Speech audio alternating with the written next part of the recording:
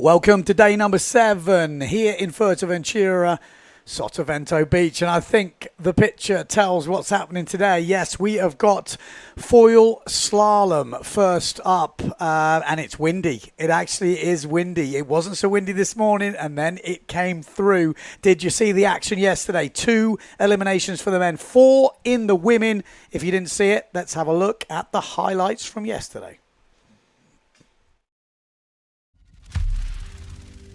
Welcome back to Fuerteventura for the PWA World Cup. Day number 6, but the first day of foil slalom. After a slow start to the day, we kicked off the afternoon with some proper quality foil racing.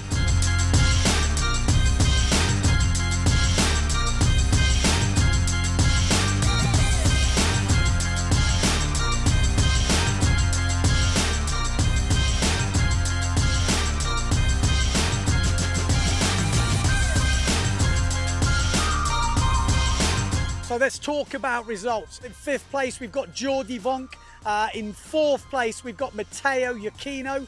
Then Amado Vrieswijk, Noah Winter all the way up in 2nd place. But Benedetti is leading Fuerteventura after day 1. I don't know how to describe. I didn't expect.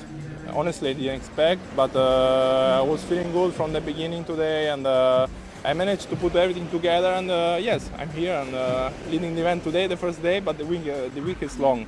So we'll see. I will try my best. In the women, we had 4 eliminations today, but there was definitely a standout. Marion Mortefon, 3 wins and 1 second place. She didn't put a foot wrong all day. She had devastating speed. She was on it on the jibe marks. She is going to be a tough one to beat here in Fuerta. 2nd place in the overalls, Justine Lemetier. She's had an up and down day. Moments of brilliance, like winning the 4th elimination, but she made some mistakes today, and that's what's holding her back in 2nd place. In 3rd place, Miss Consistent today, Blanca Alabao. She raced really well, super consistent with lots of 3rd places, and funny enough, she's in 3rd place overall. And then special mentions in 4th place, Maya Morris, racing really well, even though her gear didn't turn up from the aeroplane. And then Bobby Lynn, 50 kilos, 14 years old, up in 5th place. So there we go, that is it for the slalom today. All the eliminations are still online. You can watch them back live. All the results are online, check them out. But we will be back tomorrow for day number 7. The forecast is looking good. The question is, foil slalom or Slalom X?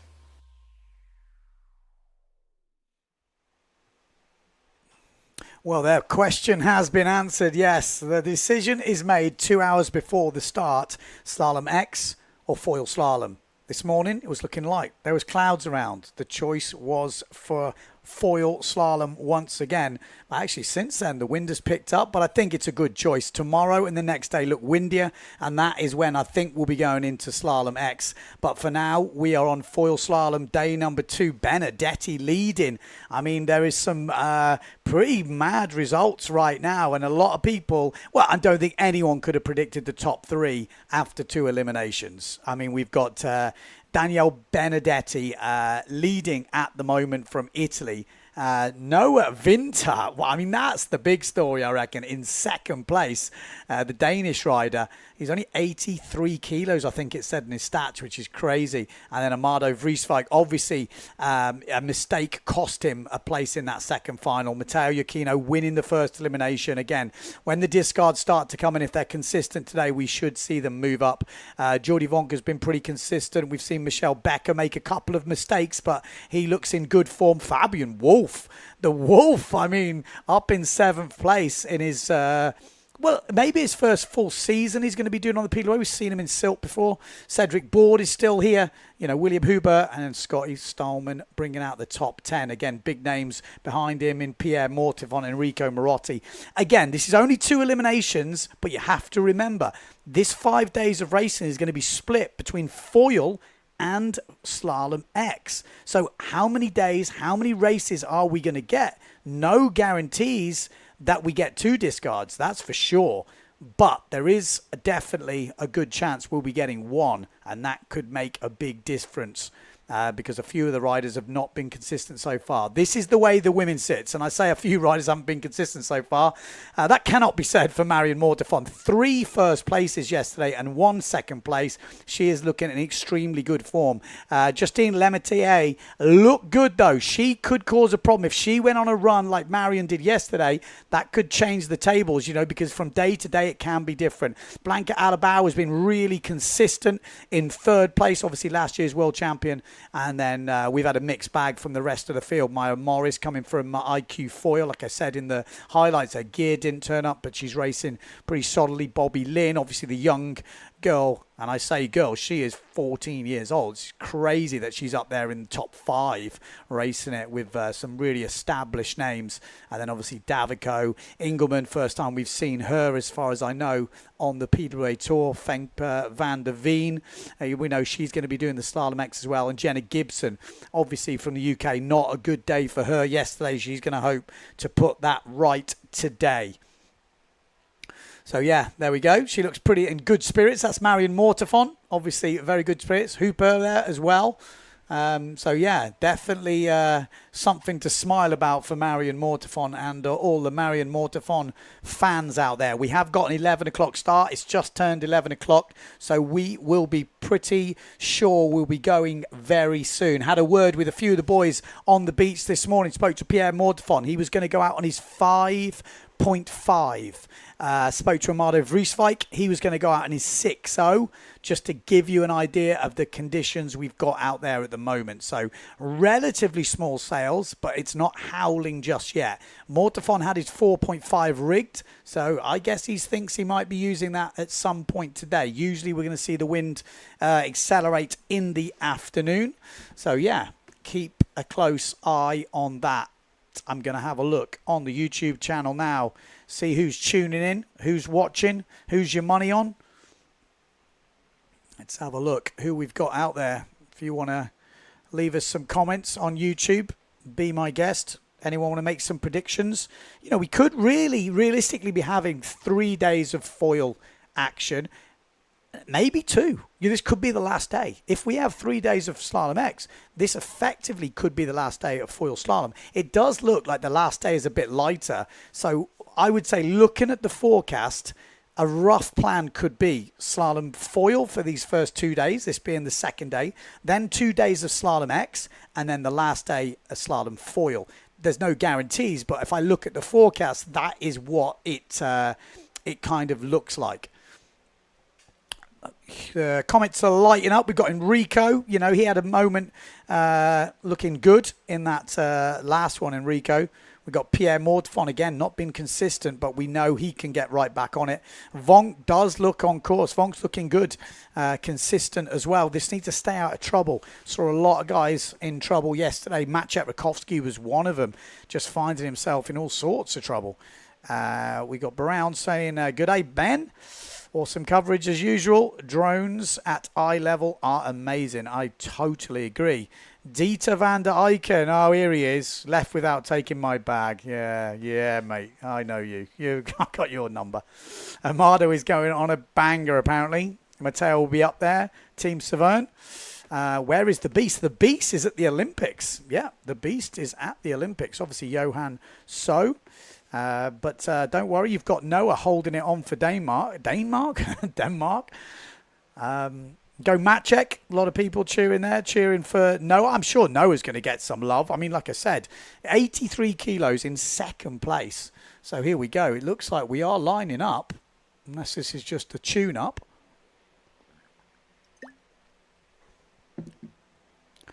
How is the voice holding up, someone says. Well, yeah, I've actually, by the organisers, they've given me a flask today, which I appreciate. So massive thanks to Annika for that, because I'm going to get the tea, get the honey on, because I have a feeling we're in for 5 days of my voice getting absolutely violated.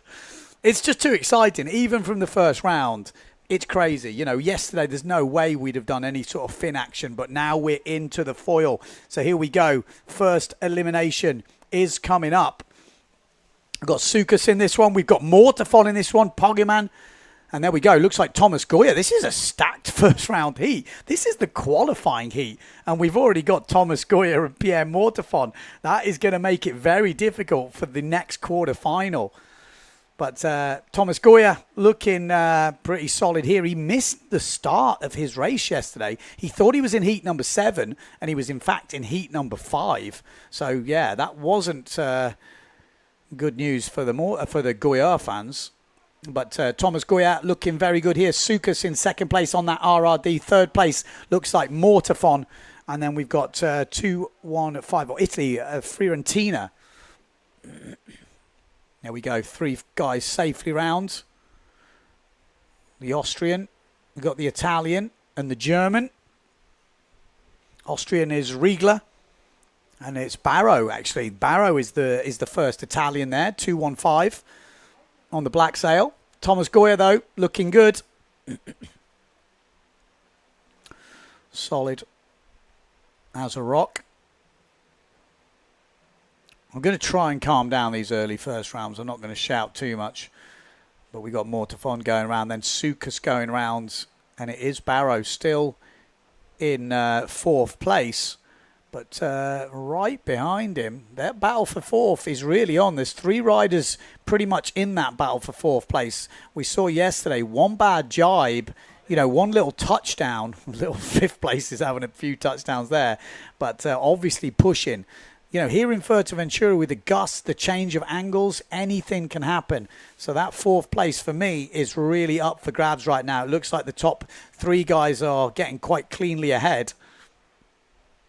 Keep your eye on that 4th place. It's Barrow coming round on the black sail.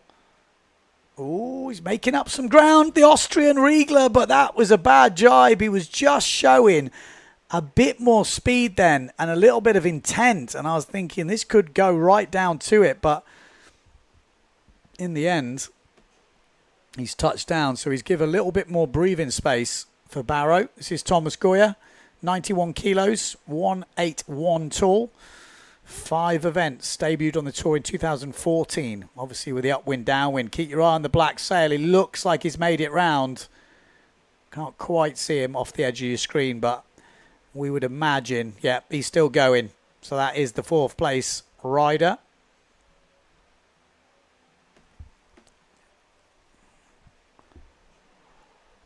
On his own.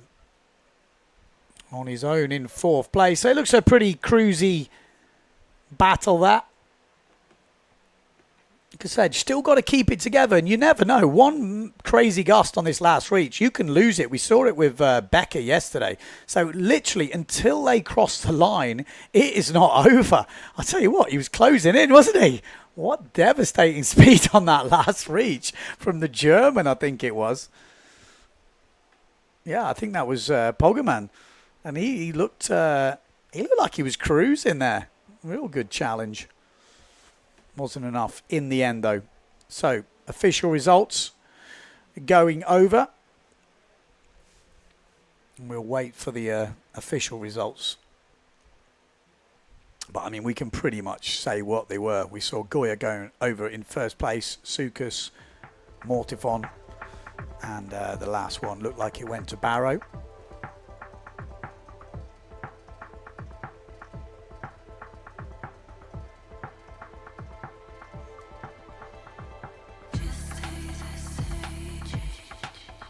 Okay, so here we are, highlights of the race. Thomas Goya, and you've got to imagine, like, when you look at the quarterfinal now, when you've got Thomas Goya and Mortafon qualifying through the 1st round into the quarters, it makes that quarterfinal number 5, which these guys advance into, very tricky and loaded. So the guys in that round will be thinking, yeah, we could have had an easier 1st round draw. They're going to be going into the next heat, which is Giacchino, Preen, Winter and Macker. So Winter probably not going to be happy with being in that quarterfinal with those big guns coming out of the 1st round. Again, they're in that because Mortafon crashed yesterday and Goya missed his heat. That's the only reason they're in that 1st round.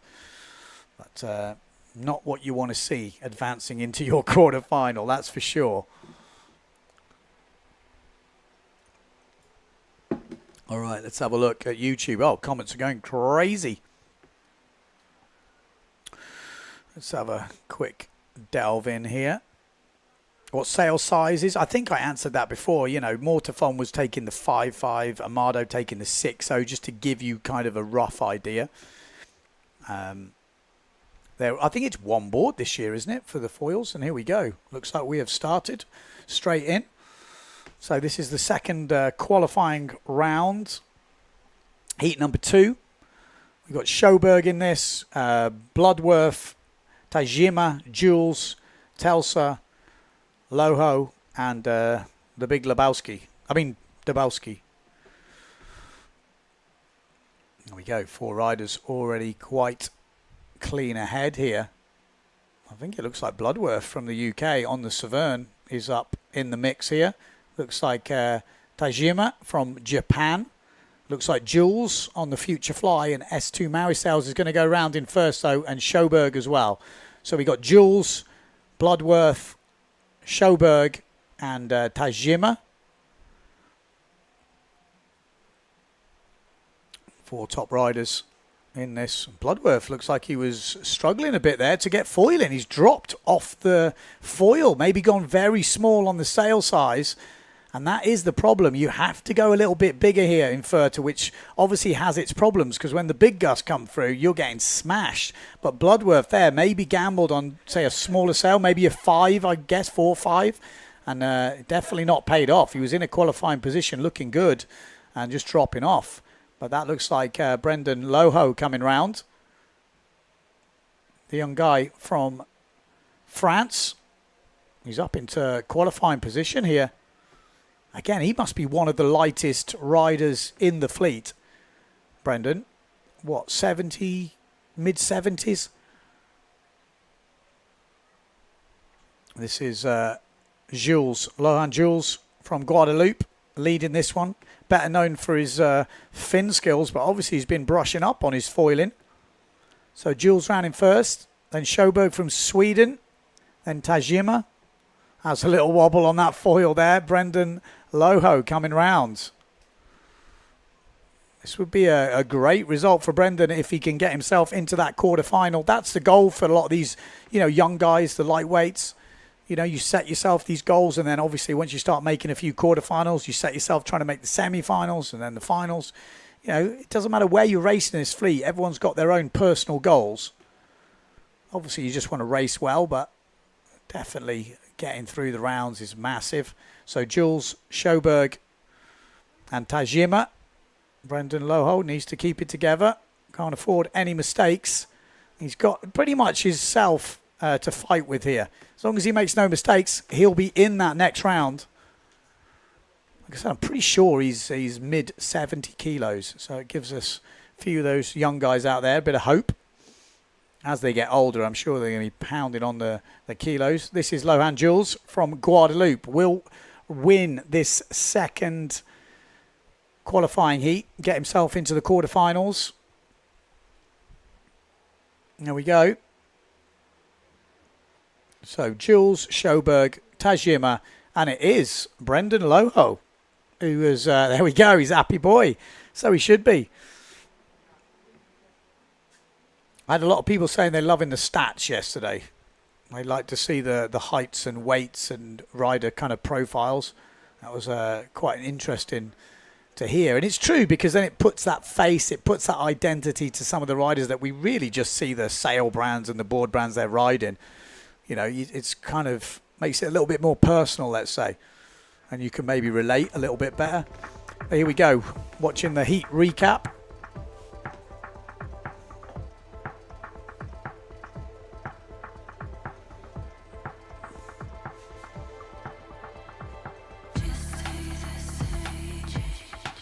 So good start to the day. Obviously a bit earlier start today, right on time, 11 o'clock on the button. And this is what the foiling offers, you know. And, you know, I know there's a lot of fin fans out there, but in terms of making a race event happen, foiling is a guarantee, and that is what race organisers want, and it's exciting as well. We saw some of the races yesterday. There is no givens. You come round a mark, you're jibing, some people losing it left, right and centre, and it made for some pretty exciting racing. Whether you like riding the foil or the fin, I think is different. So there we go. There's the official results. Lohan Jules, Hugo Schoberg. We've got Tajima from Japan and Brendan Loho finishing in 4th place ahead of Telsa. Okay, so here we go. This is heat number 3. We got, so it looks like it's clean. No general recall, which is good to know. Who have we got flying in the middle? Who have we got flying in the middle on the Severn? I don't know. They're going well. We got the Patrick up that top end looking good. Is that Jolly on the Severn? It might well be. He was having some good races yesterday. Jolly is France 902. Yeah, it is. Jolly. So Jolly going good. We got Alexander Kuzan just below him. Going round Kuzan. Really nice jibe from him. Jolly as well. Another good jibe. French are going well as well because another young kid, Delarue. I say young kid. They're sort of probably in their 20s and massive. But, new names, let's say, on the Piedway Tour. We saw that quick sort of look at them yesterday. And already on day number 2, confidence is up. And they're challenging with the big boys. Don't forget, we've got Martini in this one. Bruno Martini. And he's not in the top 3 right now. We've got Alexander Kuzan leading. Then we've got Delarue. And then we've got Jolly. Oh, God, he had to slam that thing round. We've got Everard as well ahead of Bruno Martini. But Bruno Martini making his way back inside the top 4. Everard, Youth World Champion last year, if I'm correct. But Bruno Martini, look at the speed of the big man. He ain't happy. He's coming back through the fleet right now. So one of those guys is going to miss out. Jolly is the guy that's dropped back into 5th place, fighting it out with Everard from Belgium now for that 4th place. And it does look like the boys are kind of on the edge as we come into the penultimate jibe mark. This is the qualifier, remember. So Cousin round in first. Let's keep on that race. There we go. Oh, it looks like everyone's making it round. Jolly and Everard are going to have a real battle. This is the battle for 5th place. This is where the big things happen in these early rounds. This 4th and 5th place, and this has got to come down to the wire. Look at these two. Oh, the young guys fighting it out with each other at the moment. It's Severn Starboard versus JP and Neil Pride for that battle of the 4th and 5th place. So here we go. Alex Kuzan. These guys can't afford to mess up. You mess up, you are out right now. Everyone makes it round clean. Here's the fight. Everard's got the edge over Jolly. Great jibe from Jolly behind, though. This will come down to an out-and-out speed battle between Jolly and Everard in 4th and 5th. The guys are going to have to push in front, and Jolly's going lower. Everard takes a look at him. Keep an eye on that 4th and 5th battle. These guys are pretty much home and dry. That's the battle right there. And Jolly has gone lower. He's actually got a little bit of an edge here. Everard coming back. Oh, he's high on the foil. He is so high on the foil. It's usually faster, but Jolly is making good ground on that bottom end. Everard coming back at him. Everard coming back all the way to the line. Everard is pushing. Oh, and he gets him right at the end. What a battle for that 4th place. Great skills from the young Belgian. That is what we want to see. That's where the battle is, that we want to see the leader of the heat, yes, but that battle for 4th and 5th is where the real nerves are happening, where the guys are right on the edge all the way to the line. Really good to see. So there we go. Alex Kuzan winning. Victor Delarue, good. Another good race for that Frenchie. We've got Bruno Martini fighting his way back into 3rd. Obviously, then probably just in cruise mode. And it was Cyril Everard from Belgium taking that 4th spot. Jolly gave a good race, though. I think we're going to be seeing more from that fella.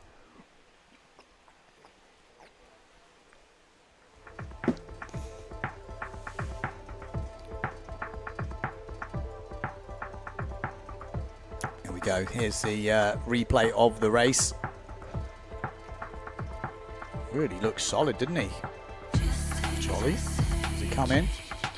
I love to see all these boys have to wear like 360 cameras or GoPros just because some of the action you get after the race on social media and stuff like that they could put on would be just epic.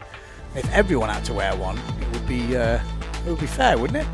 And the cameras are getting smaller now, so I think I'm waiting for someone to start vlogging. I mean, I know Becca used to do it, but it would be cool for someone in the middle of the fleet who are having like the close battles and the fights to be, you know, sort of documenting it, so to speak. I think it would be really cool to watch.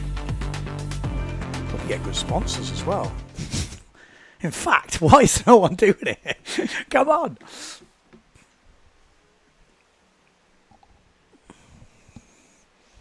Okay, here we go. Last heat of this qualifying round, heat number 4. We got Van der Berg, we got Struismar, we've got Rutkowski in that first round, Van der Meer, we've got Ruschel, we've got Donetz and Führer. There we go. Oh, great start. Great start at the top. Maciej Rutkowski, a little bit further back, but obviously doesn't want to be over. Wow, it's gunning down this first reach. I think we've got Van der Berg on that challenger sail, so he's on his 5.0. So it is pretty breezy out there, although he's just got smashed on the straight line a bit there. So it does look small, that yellow challenger sail.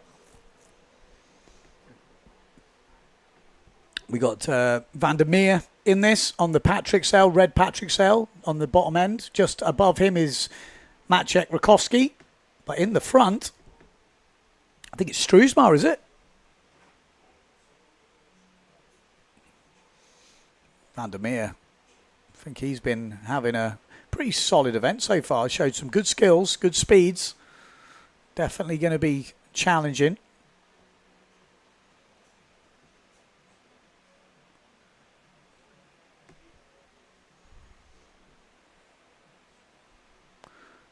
Not the easiest sail numbers to read, but is it Struismar? I think it might be. Fully powerful jibe there. And Van der Meer, Maciej Rutkowski.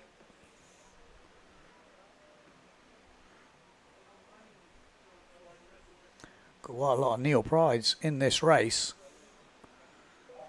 I'm not quite sure what is a legal sail number these days, but I'm guessing they are not legal. Hands up if you can tell what that says.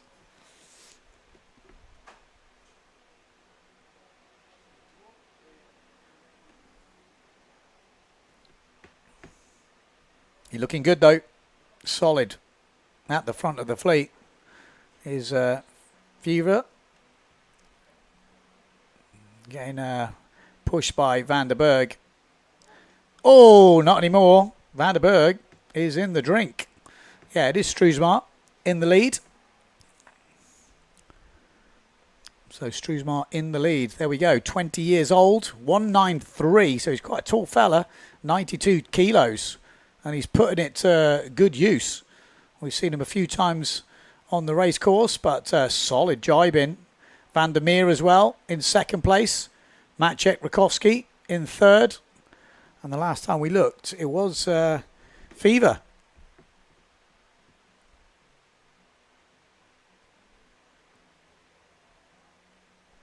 Pretty easy race. Like I said, I'm not going to get too crazy in these early rounds, although I already have. It's going to be a long day today. We started at 11. We got the foil working, so I'd imagine 3 eliminations is what will happen. With only maybe 2 days or 3 days of racing, and there we go. In the end, I think it was Van der Meer that took the lead, but again, at this sort of stage, it's just about being in the top 4. That's all that matters.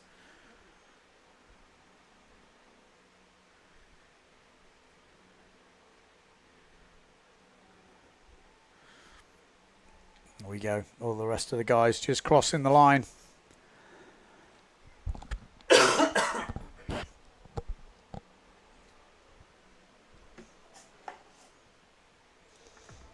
Let's have a look at the recap of that race.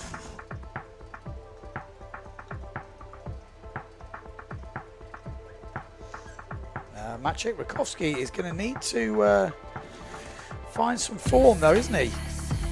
No foregone conclusions in this, with a lot of the new guys coming through. They're not easy.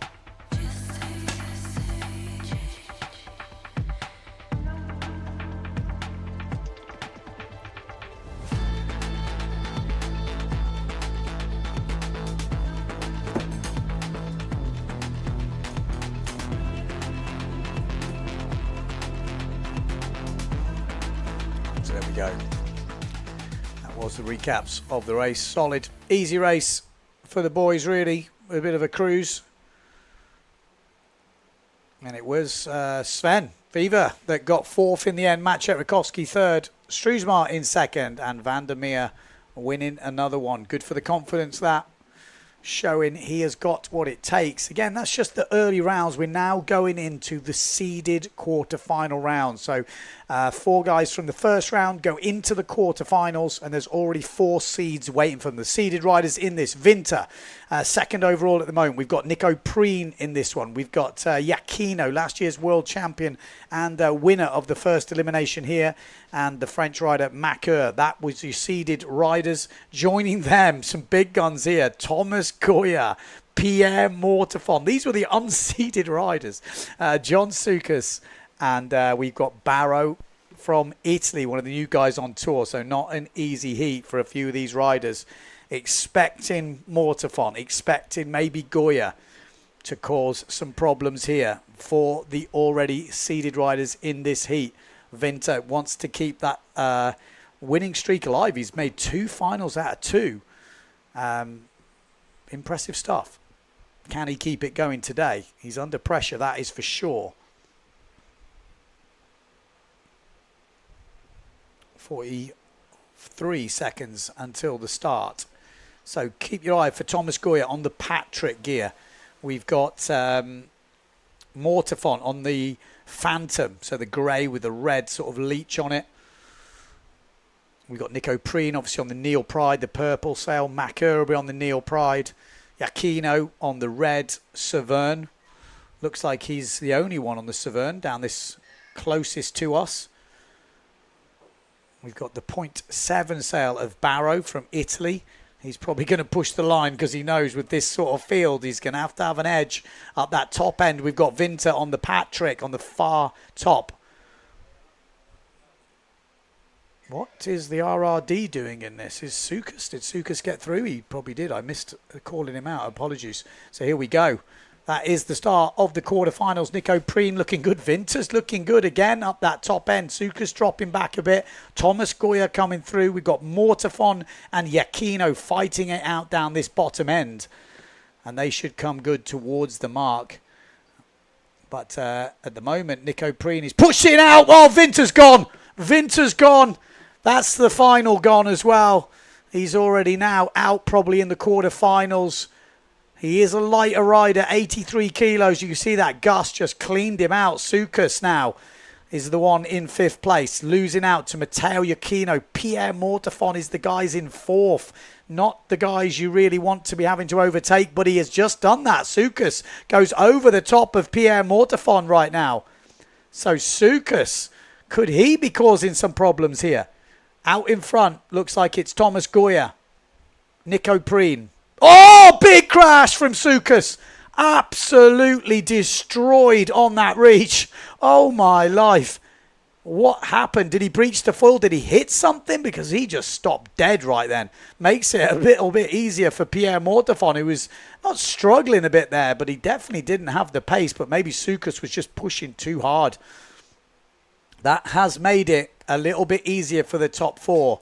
As long as there's no mistakes from the top 4, this should be an easy qualification, but it's easy to say and no more mistakes because when the gusts are coming down, things are hotting up here in Fuerteventura, and this is just the first quarterfinal of the day.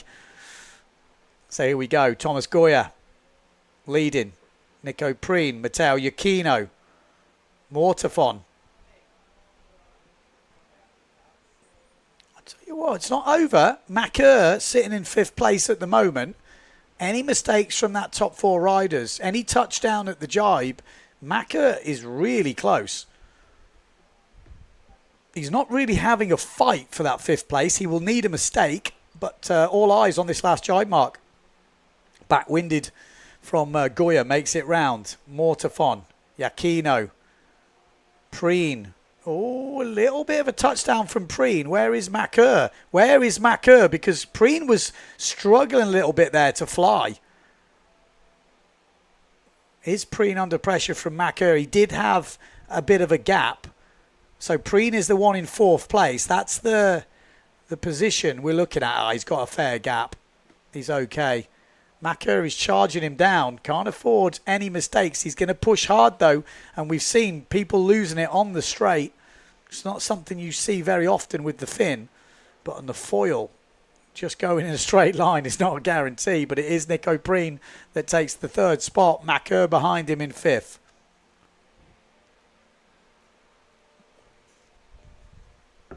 Barrow just going over. Wow. Some big crashes on that first reach. Winter going down and then Sukas on the 2nd reach. We'll have a look at the recap. I think it'll be pretty interesting. So Thomas Goya winning it. Pierre Mortafon 2nd. Matteo Iachino 3rd. Nico Preen in 4th place.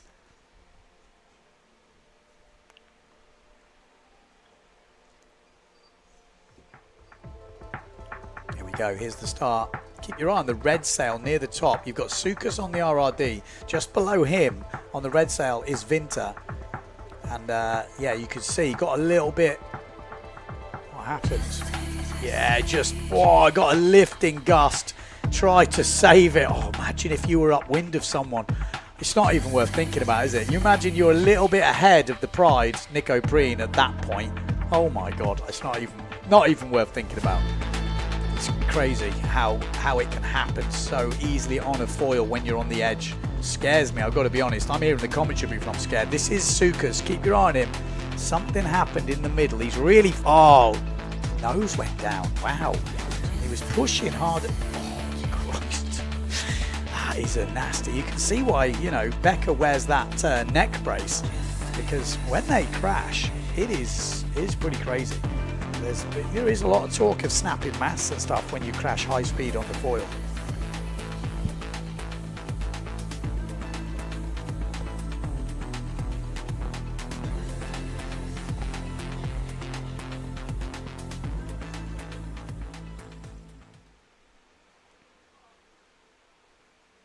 Here we go, 2nd of the quarterfinals. We've got Enrico Marotti. We've got the Wolf. Yes, the Wolf's been doing good at this competition.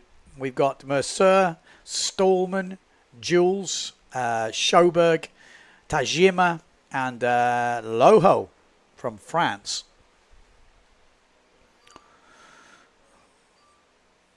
Yeah, interesting. A mixture of different sizes, let's say,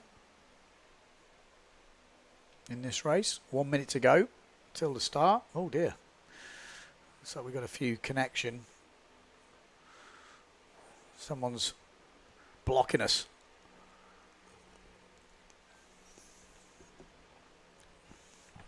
So 45 seconds on the clock.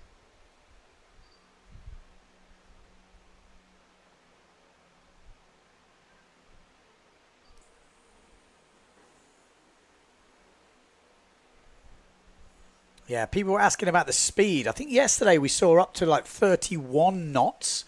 There was talk and ask of the riders saying we should put it in kph because it would look faster and maybe people could relate to it. I'm old school, so I kind of like knots, but I can see what they're saying. It'd be interesting to hear what you guys think at home.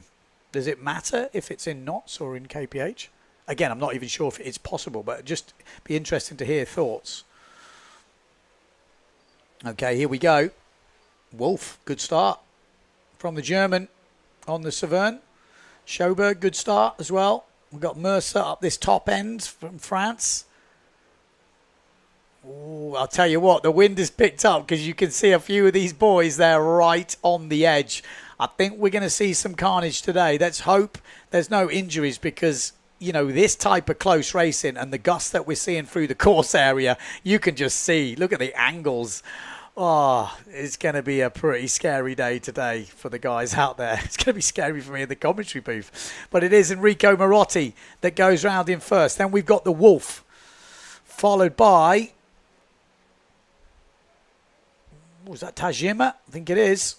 He's just dropped off the foil a little bit. We've got Mercer in there, Schoberg in there, Jules. Everyone's in with a piece of it here. A Japanese rider going well, though.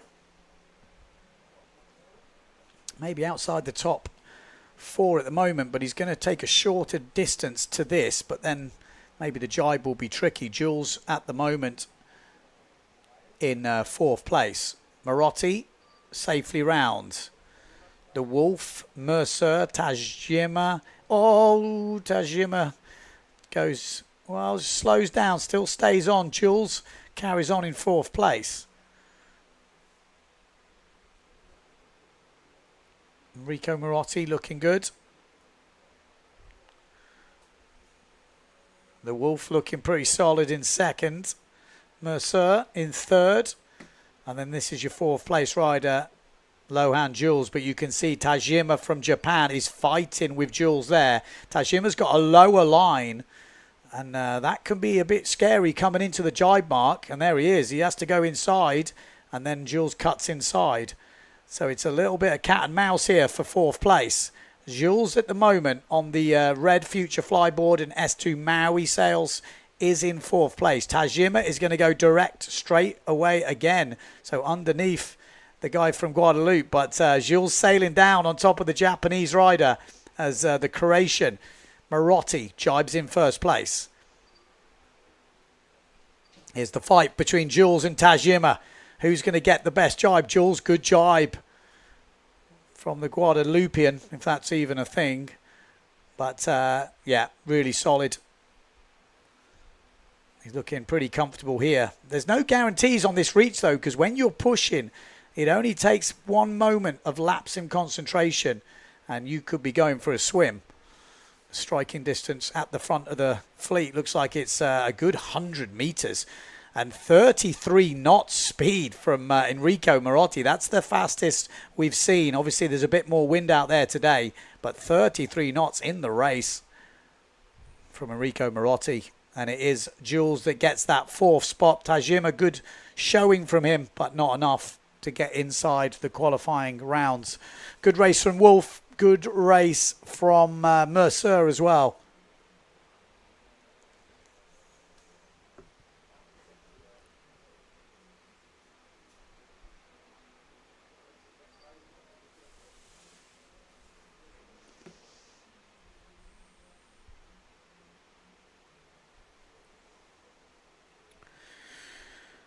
People, what are people asking? People asking, where is Amado Vreeswijk? Well, he's in the 4th one. But this is Enrico Marotti qualifies, Wolf qualifies, Mercer and Jules. That is the official results.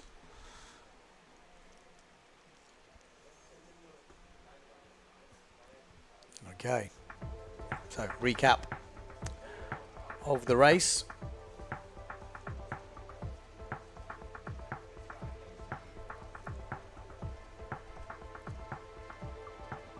Oh, that was a massive crash on that first reach. Wow. Yeah, these guys are going to be on the edge today because the wind, I would guess, is only going to pick up. You never know that for sure, but Tajima was really taking a real direct route, but it was causing him all sorts of problems in the jibe marks. So he was kind of getting the run in.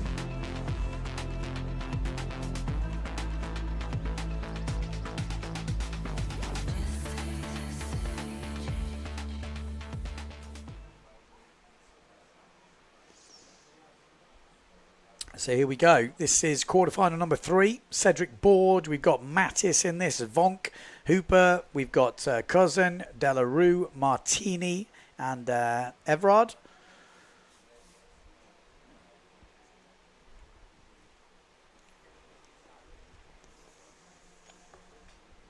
It's interesting actually having a lot of the young guys, you know, and new guys to the Peterway racing in because we kind of get to start to see what they're capable of, you know, when their confidence builds. We get to see a bit of speed, and we're seeing that sort of new generation of riders being born, new names to talk about. Again, it usually takes a few eliminations before we start seeing the names. And, you know, you're just thinking so far, we've seen Delarue, you know, put in some good performances so far. We've seen the Wolf, obviously. He's been a name we've been talking about. Who else we've seen? Van der Meer as well, another one.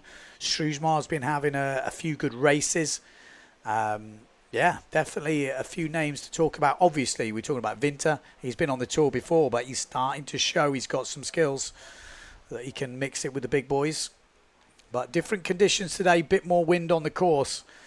Will we see a lot of the old guard go back to the top? Consistency usually is the thing that wins out. The more races you do, the more the consistent guys rise to the top, which is why I quite like a 4 elimination regatta. I know you guys won't agree, but it makes for some real interesting results. It gives some real pressure situations, and here we go, windy start there in this quarterfinal. Great one from Vonk, and a little moment from Cedric Board, I think it was there, just dropping off the foil, manages to kind of save it. But Jordi Vonk powering his way down the front of this race. Cedric Board on the Severn in about 3rd place. We've got Alexander Kuzan in 2nd place, as Cedric is actually trying to roll in front of Alex. It won't make a difference coming into this jibe mark, though, because Alex will have the inside line. We've got Bruno Martini pushing through. We've got Mattis on that blue Gastrosail, but it will be Jordi Vonk. Has definitely found his foiling boots this year. Looks like he's really in tune with his foiling gear, and that definitely couldn't have been said for last year. He looks like a new rider on the foil. Could he be a contender? A lot of people saying he was going really well in the qualifying, or not the qualifying, the training over the winter over in Tenerife. A lot of people said he's stepped up the game. The equipment seemed to be working well, and he is definitely showing that. He's in the top 5 overall, and he's looking very good in this quarterfinal at the moment. Still early days, though. See, up speed's already at 31 knots, so plenty more breeze today, and it's tight on the jibe marks, isn't it? Really is. Bruno Martini stepping up, but that 4th place is going to be a hell of a fight. 4th place is going to be tight like a tiger. So we got Bruno Martini leading. No, we haven't. We got Jordi Vonk leading. Bruno Martini in 2nd. Alexander Kuzan in 3rd. And then we got Board, Hooper and Mattis. All the Frenchies battling it out for just the 1 place there. So Jordi Vonk rounding first. We've got Bruno Martini just upwind of Vonk. Can he pass the Dutchie on the left-hand side, though? That's the question. He might well do it.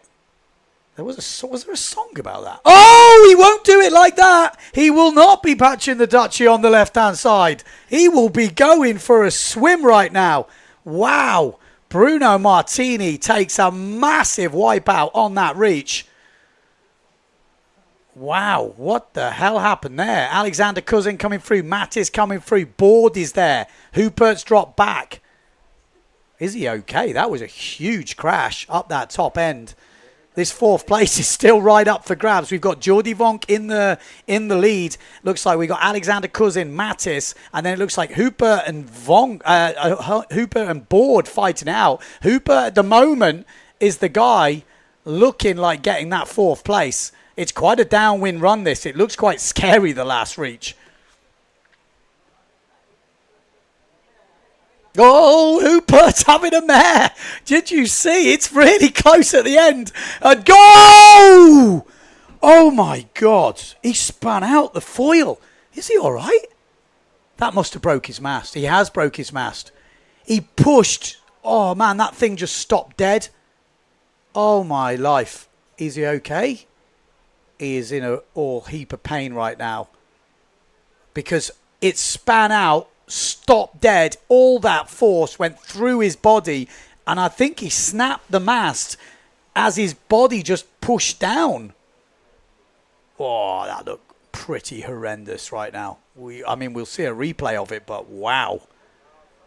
There was a mistake from Hooper. I think Board saw his opportunity, thought, you know what, maybe he's in a bit of trouble here. I could push through. He pushed through, got lifted, and the foil just skidded out, and then it gripped again. Oh, that looked really pretty violent. I told you today is going to be it's going to be hard to watch for some people because it is full on. It is full on right now. Some big gusts coming through the competition area.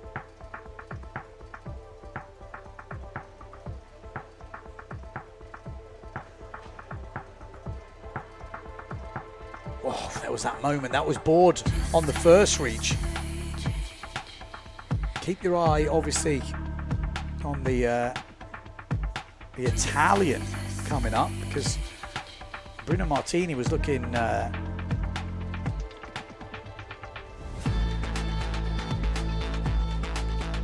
pretty solid. Here it is. Oh, nose. We saw that with Sukas as well. Just trying to hold it down. Oh, there's Board just coming through. I think you can see, look, Hooper starts to lose it there, and then Board sort of smelt blood, went for it, and then, look, watch this, skids out. Oh my God. Wow. So lucky he didn't, go into the foil. Wow. That just looked horrendous. Horrendous. He snapped the mast by his pressure on the boom. Just, Jesus. I've never seen that before in my life. Well, there we go. Official results. William Hooper, Mattis, Cousin and Vonk qualifying. I tell you what, this should be in the Olympics. This is just insane. Imagine this being in the Olympics. Anyway, let's get it on. Peterborough Slalom happening right now. We've got the last of the quarterfinals coming up. We've got the event leader, Benedetti, in this one. We've got Becker, been really consistent this event. Amado Vrieswijk, who's been showing some devastating speed. We've got Gavioli. We've got Van der Meer, Struismar, Rakowski, and Fuva. Yeah, so there is a postponement flag on the boat.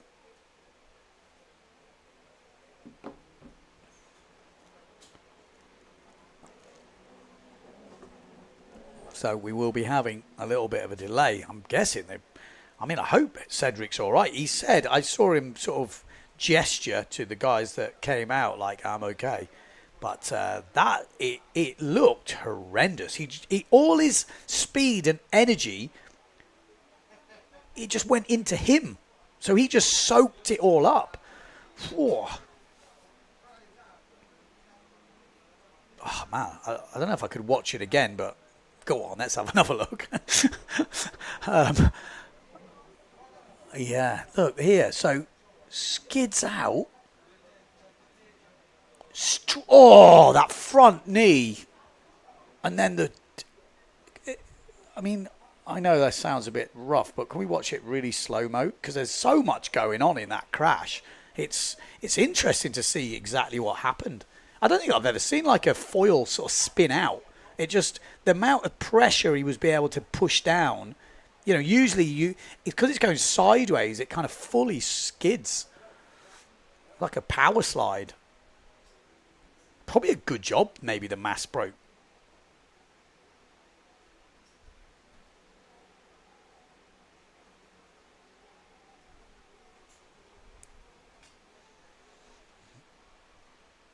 Yeah, okay, we're going to take this time while we've got the postponement flag up. We're going to take a quick, check a quick information break. Yes, the adverts are coming.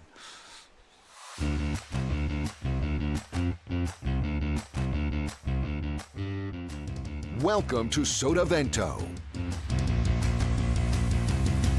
It's the ultimate water sports playground with loads of space for everybody. Fantastic conditions and all year-round warm temperatures make Sotavento a paradise for windsurfing, kiteboarding, and wing foiling. The up-to-date rental equipment of the highest quality is constantly updated. Our professional courses will help you improve your style and riding technique.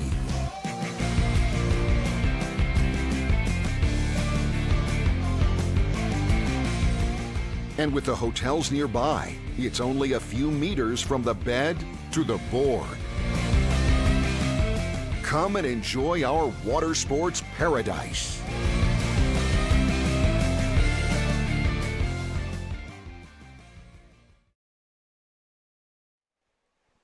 Okay, here we go. Red flag is up, so less than 4 minutes until the start.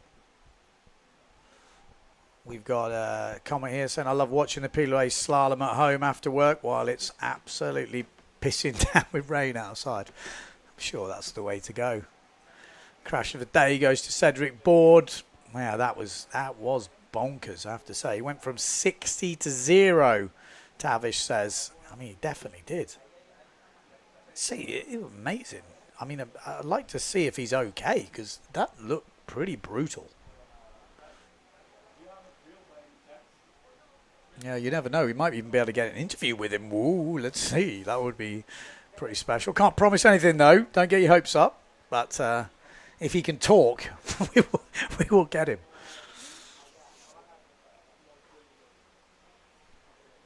Okay, so if you are just tuning in, we're into day 7 of this Fuerteventura competition.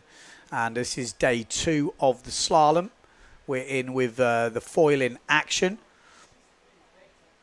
And yeah, we've had some pretty exciting races so far, that is for sure. We're just on to the 8th heat, which is the 4th of the quarterfinals.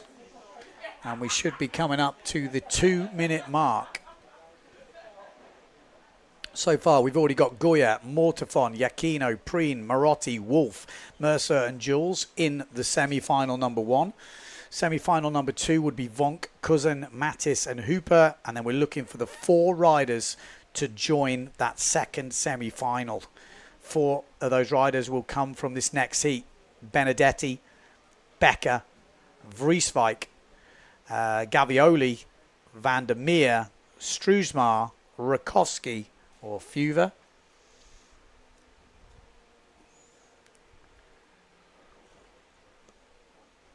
Well, he's still moving, which is good news.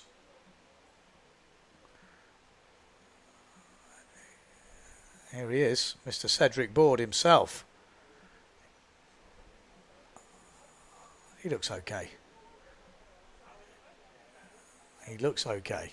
I mean, he took a beating in Pozo as well on the sausage. He went down a lot on that bloody sausage. Oh, we've got an interview. So here we go. Interview with Cedric Board on the beach.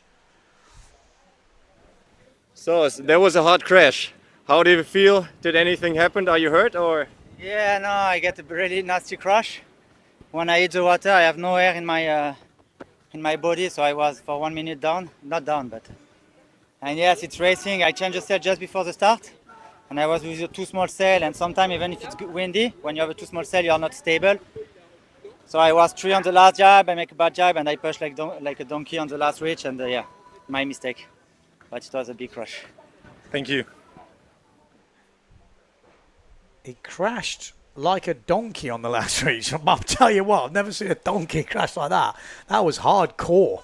That was hardcore, but he seems okay.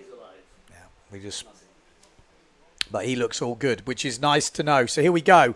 Benedetti, Becker, Vrieswijk, Gavioli, Van der Meer, Struismar, Rakowski, Fever. This is not an easy heat. Some big guns in this. Matchek is an unseeded rider. Van der Meer is an unseeded rider. Oh, Benedetti was pushing the line then. The event leader coming into this round. This is just so scary, isn't it? When we saw what happened to Winter in the last one. You get one of those gusts, you can go downwind super quick. It's very scary what these guys are doing. This is extreme racing. If this doesn't make mainstream TV at some point, I am going to be shocked, because this is some of the best racing you will ever see. Whatever the discipline, whatever the craft, whatever anything. This is some seriously crazy racing. Unpredictable, insane. And here we go into the first one. It is Benedetti rounding first. Rakowski looking better now. In second place, we've got Vrieswijk in third. This is the quarterfinals, remember. Got three big names in this, fighting it out. I have a feeling the battle is going to be for third place, and it looks like it is Van der Meer at the moment in that fourth place. Got Becker as well. Where's Becker? He's in fifth place at the moment. So there you go. That just goes to show how hotly contested this will be. Rounding first, though, it is now Vrieswijk, then Benedetti, then Rakowski, then Van der Meer still. Becker, good jibe from Becker to push Van der Meer. That is looking like going to be the battle between the two Patrick riders, Van der Meer and Becker, for that fourth spot. Is that Becker that's maybe pushed his way up? I think it is. Yep, he's up into fourth place already now. Becker has got one of the best sort of jibes in the business. Always does some damage on the jibes. Amado Vrieswijk has got the speed, though. Racing on the Z foil here, Amado Vrieswijk. I had a quick check on a few of the foils last night. Maciej Rakowski in third. And it is Michel Becker in fourth place. Well, no, Becker's moving up almost. See what I mean? Outside the jibes, Becker has just got devastating speed. He's up into second place. Michel Becker does something on the exits of those jibes, which is just insane. He's smashing people left, right, and centre. Amado Vrieswijk, though, is going to go round in first. Becker in second, then Rakowski, then it's Benedetti. And Van der Meer is missing out right now with the event leader. Looks like a safe qualification for Benedetti. Maciej Rakowski is the one in fourth place. He's got Van der Meer right behind him. Keep your eye on that fourth place because Van der Meer is not finished just yet. And these foils are silent. Van der Meer is coming. But surely he's not going to be able to overtake Rakowski on a reach. He is closing in. We know we've seen some damage done on this last reach. Van der Meer is closing in here. Not quite see it from this angle, but don't count your eyes off. Van der Meer's coming. Van der Meer's done it. What a last reach from Van der Meer. Difficult to see from that angle, but it looked like the Dutchman had just absolutely smashed that last reach. Wow. We'll have to get confirmation of that, but it really looked like he just drove it home. Wow. It's confirmed. There you go. He was fourth over the line. Van der Meer has just taken out Maciej Rakowski in the quarterfinals, and the disappointments keep coming for Maciej Rakowski, not getting out of the quarters. Van der Meer in fourth place, Michel Becker in third, Benedetti in second, Amado Vrieswijk in first place. Bad news for the Polish rider. And so far at this event, it has not gone his way at all. But you can't take it away from Van der Meer there. He looked good out of the jibe and just carried on powering through.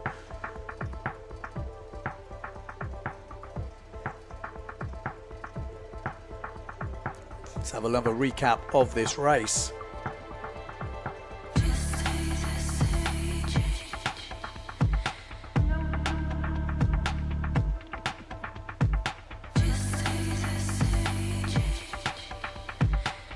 Great race that was. I mean, it was at this point Becker was in fifth place. Watch the jibe from Becker. He seems to just get some hell speed coming out of the jibe. I mean, he's quick on the straight as well, but he definitely seems to have like a added sort of acceleration out of the jibe. He's already up in second place at this point. Maciej Rakowski looked really comfortable here. Jibe's in third place. And look how far Van der Meer's behind him at this point. You're thinking it's over, really. But Van der Meer, it's silent, isn't it? The foil is just so silent. You can just creep up on people. And then obviously Rakowski lost a little bit of that drive. Nose went down. Van der Meer comes through. Okay, here we go. This is the semi-final. Thomas Goya, Pierre Mortefon, Matteo Iachino. We've got Nick O'Preen, Enrico Marotti, The Wolf, Mercer, and Lohan Jules.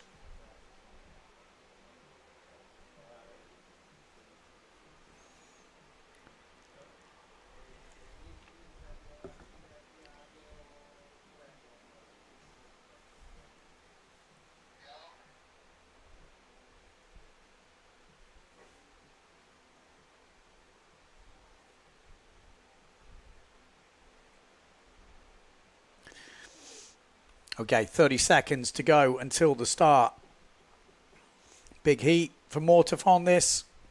Can't afford any more mistakes. Goya made some mistakes yesterday. Marotti made some mistakes. I mean, Yukino's made some mistakes. They all really need to push it on. And then we've got the Wolf trying to cause some upsets here. Preen. Again, they've all had probably one not so great race so far, but it's about being consistent. There's a guy in the middle on the Pride looking a bit all over the place there. Great start at the top end from Mercer, I think it is. It is. So the Mercer, the Wolf up there. We got Pierre Mortefont on that Phantom down here. Matteo Yukino also on the Phantom. On the Patrick in the middle. Looks like Thomas Goya, but out in front it looks like Enrico Marotti on the Neil Pride. And JP. Whoa, it's just on the edge stuff, isn't it, here in Fuerte? You can just see, really is right on the edge of control at every point. You've got to have so much concentration as we come into this first mark. Enrico Marotti.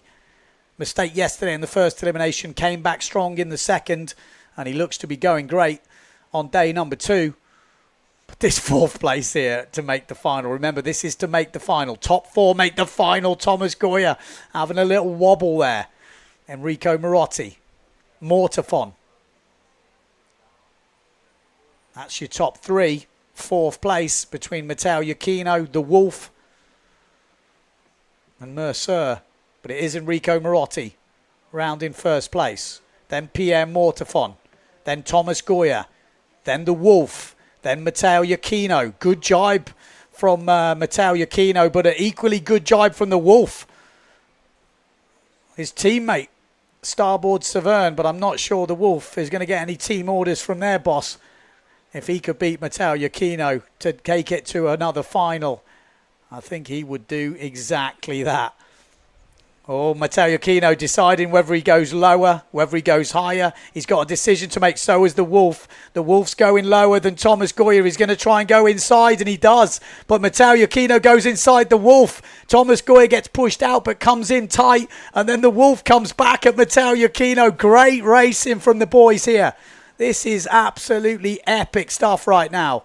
Thomas Goya, Matteo Yukino, the Wolves gets a little wobble and Matteo Yukino accelerates away. Just one tiny mistake is all it takes in foil racing to get the edge. This is going to come down to the last jibe and the last run. Enrico Marotti rounding first, then Mortefon, then Thomas Goya, then Matteo Yukino, then the Wolf on the inside. Mercer's in there. I tell you what, Matteo Yukino's in a bit of trouble here. Matteo Yukino and the Wolf is in real trouble. He couldn't get his foot in the strap, and that has cost him. Couldn't find that foot strap. He was looking like he could make a real challenge ahead of Yukino there.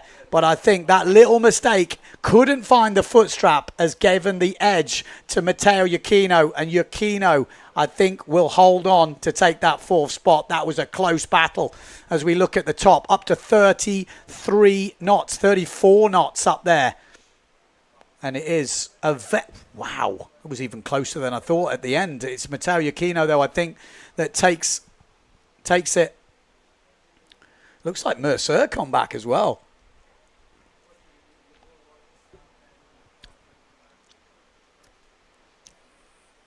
Yeah, we did hear Nico Preen had a pretty crazy crash as well. He looked a little bit wobbly before the start. I could see him moving around a little bit in the middle. But yeah, it's quite hotly contested, this foiling discipline now. Oh yeah, so Mercer did get the 5th place, the Wolf in 6th, and it is Matteo Yukino, Goya, Mortefon and Marotti that take their places in the Elimination 3 final. They'll be joined by 4 other riders from the next semi. But let's have a look at the recap of that race.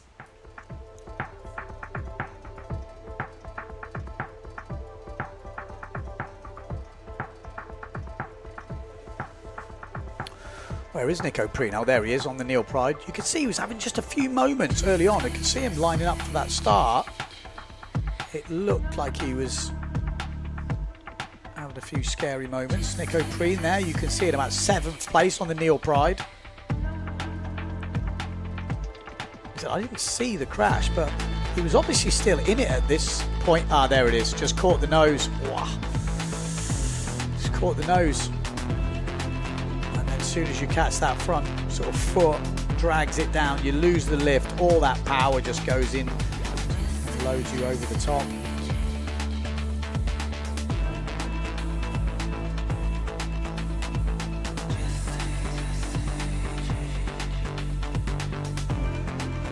Great race though, look at that.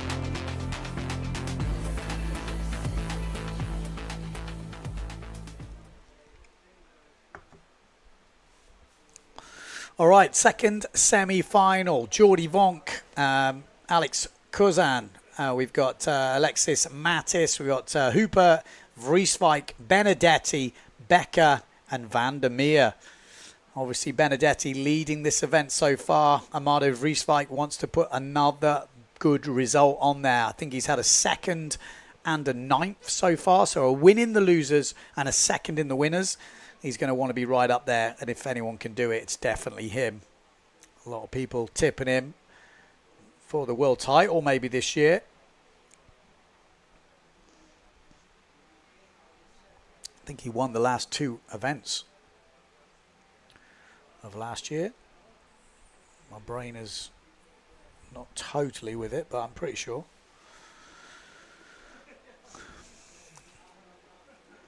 So 50 seconds on the clock.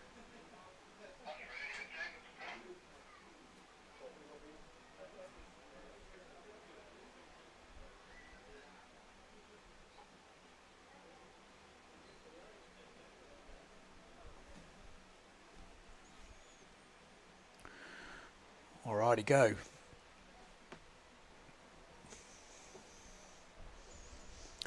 Lining up, Benedetti, obviously on that yellow Challenger sail, easy to spot. Got Becker, keep your eye on him, on the red Patrick sail. We got Jordi Vonk on the white duotone.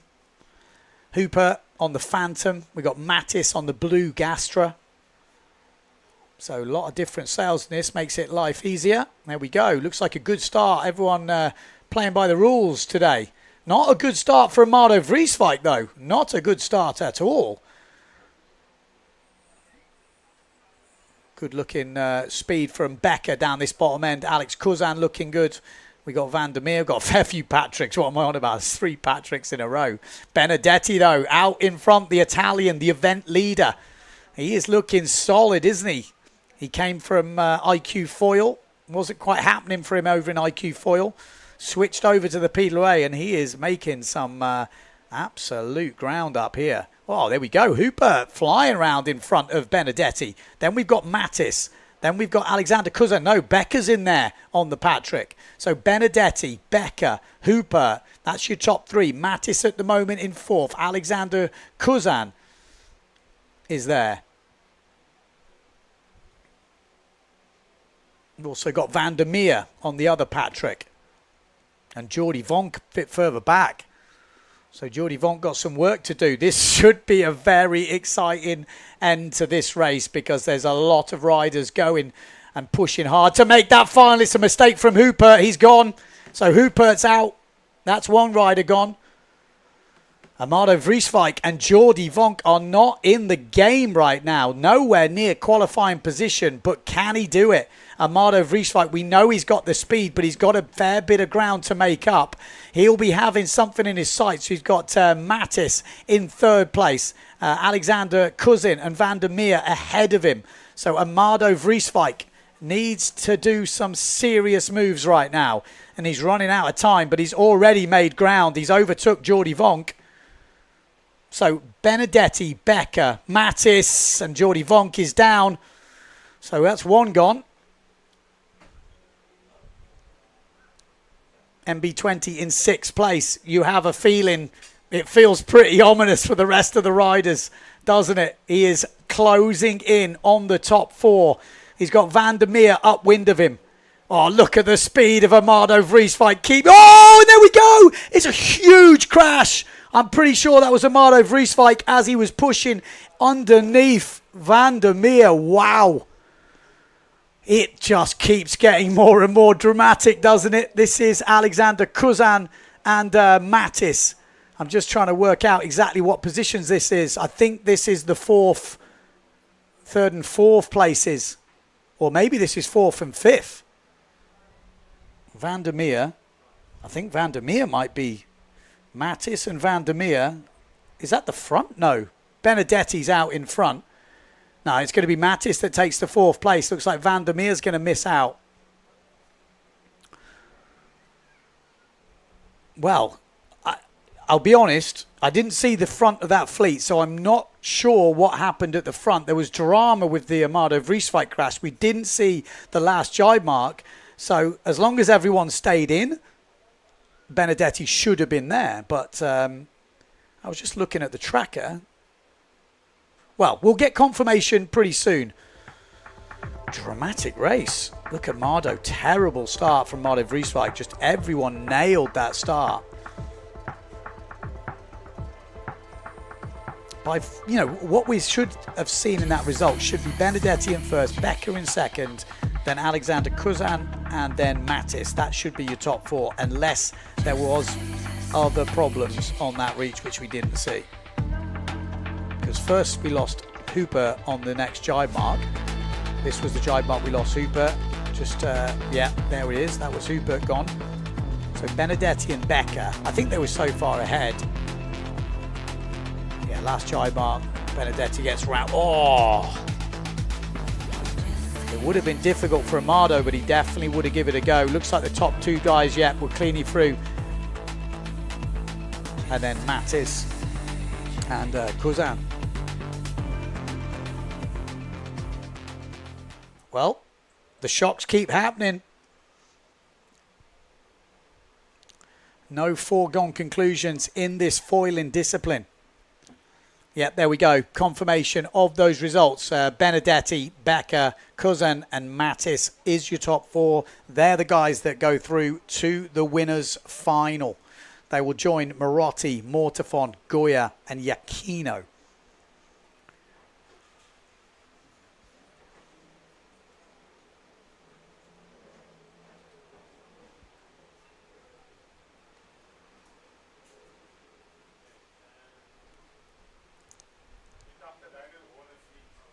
Okay, yellow flag is up. Should be women's final.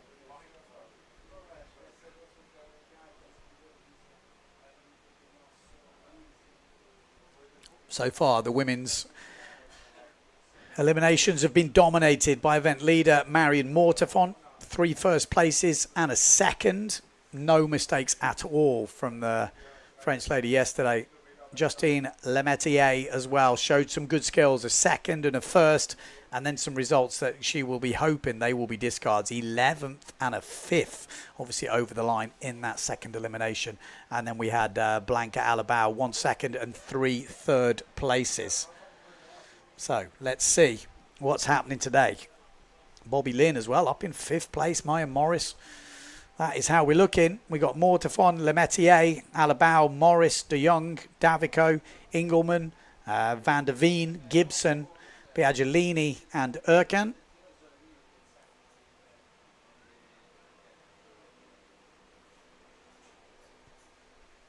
Lining up, we've got Lemetier on the far left-hand side of your picture. Easy to spot in the S2 Maui sail with the bits of yellow and orange.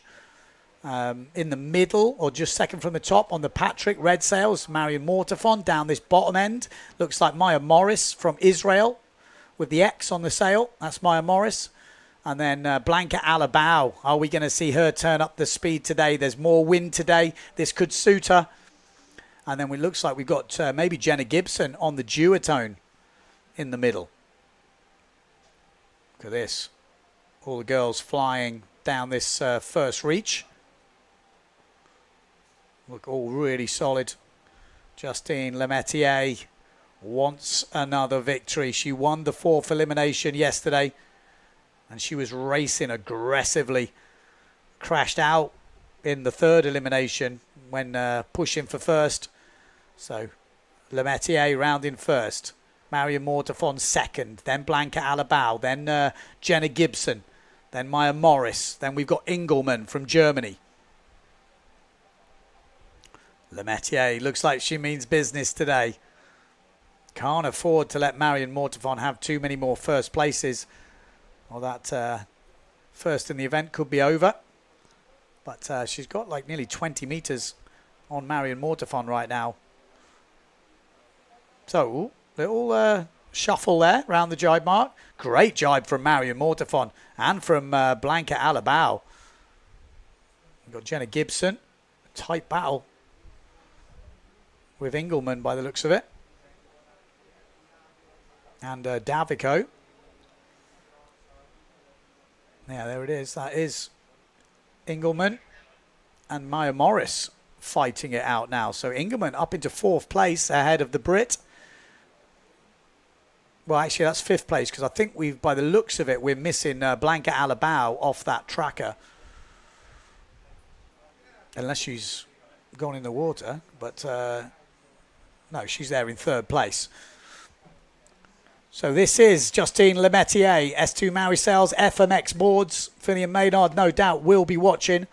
Obviously, FMX is Finian Maynard own brand. And he's got... well, he had a win in the 4th elimination yesterday. Event leader with Benedetti. And Benedetti looking again good today.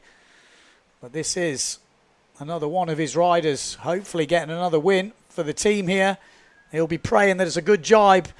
And there we go. We didn't see the exit, but it looked like she was in control as she rounded that last mark. And there we go. Justine Lemaitre looking good. I mean, really had a good look at her over in Lake Garda last year, and she killed it in the foil. She was just absolutely on fire. Won that event by quite some way. Best Fuerteventura finish has been a 4th place, which was last year, so she's hoping to put that right this year. Only 22 years of age. She's won 10 eliminations, and most of them would probably be in Lake Garda. She was absolutely on fire at that event, and she's on a fire here on day 2 of this foil slalom, winning the 5th elimination. Justine Lemaitre, she is happy girl. Mortefon, another solid result for her in 2nd, and another 3rd place for Blanca Alabau, the last year's foil world champion. Engelmann, good result there with a 4th, and then it looks like Jenna Gibson in 5th. 6th place is Maya Morris.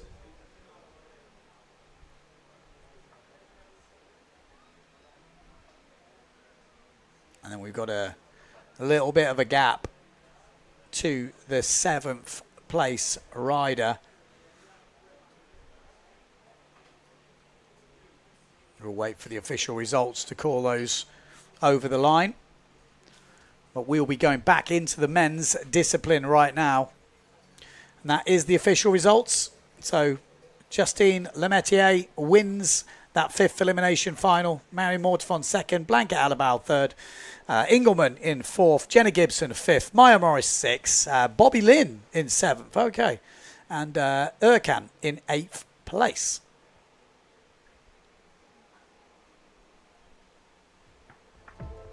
Here we go, recap of the race. Not so many dramas in that race, was it? I mean, not that I want any dramas, but it was quite a safe heat from what we've seen so far today. It's been carnage and everything else.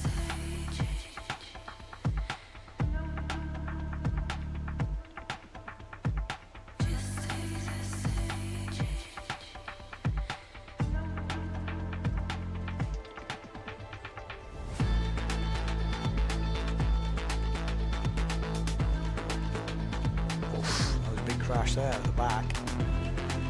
So just watch over this heat.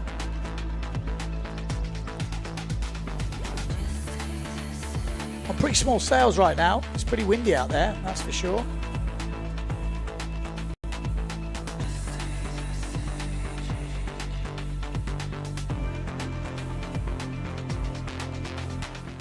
Here we go. Happy girl. 2 wins in a row now for Justine Lemaitre. Is this going to be the change? Marion Mortefon needs to stop that pretty soon before that confidence goes up. We know what Lemaitre can do once she gets on a run.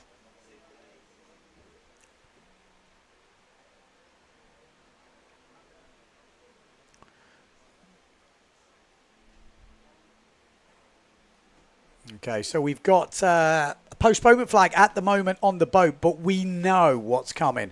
We have got the runners-up final from the men, the winners final from the men. We're going to see drama. We're going to see action. We're going to see crashes. We're going to see high-speed racing.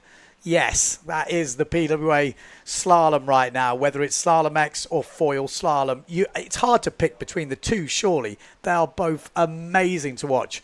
But before we go into those finals, let's go and take a quick, let's have a quick word from the sponsors. Done being the side girl. I'm done dating rock stars for non-only actors. Tall boys in the rafters. I'll become an asshole disguised as a bad girl in my bottle-up shirt. A natural disaster. Hey, you could be my baby, baby, baby. You could be my baby.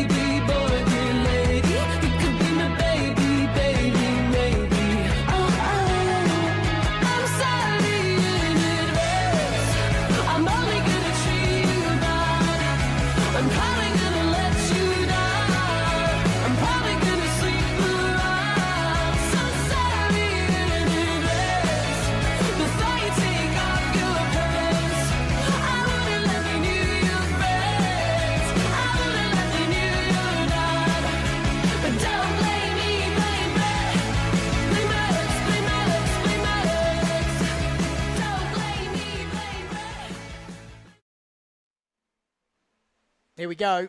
Back to it. Yes, we are coming back up to runners-up final, winners final. I was just seeing a comment. Yes, it was. It did used to be called the losers final. Seems a bit weird, though, when you can still get 9th place to be a loser. But that's my fault. I've changed it.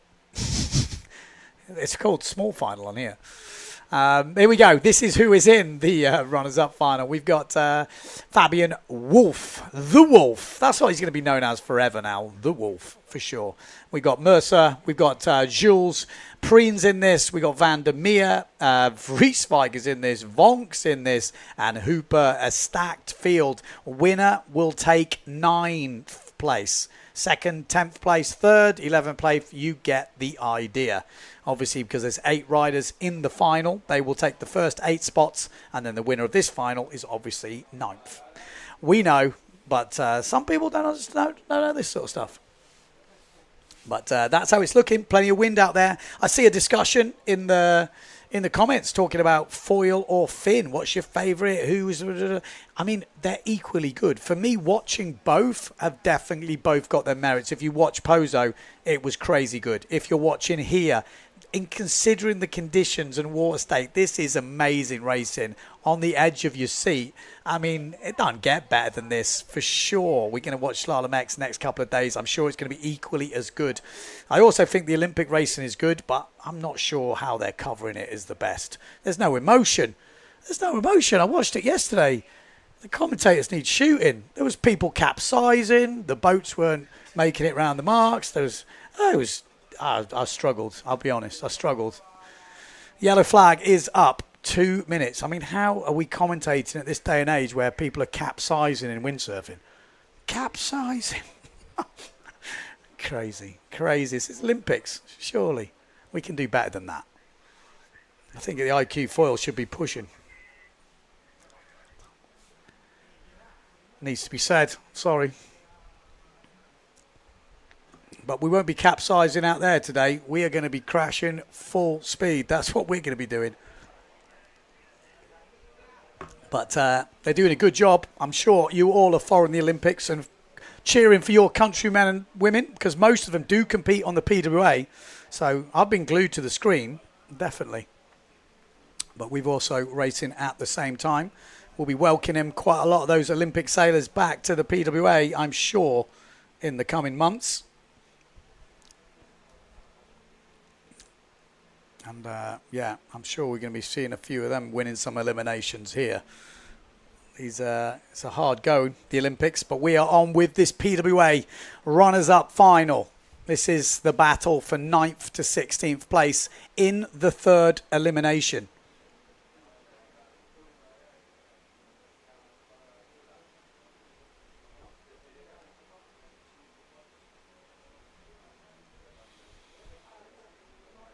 Who's going to win this? Well, if you're a betting man, Vrieswijk's probably going to be up there in your list. Vonk's probably got a good chance. Could Van der Meer? He's shown some good skills so far.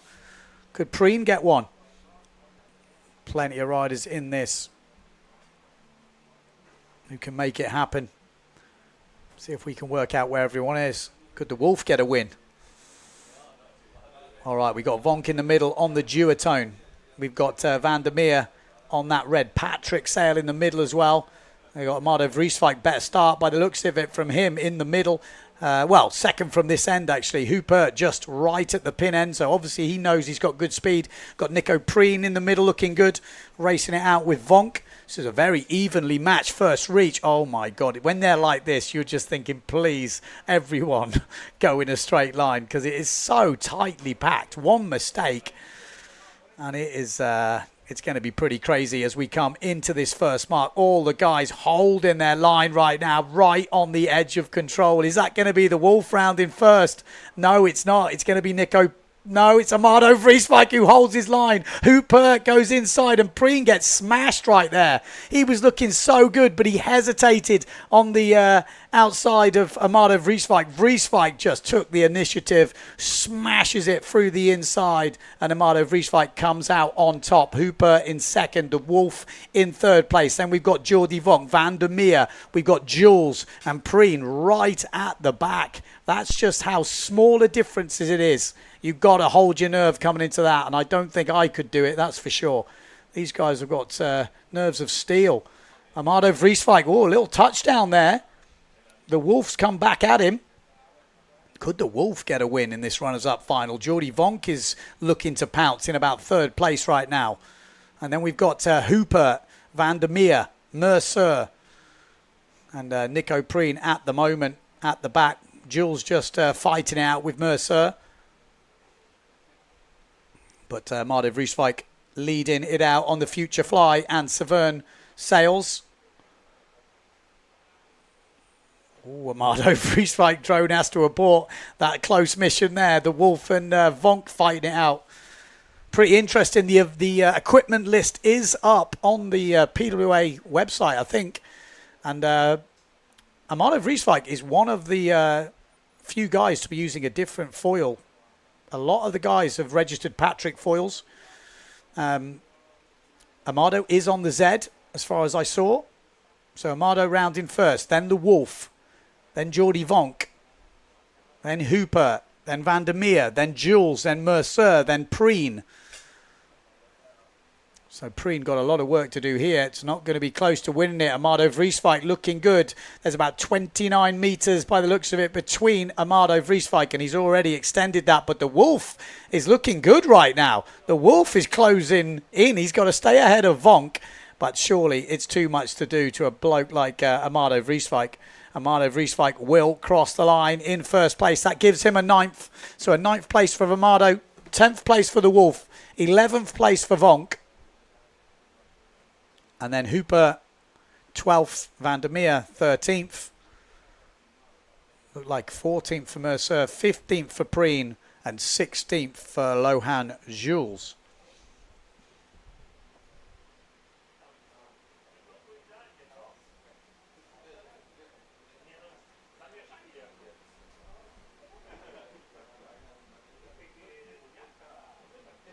Got Bowles Mullet in the comments. Loving the mix of fun boarding, as he calls it. That's what it used to be called. We got Brown saying 34 knots in the mid-race. 34 knots, yeah. The boys are flying right now. And the girls, to be fair. Oh, that was just crazy how much difference. That little bit of hesitation from Preen. And then that little dip. It comes down to such small margins.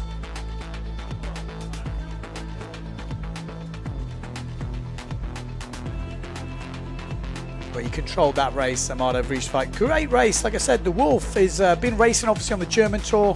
We see him every year in silt. I say every year, most of the time in silt. But he's obviously been putting the work in. And it's coming good. It has to be a big result, you know, beating Nico Preen. Imagine if he could beat him in the overall here. The battle of the Germans, obviously Becker. Germans are stepping it up in the foil racing.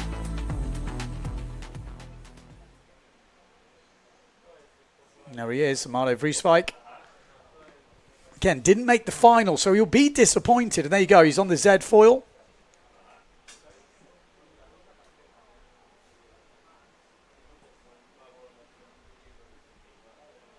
That is the official results from that runners-up final. So Amado, the Wolf, Geordie, we got Hooper, Vandermeer, Mercer, Preen, and Lohan Jules. Obviously, Amado, like I said, finishing 9th and then 10th, 11th, so on. Okay, down to the beach. We got an interview with Geordie Vonk. Jordi, talk me through your day so far. Man, it's a beautiful day. It's a bit more windy than yesterday. I think where we closed off yesterday in terms of wind strength is where we started today. I have one sail size smaller. It's a lot of fun, good racing, super close. Missed out on the final, bit of a bummer, but I'm up there all the time, so it feels good. It feels good to be fighting with the boys. Happier than last year? Oh, 10 times happier. No, man, I just, I'm so much more confident. I feel so much better. I see with the speed, I'm there, so it feels so good. We're seeing lots of crashes today. Is everyone on the edge? I mean, it's going to be like this, I think, the whole event. It's about making no mistakes, avoiding crashes, because it's tricky out there. And whether it's because you are so on the limit and we're so close and it's gusty, so it will be tricky anyway. So, yeah, we'll see some more. Who's your favourite to win this final? To win this final, Benedetti again. He looks Awesome. solid. Well, it's on now, so back to Ben in the studio. I will watch as well. Okay, so there we go. Geordie Vonk. How long have we got till the start? We're about to find out, but we've got who is in this final. Marotti, Mortafon, Goya, Iachino, Benedetti, Becker, Mattis, Cousin. That is your final for Elimination 3. If Benedetti could win this one, he would be looking very tasty at the top of the tree. But obviously, a lot of people, it's got to be about being consistent. Oh, only 8 seconds to go. And here we go. Iachino will want another win. Had a win in the first elimination. So with the discard coming in, it looks like a clean start down this bottom end. Becker with a good start. Iachino not with a good start. Benedetti in the middle looking good. Mortafon looking good. We've got Thomas Goya in the mix, but a little bit further back. We got Mattis again with a good start, and Enrico Marotti looking good up this top end on the Neil Pride. But I'd have to say, at the moment, Michel Becker looking for a win here. He's got a great start. He likes to push in the finals, and he is pushing right now. We're going to see Michel Becker go round in first place, I think. All in the 33 knot region coming into this mark. Oh, it's a wide jibe from Becker. He's usually known for his good jibes, but inside goes Pierre Mortafon. Enrico Marotti as well, looking good. Benedetti a bit further back. Matteo Iachino further back. Thomas Goya also back, but here comes Mortafon. New sponsors this year on the Phantom gear. Obviously won the Slalom X over in Pozo. Could he get an elimination win here? Pierre Mortafon round in first. Becker up into second again now. Marotti pushing hard in third. But Pierre Mortafon leading this. Becker had a couple of crashes yesterday, but he's made every final so far, and that just goes to show how consistent he is sailing right now. Pierre Mortafon, though, looking good. This guy knows how to win. He isn't going to be feeling the nerves. Cool, calm head on Pierre Mortafon's shoulders. He's already seen his sister get 3 wins under a belt, and Mortafon goes round in first. Great jibe from Becker. Look at the acceleration from Becker out of those jibe marks. Look at the state of it. It's ridiculous. The amount of slingshot he gets out of the jibes from Becker is crazy, and he's pushing for the win now. Michel Becker is pushing for the win.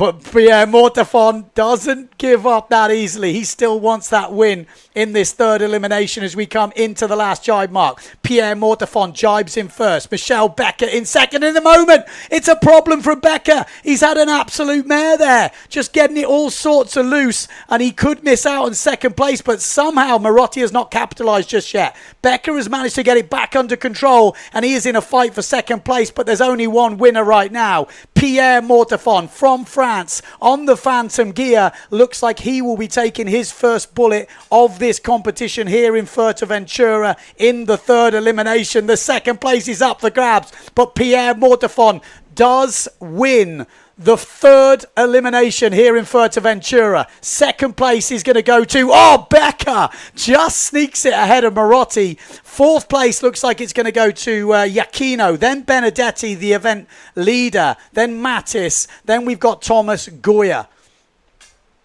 Great racing from the boys. No crazy crashes, but just some great active racing. Really good to see that. Becker really pushing hard, showing what he's got. He's definitely one to watch. Made every final so far. He crashed on the last reach yesterday. He went down on the first mark yesterday, but he's been in every final. That is usually a good sign with, imagine this many top riders. You can see how well he's jibing. He never really pushes in the early rounds, always comes back and races. Reminds me of Julian Cantel, actually, on the fin. You know, never really like massively stand out in the early rounds, just races well, and then in the final puts on that push. Always pushes the start in the final, and really good racing. But great racing from Pierre Mortefon. Is he back in the game? Didn't have his best day yesterday, as we watched the recap of this first round. This was pretty solid first mark rounding from the guys here. Look at this, just insane.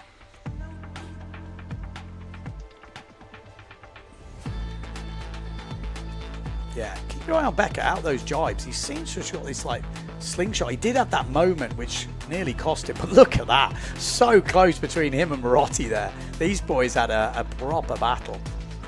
Yeah, this is the one where, okay, it was on the inside where he got that sort of slingshot. That was the moment. How did he get back under control? Marotti couldn't capitalise. Yeah, so looking at results, obviously, from yesterday, Enrico Marotti finished second in the second elimination yesterday, and he's just finished third in the elimination today. So he's back on track. Michelle Becker with a second here, and obviously Pierre Mortefon winning. Matteo Iachino won the first elimination yesterday. I think he was 10th in the second, and now he's got a fourth to add to that, so consistent. Benedetti, obviously a third and a first yesterday. Another fifth here. It's looking good. But we're going to go have a word with the winner of that last elimination, Pierre Mortefon. Can we find out? Pierre, winning that one, talk me through the race. No, it's cool. I'm happy to be back on top. I start really early this morning from Heat 1. Heat 1 to first place, like it, and now I had a good start. Oh, good speed too. Today it's going pretty fast on the first reach, and yeah, I had some amazing jibe, and I'm super happy about that. And yeah, back in the race. Your sister had the most amazing day yesterday. Have you been taking some tips from her? Yes, for sure. Yeah, I have to do the same today. Awesome, well, good luck. Back to Ben in the studio. Yeah, I don't know if we can get some foil sizes. People want to know the front wing sizes and that sort of stuff. I think people are super interested in what gear these guys are on. So hopefully next time we'll get a bit more technical info for you. You can see in the comments that's what you guys want to know. But we've got another women's final coming up. Obviously, Blanca Alabau, Biaggiolini. We've got Davico, De Jong, Engelman, Erkon, Morris, Van der Veen. We've got Lemetier, Gibson and Mortefon. Could Lemetier win 3 in a row? She's just won the last 2 eliminations. Marion Mortefon won the first 3. Or will we see a new rider winning? We're about to find out.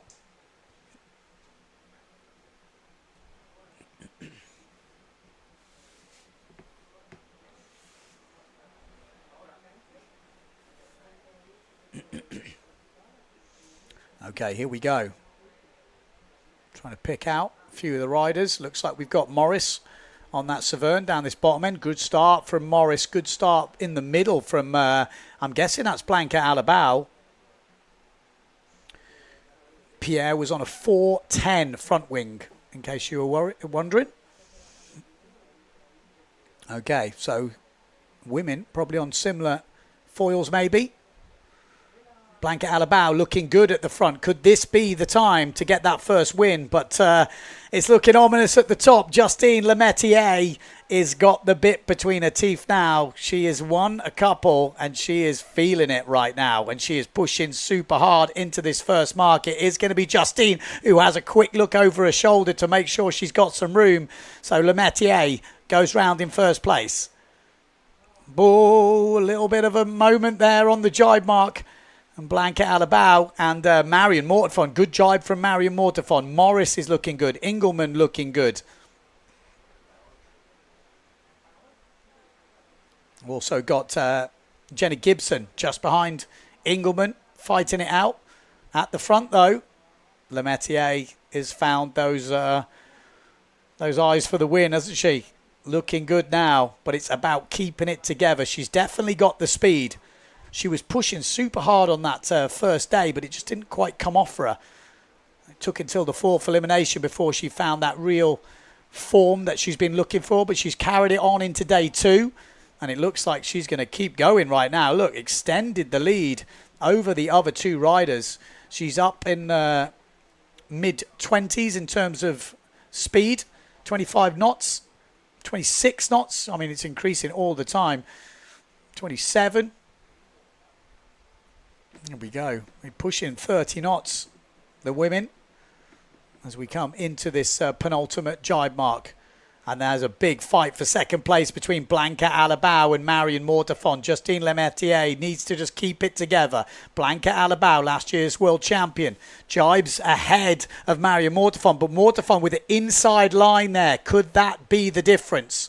It's going to come down to the last jibe mark and the last reach, but it's a real big battle for second place, and that can be the difference with the podiums. One place, when it's this close between 3 riders, makes a huge difference, and it is Marion Mortefon is having to do the challenging here. In the front, though, Justine Lemetier, S2 Maui Sails, FMX boards. Looks like she's kept it together. Good jibe from Blanca Alabau. Good jibe from Marion Mortefon. These 2 are still going to have that battle all the way down the last reach. Justine Lemetier going for 3 wins out of 3. She has a quick look over her shoulder. Is that a good idea? But look at Marion Mortefon. Chose to go downwind at the beginning, which means she can go more upwind at the end. And that could be the difference between making it second or third. It's a little bit easier to control coming up. Maybe that's tactics from Marion Mortefon. Out in front, though, Justine Lemetier having a quick look again. Surely she just needs to concentrate. Get over that line to make it 3 in a row for Justine Lemetier. And Marion Mortefon did the damage on the downwind and takes the second spot ahead of Blanca Alabau. Jenny Gibson looking like she's in 4th place. Great result from both the French women there. You can see what that means to Justine Lemetier. She is reeling in Marion Mortefon after Mortefon kicked off this competition with 3 wins out of 3. Justine Lemetier has just put in 3 wins in a row. Wow.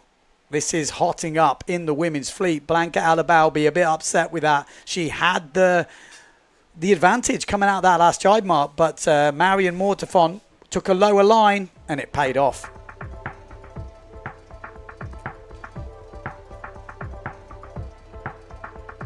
Wow. So I'm hearing Pierre Mortefon, highest speed, 37.5 knots on his GPS watch. They're going quick. We're going to get some women's GPS readings as well, hopefully. But a lot of the riders will be wearing their own GPSs. And we'll try and, like I said, we'll try and get some front wings for you just to give you an idea of what the top guys in the world are using. Sail sizes, all that sort of good stuff that you want to hear about.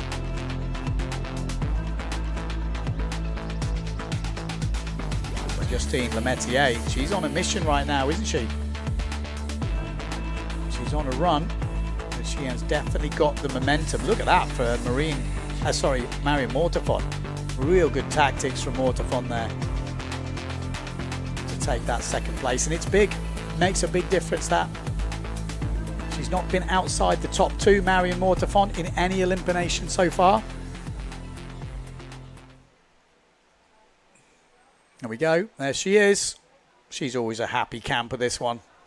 Always got a big smile on her face. I'm pretty sure. Okay, so we're going to go down to an interview with Justine Lemaitre. Justine, back-to-back wins there. Talk me through the first one. I got a good start. I got my best ever speed on the foil on the first reach, so that helped. Then I played it safe on the jibe, and I did it till the end, so felt really good. And that second one, it was super close behind you. Did you know about that battle? I did a several look back, but bit of the same race with a good start at the top, good speed and safe jibe. But it's always with Marion Blanca behind. I know I have no room for mistakes, so I try to keep the focus till the end. But it feels really good to finally start the day properly. And what setup are you on today? I have a 400 front wing and I have a 4-2 sail. Okay, and what was that top speed? 31 knots. So, best I ever did, so feels good. Awesome, well, good luck in the next one and back to Ben in the studio. Yeah, thank you. Epic stuff, epic stuff. You set your highest foil speed in the race. Hell of a good. So 400 front wing, what'd you say, 4-2 sail? 31 knots, 31 knots. I could only dream of that on the foil. I think I'd be absolutely bricking it. Yeah, pretty good. That's how it's looking at the moment. That was the race. So Justine Lemaitre in first place again. Marion Mortafon, Blanca Alabau third. Jenna Gibson in fourth. Engelman fifth. Morris sixth. Erkan seventh. And Van der Veen in eighth place. So, okay, so I'm just hearing the next start is at 1 o'clock, so that's in 15 minutes' time. We're going to take some ad breaks, get yourself a cup of tea or whatever time it is. Maybe you're cracking open the ales, who knows, but I'll be coming back to bring you the live action in 15-minute time.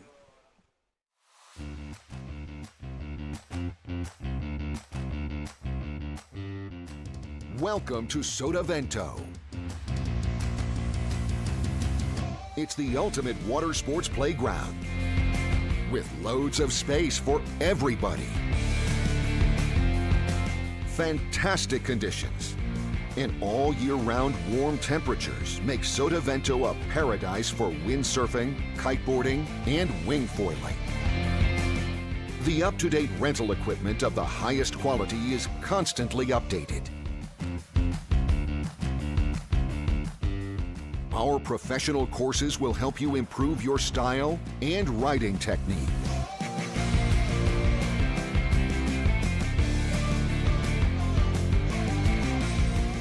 And with the hotels nearby, it's only a few meters from the bed to the board.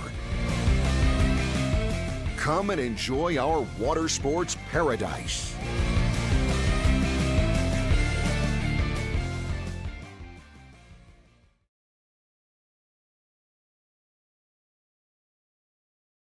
Done being the side girl, I'm the leading rock stars from now only actors, tall boys in the rafters.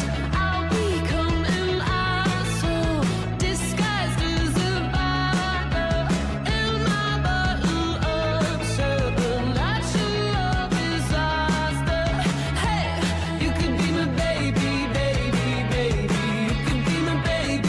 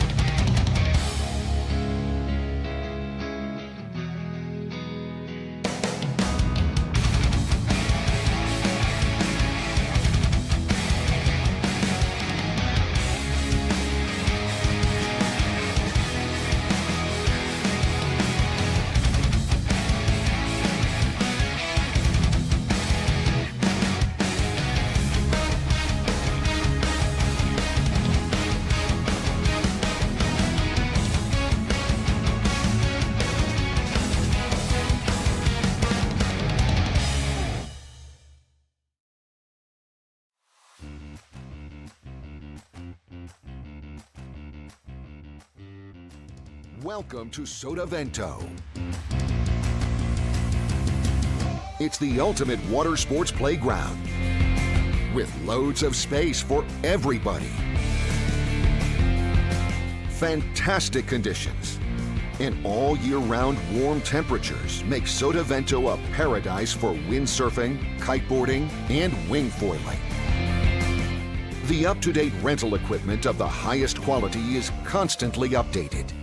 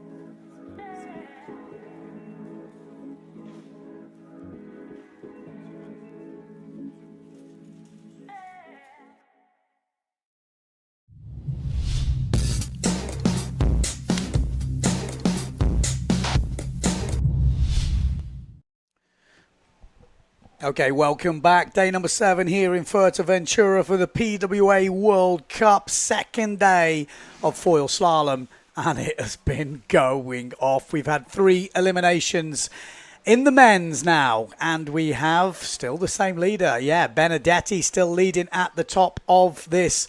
Matteo Iachino in second place, and Michelle Becker in third, with Amada Vrieswijk fourth, Jordi Vonk fifth. Obviously, that doesn't tell the whole story, because when you look at the results, we've had Becker making every final so far, 8, 8 and 2. Matteo Iachino, first, 11th and 4th.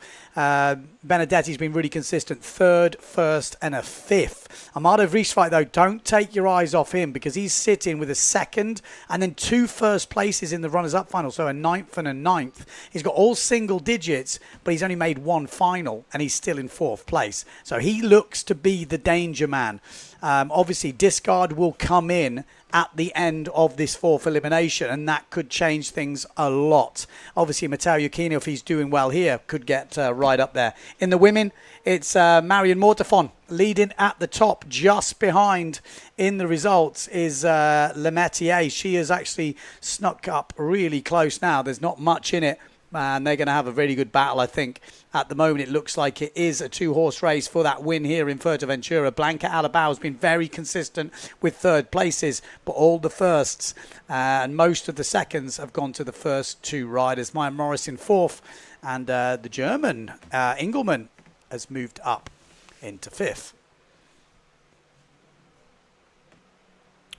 We are on, though, with the 4th elimination now. Heat number 1, one of the qualifying rounds.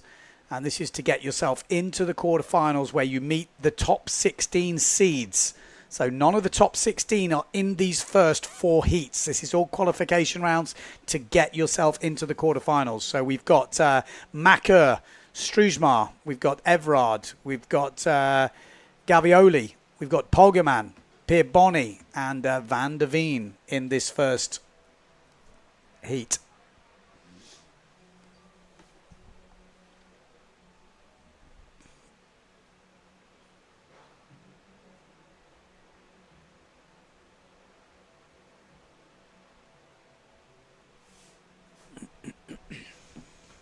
Okay, here we go.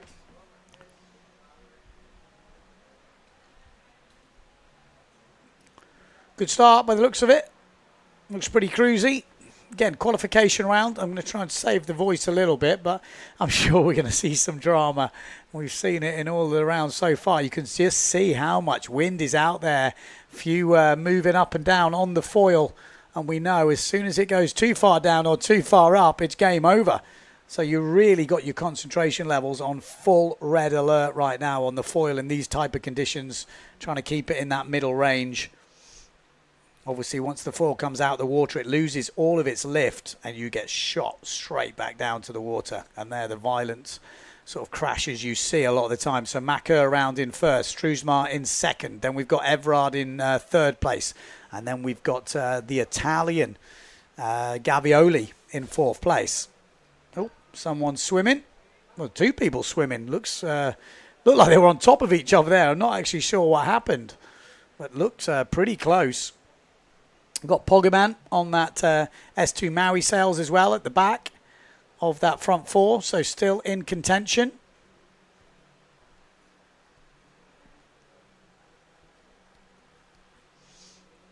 There we go. This is what happened. Oh, a little bit of a stop. Oh, no. Oh, God. Well, I didn't even see where the guy was. Looked pretty brutal. Let's hope we don't have any... well, let's just hope we don't have any big crashes involving a couple of riders. On their own, maybe not so bad, but when it involves 2 of them, you never know what could happen. It's a very extreme racing on these foils in this type of conditions. These boys are really pushing the levels, same as the girls too. Just pushing right at the extreme end of the sport. Top 3 look pretty solid here. That battle for 4th though looks like it might come down to the wire. Poggeman from Germany on the S2 Maui sails in 5th place at the moment would be missing out.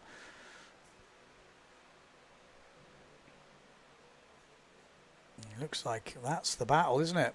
Between Gavioli and Poggeman. Gavioli on the Neil Pride and JP on the purple gear. Poggeman on the S2 Maui Sails. Was that an FMX board? I think it might have been.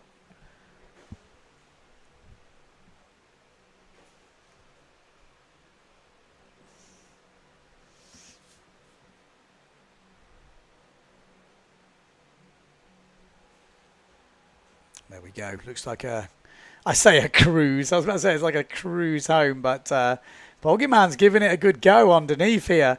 Gavioli. Poggeman is really putting, look at this. Poggeman is gone all in, so Gavioli's going to have to push, and that's when you can see some big crashes. Poggeman is pushing all the way to the line, but Gavioli is going to hold on for that 4th place, but a great effort from the German there.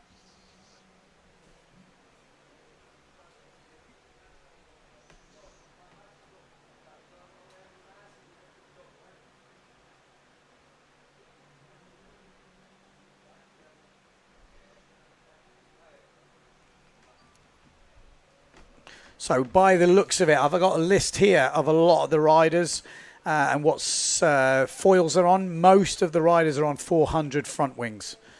Women as well.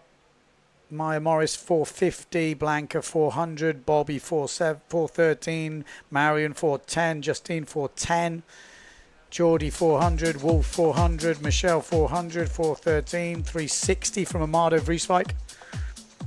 Noah 400, Benny 400, Matteo 400. So, and 35 knots to 37, a lot of the men, which is pretty interesting. Bobby Lynn on a 3.7. Ouch. What's that crash on that first mark? 4.2, 4 O's, 4 O's for the women, 4.5 for Marion. And then the guys, Geordie's on a 5.4. We got the Wolf on a 5.0. Michelle on a 5.0. 4.9 for Bruno. Yeah, so there you go. Bit of an idea of the gear that is being used out there at the moment.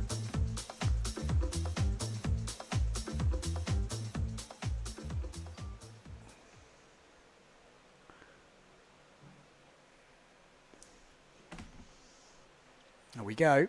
That is the winner. Macker, Struesmar, Everard and Gavioli taking that 4th spot. That was the 4 qualifiers from this first round. Next up, got the next qualifier. And you can see there, Maciek Rakowski in that qualifying round. Again, we got Delarue's been doing some good work. We got Fewer from Italy. We've got Van der Berg. We've got Telsa. We've got Sukas after that big crash in that first round. And Lebowski, Dubowski from Poland. A good film, that. The Big Lebowski. Probably before a few years' time. 7 seconds on the clock. Van der Berg on the 5.0 by the looks of it. Challenger. Delarue having a few moments there. Rakowski down that bottom end on the Neil Pride. Got the RRD of Sukas. That's your top 4. Will that change? That's the question. But looks to be going pretty well. Van der Berg on the Challenger. It's just about keeping it nice and clean at this stage. Not making any mistakes. That's usually, as long as you're not dogging, it should be enough. But trying to keep out the mistakes is difficult in this discipline with this many competitive riders around. You know, big gusts, shifts. Wow, look at this jibe from these riders. Delarue there trying to get inside. But Maciek Rakowski, Van der Berg, Sukas, all looking pretty comfortable. Like I said, if you are just tuning in for the first time, I will step up the energies as we go through the rounds, because it will be some exciting stuff. Sukas, nice jibe in 3rd place. And then Delarue in 4th. Fura just behind. Maciej Rakowski looking pretty solid up here. Van der Berg in second, Sukas third. And Delarue, I think it is, in fourth place, yes. But they're getting pushed from behind right now. Can't afford any mistakes. That fourth place, you can see the boys on the prides closing in a little bit. I think we've got Telsa in there. But Maciej round in first. Van der Berg, Sukas, Delarue, Fura. Oh! There we go. I think that might have been Telsa. He's not going to be in the top four here. Fura has a chance now, but he needs a mistake from the top boys. Look at this speed on the bottom from, I think it's Delarue. He's gone really direct and he's gone up into first place. So pushing really hard. Just wanted to give himself a little bit of room in case there's a mistake, and there is a mistake from Van der Berg here. Fura is going to get a chance here. Fura is going to get a chance, and he has took that opportunity. Wow, that's what it comes down to. One mistake in the whole race. And it's not even a big mistake, but that one mistake opens the door. And Fura says, thank you very much. I'll take that. Is it over? Well, it's not over. We've still got to get over the line, but it's looking pretty ominous right now. Delarue, great last couple of reaches from him. Obviously, Maciej Rakowski taking it easy, but Delarue gets through. Maciej Rakowski gets through. Van der Berg will miss out, though. Ooh, that was close. That was close. Fura, I think, got it, but Van der Berg very close there. The way the line is shaped. We'll wait for the results.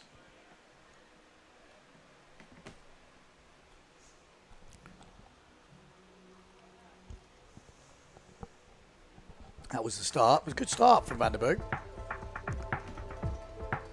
It was interesting to see the speed that Delarue put on.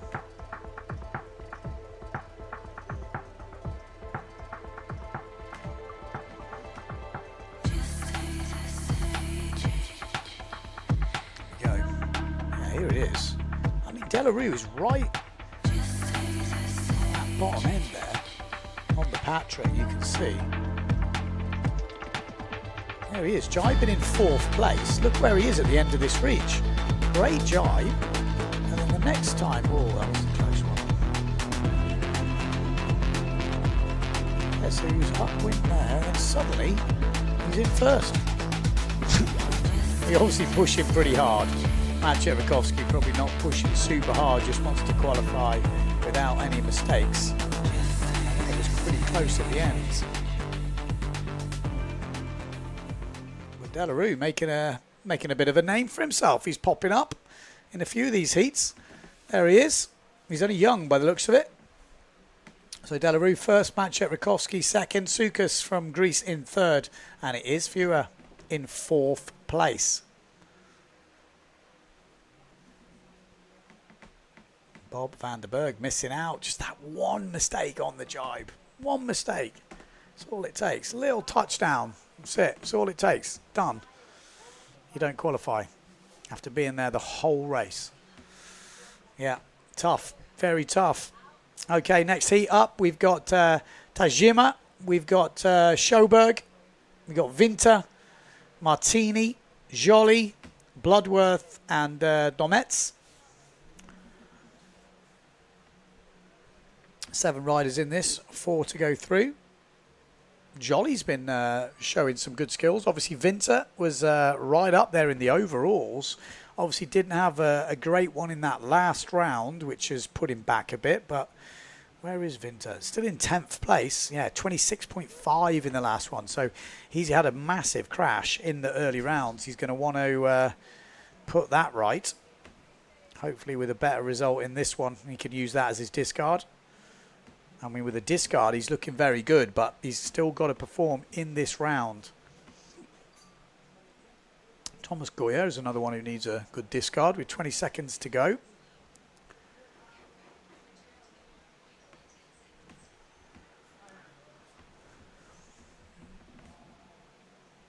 Bruno Martini not having his best event so far. I think he'll be looking forward to the Slalom X. Wow, look at the start. It's very clear from the other guys. Bruno Martini not taking any chances at being over the line. And he's already up into that top 4 spot after a pretty laid back start from Bruno. Winter looking good, the young Danish rider.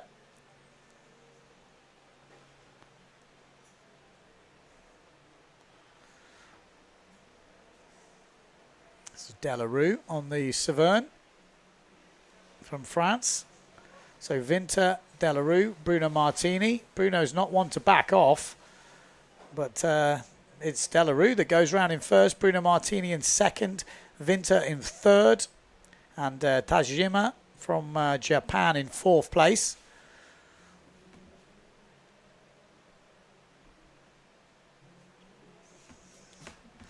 So if you are just tuning in, this is the qualification round to get into the quarterfinals.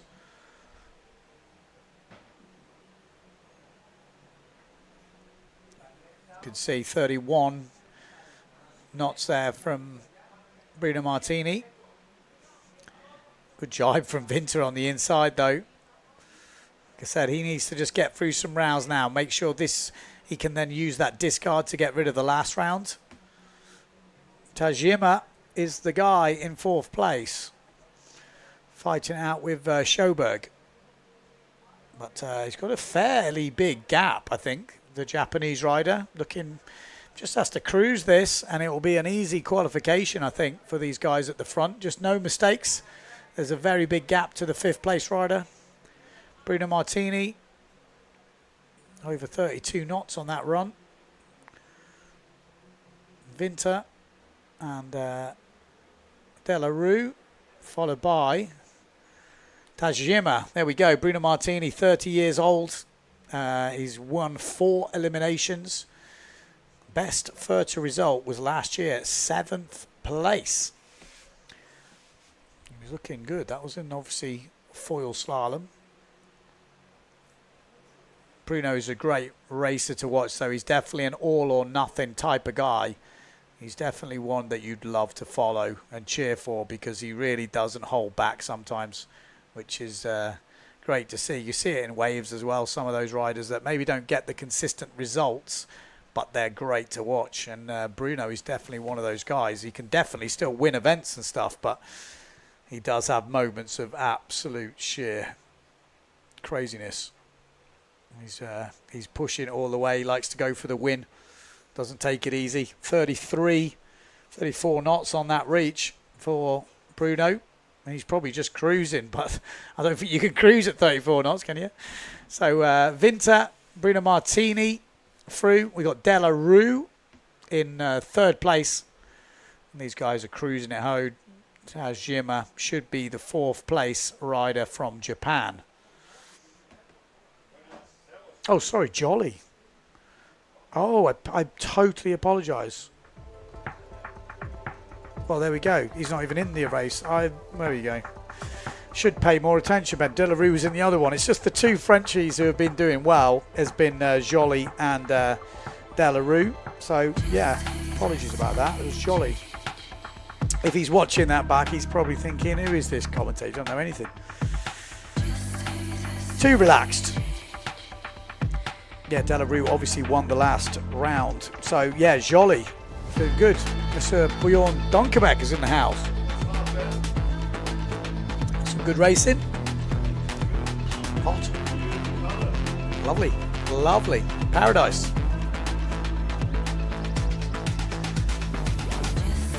I've got to talk to Bjorn Donkerbeck when he pops in there. I think you guys can't hear him, but you don't ignore Bjorn Donkerbeck.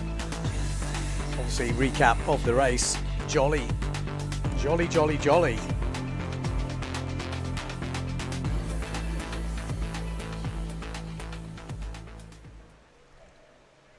But they've definitely been some standout riders here. I think the Wolf, Delarue and Joly have shown glimpses, that's for sure. Obviously Winter as well. Here we go, next qualification round, Cedric Board. We've got Barrow, Stallman, Lohol, We've got Rochelle, we've got Fiorentina, and we've got Riegler. You can just see the youthful faces. Obviously, Cedric Board is one of the older riders there, but the rest are, young, up-and-coming riders in the teens, in their early 20s. Good to see. Pushing through.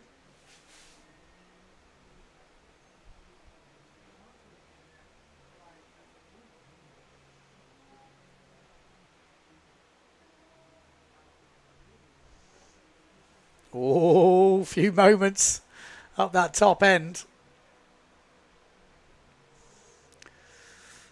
There we go. It's a good start. It's a clean. All riders get away. Got Stallman on the blue Gastra looking okay. A few little patches coming through. We've got Cedric Board on the right-hand side of your screen on the red. We've also got the Austrian up there. Got Fiorentina. Oh, that's what I was worried about. If he'd have just been a little bit further ahead, he would have gone underneath that thing. Oh, my life. That is scary stuff right now. That is what we're dealing with. It's hard to judge the speed these guys are going. They are cruising, 30-plus knots. If you've ever tried to go 30-plus knots on a foil, it is extremely fast and scary. No doubt about it. I'll have to have another look at that in the recap to find out who it was. But Board is still in the race. Stallman is still in the race. But it was Barrow, we're hearing, that went down, the Italian. Oh, there's some big gusts, isn't there? You can see that one. I think coming into the jibe mark, you're just hoping for a hole as well. Or maybe you're just on the reach. So, Board round safely. We got Stallman round there. We've got the Austrian in the mix, which is Riegler. And we got Rachel in there as well. So Cedric Board, Stallman look pretty comfortable. Then we think it's Riegler from Austria in third place. Yes, it is, by the looks of it. So Board, Stallman, Riegler. Fourth place, still up for grabs. And it looks like it's a battle between Germany and Italy. So the German is Rachel. And it looks like he might be qualifying here. We've got Loho behind him. And the other Italian rider, which is Fiorentina. But Rachel looks like he has the edge right now. Board goes round, though. It's been a pretty cruise for these top boys. That's the big one there. Rachel needs to make sure he gets that jibe in, and then the 0.7 boys behind. No, they're not going to get a look in here. He's cleanly through. And he's ahead. So the fourth place rider has made easy work of that. It's been a relaxing first round, if you can have a relaxing first round. You can see how much wind there is coming down the course area. We're probably going to get an increase in that in the afternoon. But this one will be a cruise over the line.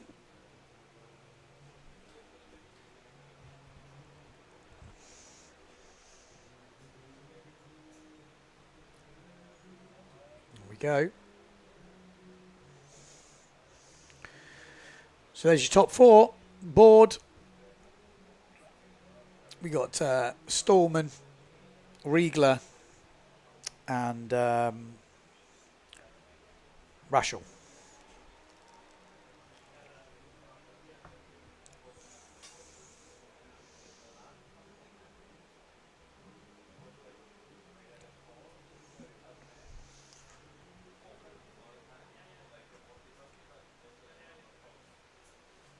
Alrighty, we are now going into the quarterfinals, so we're going to step up the commentary.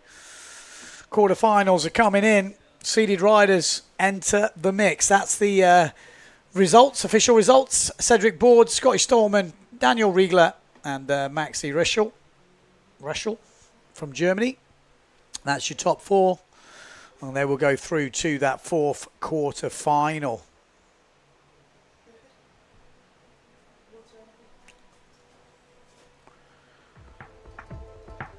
A recap of the heat. You can see that big crash. I mean, that was quite scary. Barrow, he nearly went underneath the board. Look at this. Oh, mate. That nearly ended Riegler's hopes, but Riegler just misses.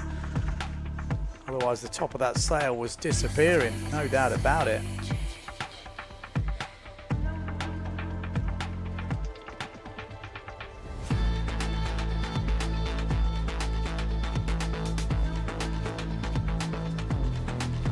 We did have Pierre Mortefon. I'm just reading some comments here about speeds. I think Pierre Mortefon on his GPS on his wrist, 37.5 knots on the GPS. So that's pretty quick. That is just ridiculously quick in racing. You know, in the race, which is pretty mental. So here we go. First of the quarter-finals. Marotti, Mattis, Vonk, Mercer, Macker, Struismar. We got Evrard and Gavioli.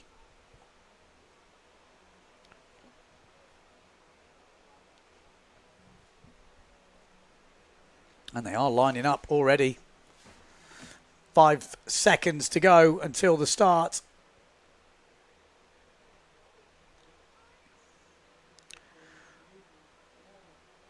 Looks like a good start. Nobody over. Looks very clean. A couple of riders with not the best start, but there's a fair few Neil Prydes in this race, isn't it? We can see Mattis on the Blue Gaster. We got Jordi Vonk on the Duotone. We got Enrico Marotti obviously in there as well. But out in front is Macker from France. But look at Marotti. He's absolutely flying down this reach. There's a moment at the top end on that Severn. Manages to save it from Mercer. But it is going to be Enrico Marotti. Seems to have found his groove here in Fuerteventura as we come down the reach. That's a lovely angle, that, as Enrico Marotti goes round in first place. Mattis in second. Then we've got Macker, and there's a big pile up. Everyone is okay, let's hope. Massive crash. All three riders coming together.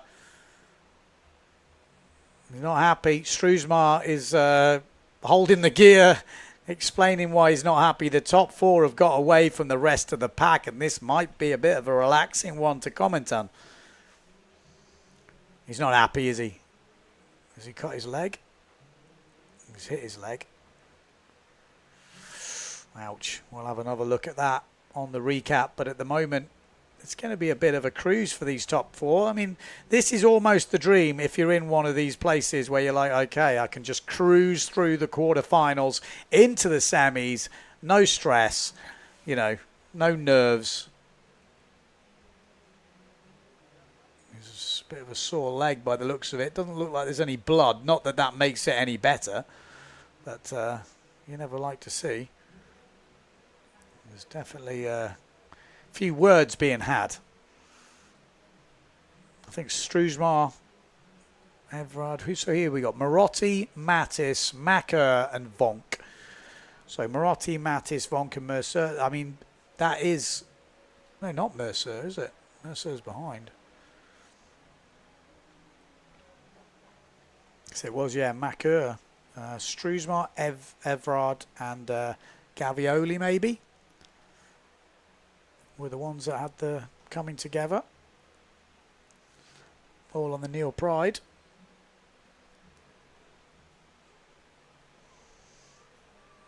So there we go. Looks like I say, it's going to be an easy one to comment on this. All four are going to get through. Gives me a heat break to get my voice back for these rest of this ones. But we will have a look at that.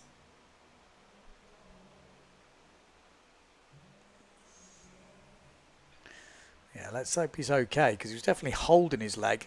Let's hope it's not a massive impact. Wow.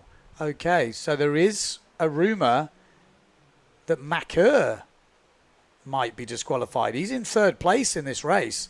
Jordi Vonk in fourth. Mattis and obviously Marotti, what does that mean? That means the 5th place rider might qualify now. So whoever's in 5th, there is some rider still going. What's that? Difficult to see. That speed? Well, there's a guy on a Neil Pride. Who could it be? We will have to find out. But we'll have another look at this. But there has been some obviously flag for dangerous sailing. Macker, though, he was already ahead. So Marotti went round, then Mattis, Geordie Bonk. What happened there? No, Macker couldn't have been disqualified. Macker's gone. Oh, Jesus. Oh, God. Well, that looked way worse on second viewing. That is probably the worst crash I think I've seen. Wow. That didn't look like it was anyone's fault, was it? I mean, we need to look at it again because obviously we know the 4 riders that qualified, but that was ridiculous. I mean, how everyone avoided proper injury. I know everyone seemed like they're okay, so there was no one calling for an ambulance. I'm not saying no one's not hurt, but that could have been very bad. Wow. Everard might be disqualified. But, I mean, do we have another look at it? Is that possible? I mean, that is, wow. What do you think of that? Let me know in the comments because that is as bad. So, Struesmar here, jibing, and then, Everard trying to go inside. But where do you go? Oh, that could have been so much worse. Oh, and Mercer. Oh, my good golly. That's as bad as it gets, isn't it? I don't think you can get much worse without some proper injuries coming out. Let's hope everyone is okay because that looked savage. Oof. Oh, makes me feel a bit queasy that. Right, going on. Second quarter final. We got Becker, Cousin, Wolf, Preen, Della Rue, Rakowski, Sukas, and Foyer. Who is going to cause the problems here? Maciej Rakowski needs to get back on the train. I'm sure he's going to be pushing because so far this foiling slalom this year is not going his way. This is obviously the opening event of the year and he's had a disastrous start. So I'm sure he's going to want to put that right. Got Sukas in this. Good start. We're hearing Della Rue up in the front. We got Maciej Rakowski pushing. We got Becker pushing. We got Nico Preen pushing.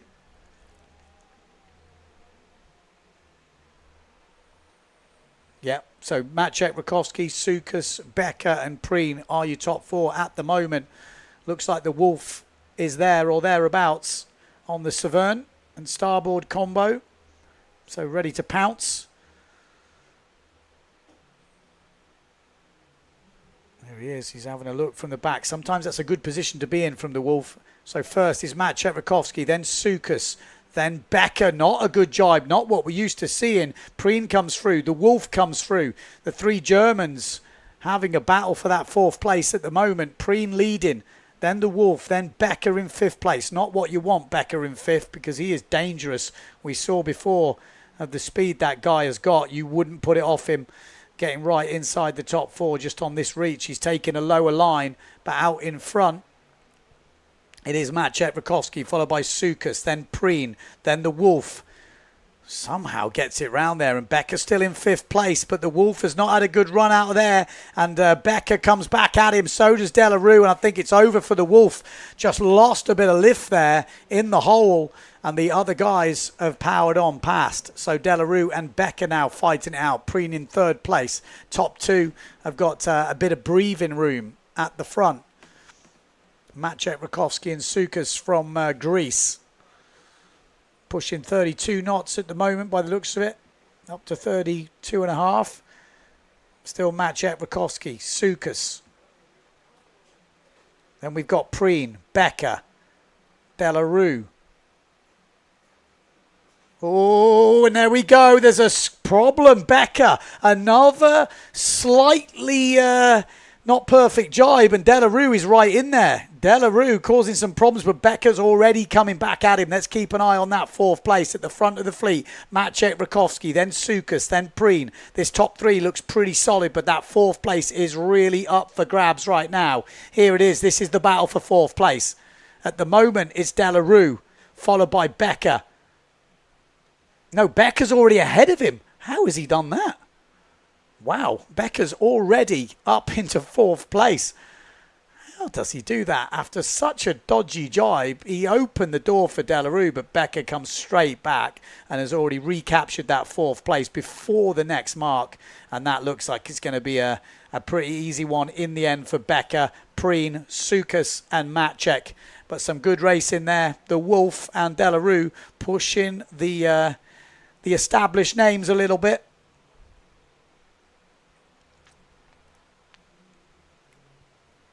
Good racing. Nice and clean in that one.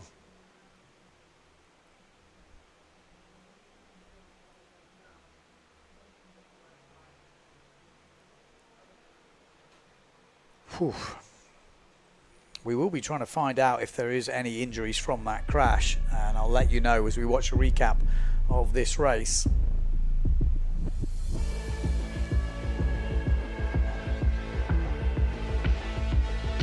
But that was a nice clean race.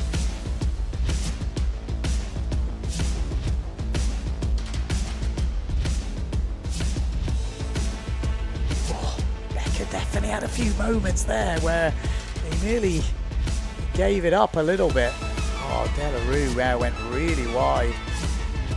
That one. That was where Becker came in. Oh, and this is when the Wolf lost it. Just hadn't got the drive. That must be heartbreaking.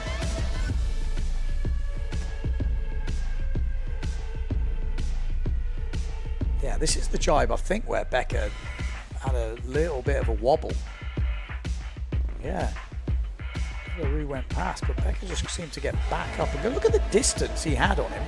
And then by the time we get to the next mark, Becker just goes screaming past. Wow.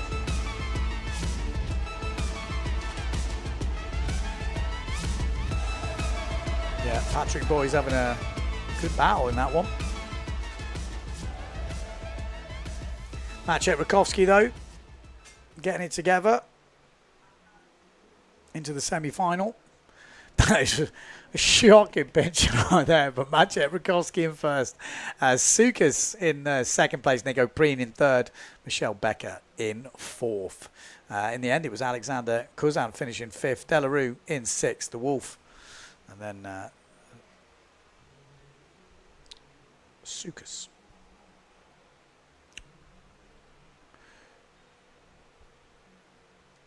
Okay, next up. Matteo Iachino, Benedetti, Hooper, Van der Meer, Martini, oh geez, Vinter, Jolly, and that's not his picture, Tajima. Tajima definitely doesn't look like that. I think that's for you. But yeah, that's where we're looking right now. Next race is up in about 6 seconds time.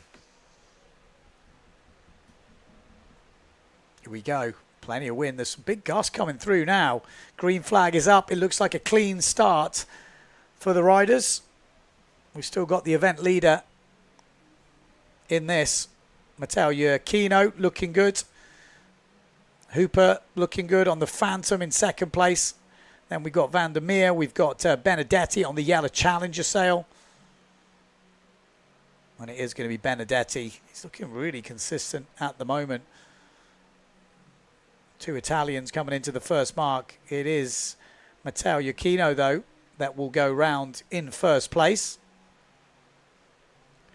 Second place, Benedetti. Whoa, look at the speed coming in on that Pride. Hooper coming round in third. Then Van der Meer in fourth place. And it is Martini by the looks of it. Yeah, Martini. Where's Vinter on the Patrick? He's a little bit further back. Needs a good result here. Really needs to get out of this quarterfinal into the semis to keep that overall position alive. He might need a mistake from the top guys, but at the moment, he's got some pretty big guns there. They don't make many mistakes. Matteo Iachino, Benedetti, Hooper, Van der Meer. And here comes Bruno Martini on the Neil Pride. We've also got Jolly in this on the Severn.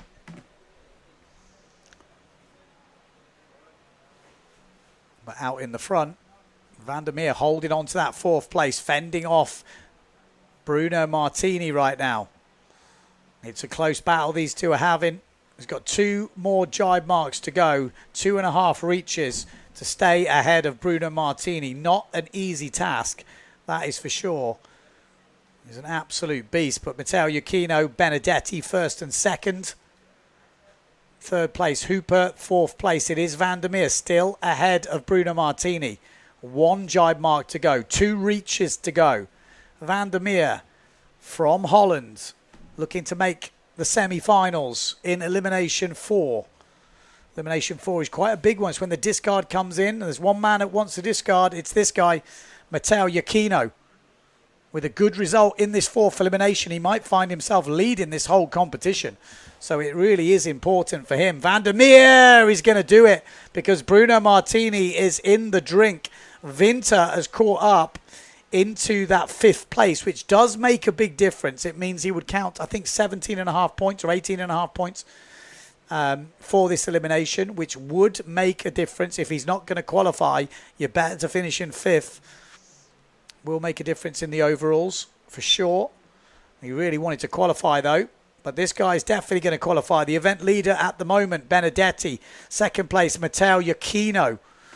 Psychological battle there as well going on. Van der Meer definitely qualifies. And Hooper in 3rd also qualifies. Winter missing out from Denmark, but bags that 5th place in the quarters.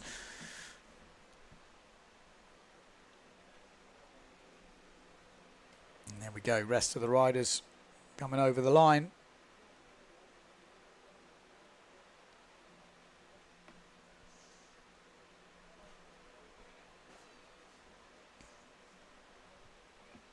I mean, I know I keep going on about that crash, but you've got to remember, these guys are fighting super close battles, and you're relying on no mistakes from the guy in front of you, because if something happens, to avoid them is nigh on impossible from what it looks like from here. And usually it looks easier from the cameras than it does when you're on board, so you can only imagine how crazy that would look in that other race. But this one was a pretty clean affair as far as I remember. Because you have to remember, just when the adrenaline's flowing, it's not always wise or easy to make those decisions. Because you have got some pretty big knives on the bottom of your boards with these foils. That's for sure. Good race from the 2 Italians at the front. Hubert stayed out of trouble in 3rd, and Van der Meer just super consistent in 4th place.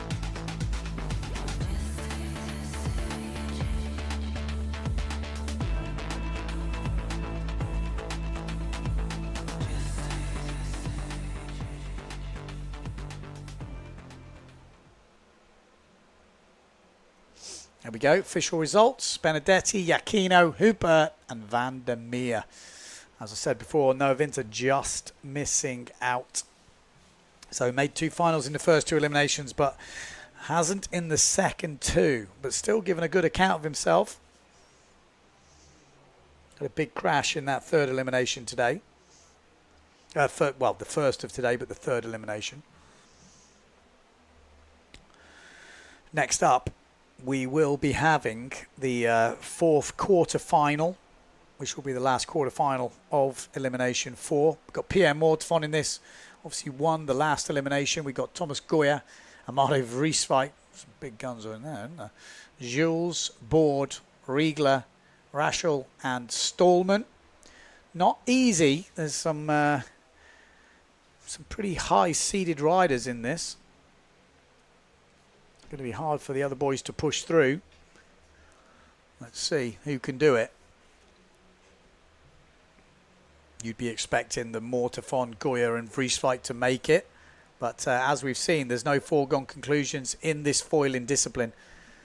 A lot of good riders. Cedric Board could be causing problems here down that bottom end on the Severn. So we've got, oh, big crash.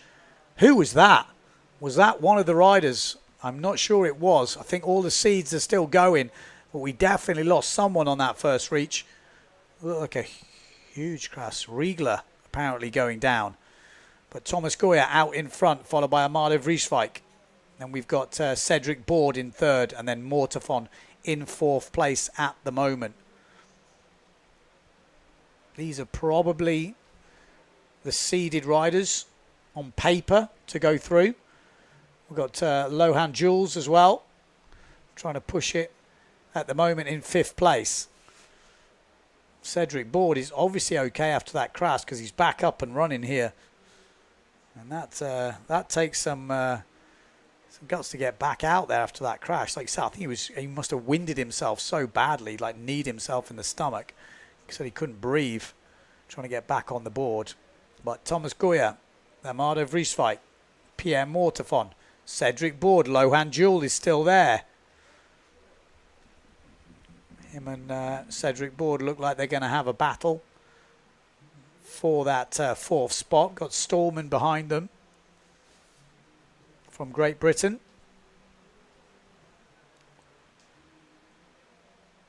There we go. This is Amado Vrieswijk. Maybe just trying to gauge his speed.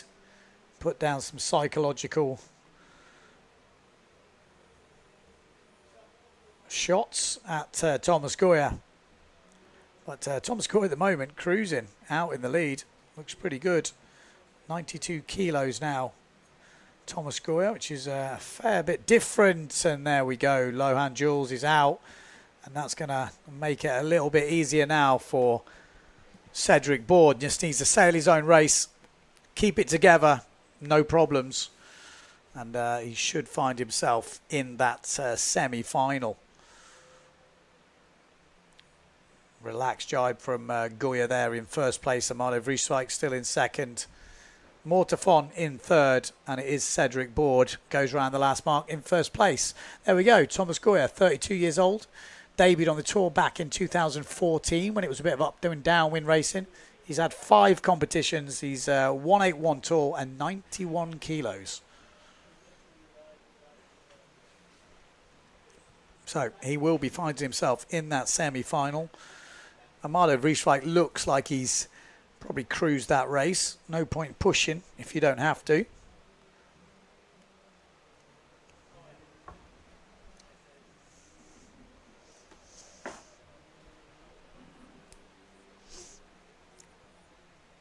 And there we go. All riders going over. Cedric Board does qualify. Stallman in 5th. Okay, we're getting towards the business end of this elimination now.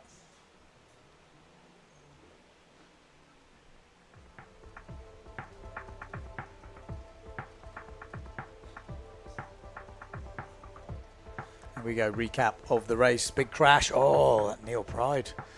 It was. Riegler, did someone say, I think. Oof.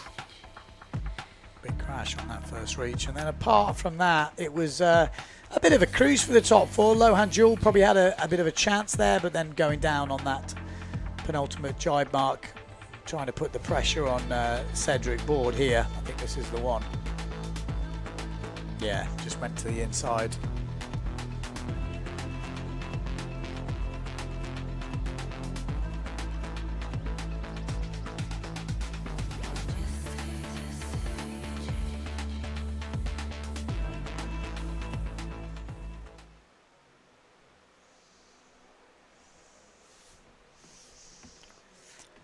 Official results are in. There we go. Goya, Mortefon, Vrieswijk and Board officially through to the semi-finals.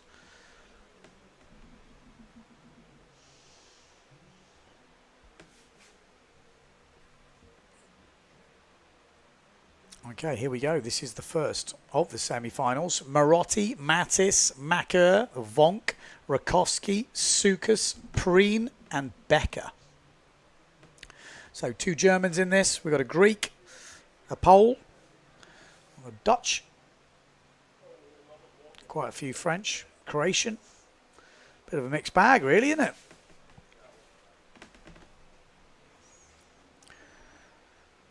Whew. Yeah. So Marotti, can he carry on his little run that he's having right now? Marotti's had a second and a third in the last 2 eliminations. So in terms of form, he's probably got the best form out of any other rider in the competition. Obviously, he kicked off with a disastrous result, 26.5 for him. So a good result. If he can get into that final, he could be leading this event at the end of 4 eliminations, which would be definitely a big difference to how he started this competition. They say the cream rises to the top. Let's see.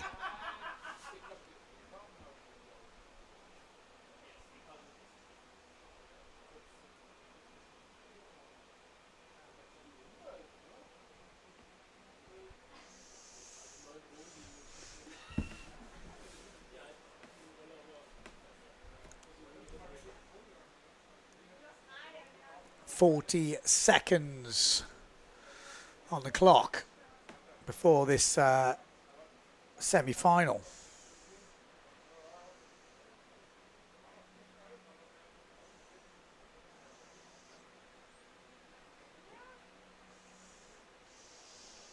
Counting down, see if we can pick them out. So Marotti, we're keeping an eye on him. Obviously Vonk, Rakowski, Preen, Becker. Obviously everyone has a chance in this. Could Sukas cause some problems here? Mattis maybe. Macker. Oh, it's a great start from Nico Preen at the front. Becker is also there as well. But Nico Preen absolutely pinged the start down that bottom end as well. Who's that? That's Macker. He's been having some great starts down there. There's some swell on this first reach, and Enrico Marotti is powering down. He really has found his form in these last couple of eliminations. But Mattis also looking good on the Gastra. Maciek Rakowski also on the Neil Pride. We've got Nico Preen up that top end. Germany 7. Keep your eye on him. And Becker on the Patrick. It's tight coming into the first one, but it is going to be Enrico Marotti with the inside line. Then Mattis. Then Preen. Then Becker.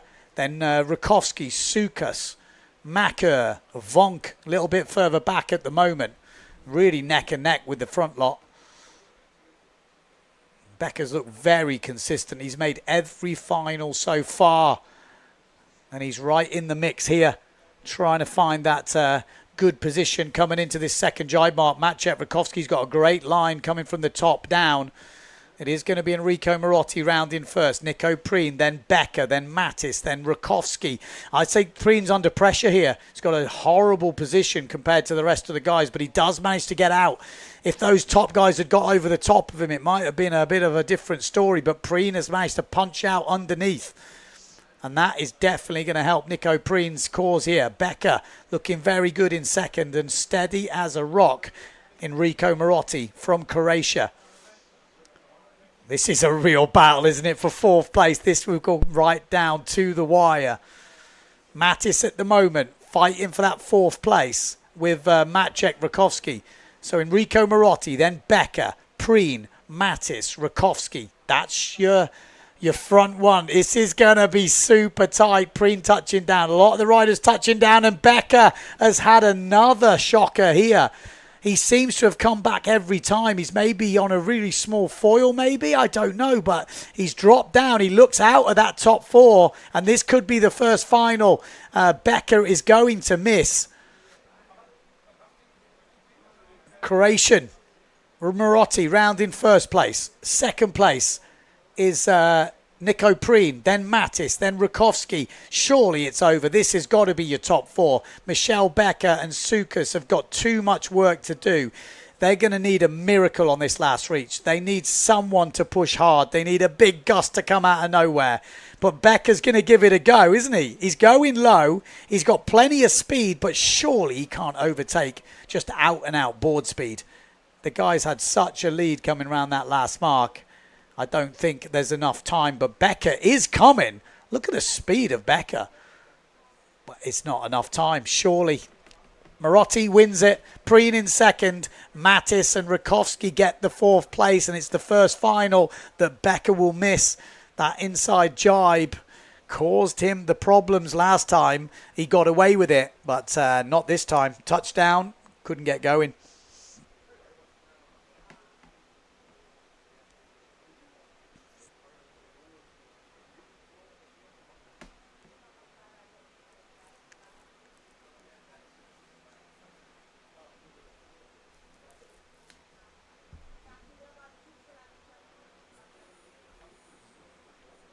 We go. That's Enrico Marotti official results. Marotti, Preen, Mattis, Rakowski. Becker obviously missing out. Sukas, Macker and Vonk.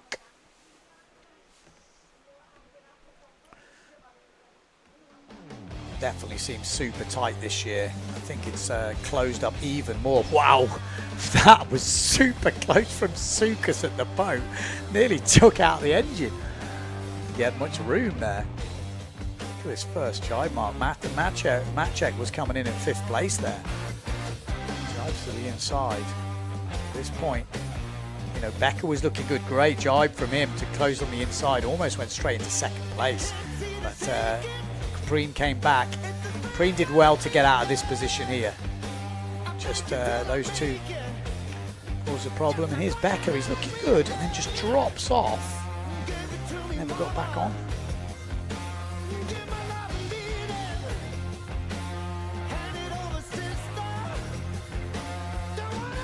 Yeah, in the end, it was a bit of a cruise for the final 4.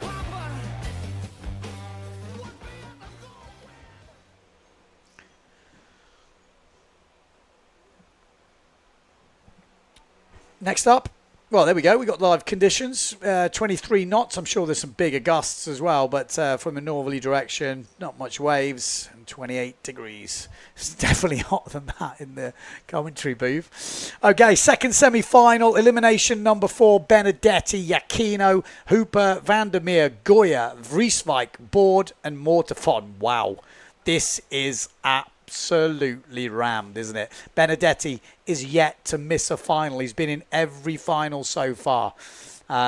We know Matteo Iachino has won the first elimination. Mortefon has won the 3rd elimination. Benedetti won the 2nd. I mean, it's pretty stacked. Vrieswijk has won the both runners-up finals he's been in, as well as finishing 2nd in the first elimination. So he has definitely got the skills. Goya looks good. Vandermeer's been pushing. Hooper, well, we know how fast he is. And then Cedric Board, the danger man. 1 minute to go till the start. This is a big heat because the discard comes in after this. We've already seen Marotti make that final. He has had the best form out of everyone. 2nd and 3rd in the last 2 eliminations. Another good result in this next final would be huge. But first we need to see who will join him in that final.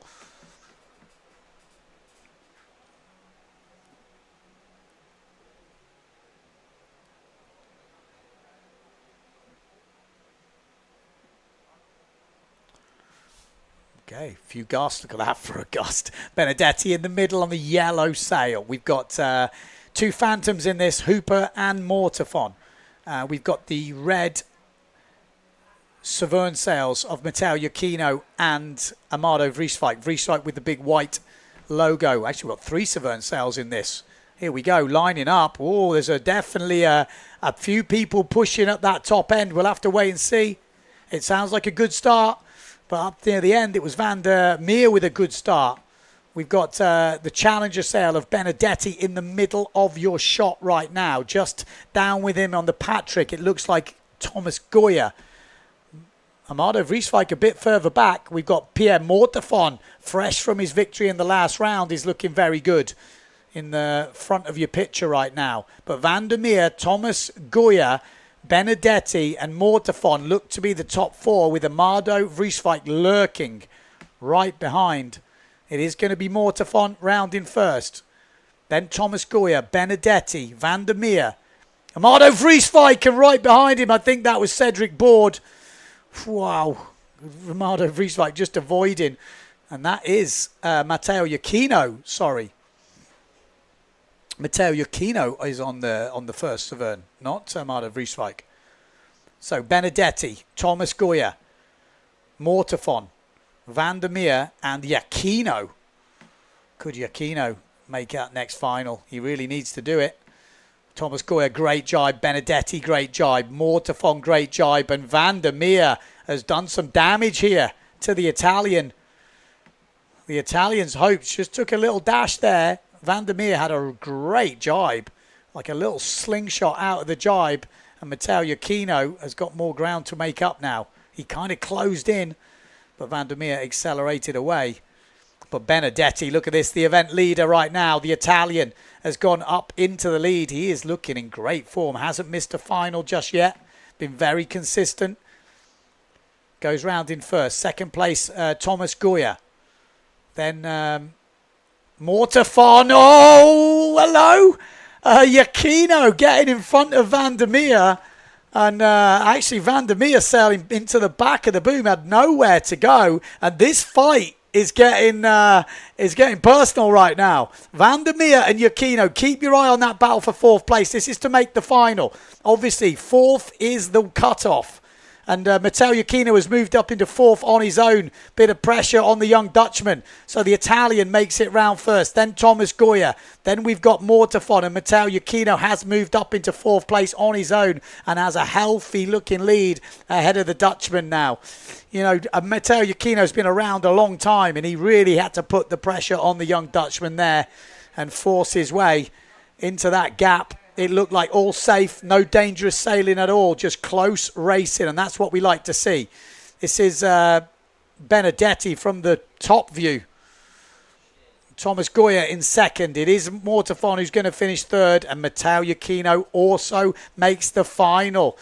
The big guns are all there. Unfortunately for Van der Meer fans, he's going to slightly miss out, but that guy has shown some serious promise, that's for sure.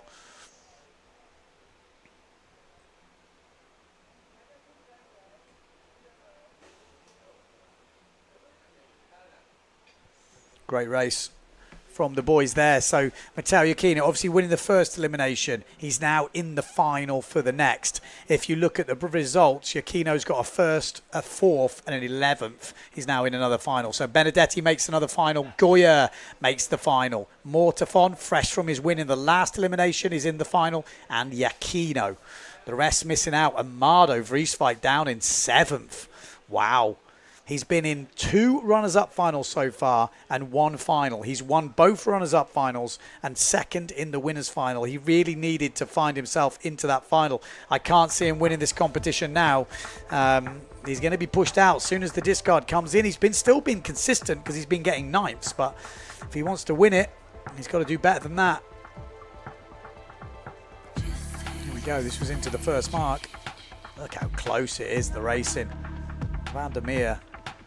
That's the right race you've got to look at. Van der Meer on the Patrick Sail, Netherlands, 352 I think it is. Oof, what was that crash?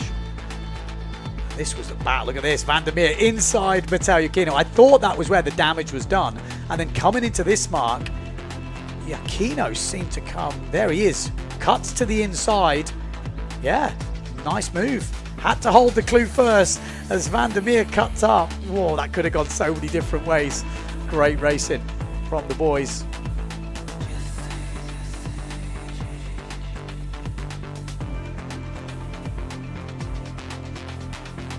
But Benedetti, another final for him.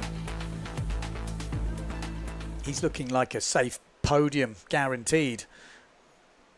But is anything guaranteed in this? You made all 4 winners finals. He might be the only guy to do that. No, Michel Becker, no, because he didn't make this one. I think he might be the only guy to make all the finals so far, Benedetti.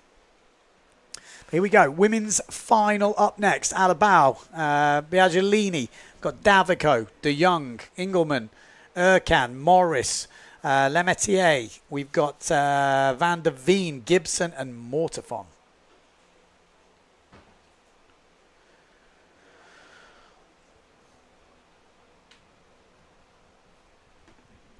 I mean, from certain angles, it looks totally different, doesn't it? Sometimes it looks howling. Other times it looks a bit more patchy. It looks like light. It's like, I don't know. It's kind of like a crazy place, but providing some great racing.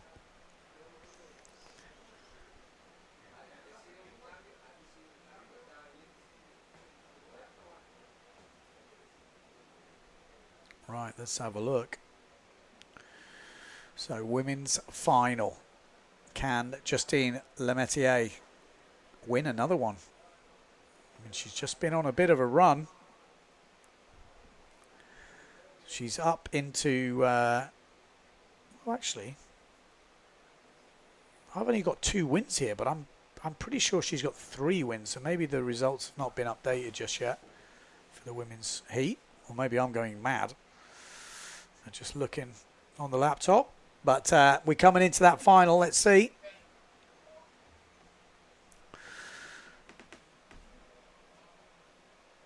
Maybe I've miscalculated, but I'm pretty sure she's won the 2 this morning. She won the 1 yesterday, so that makes 3 in a row, going for 4.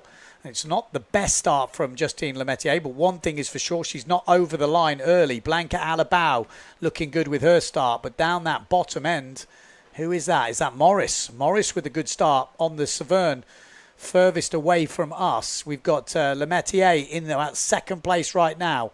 We've got Marion Mortefon up the top end on the Patrick. Just below her, Blanca Alabau, last year's foil world champion. And it's looking good for the girls coming from the top end. Maybe the wind's shifting a little bit, but it looks to be favouring the guys coming from the top. Sorry, the girls coming from the top. And Marion Mortefon has powered down over the top of the other riders coming into this first mark. Pushing the top 20s. And Marion Mortefon goes round in first. Justine Lemaitre in 2nd place. Then we've got... Blanca Alabau in 3rd place. Engelmann from Germany there, but Blanca Alabau again pushing hard. Lemaitre, Marion Mortefon, cruising, focused.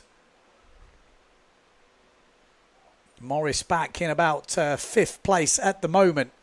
Looks like Gibson's in there as well in 6th place. But it is going to be Marion Mortefon. Round in 1st place. 2nd place, Blanca Alabau. Oh, on the inside.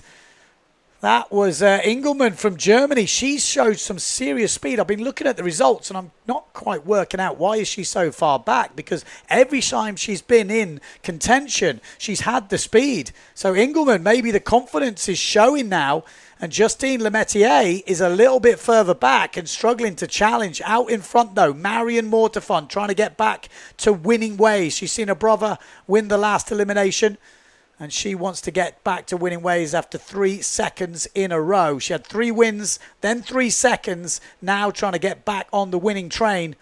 That's where she wants to be if she wants to win this event here in Fuerteventura, and goes round in 1st place. 2nd place now, Engelmann from Germany. Blanca Alabau in 3rd, and Engelmann is pushing here. She is absolutely pushing. The German has seen all the other Germans' success. The Wolf, you know, Becker, Preen. She now wants a piece of the action. It's wunderbar. Could she do it? Coming into this last jibe mark, she's definitely got a chance. There's only 5 metres in it says there, but I think it's less than that. It's going to come down to this jibe mark. Blanca Alabau looking to pounce. Engelmann's going to get it inside line. Blanca's going to go right inside.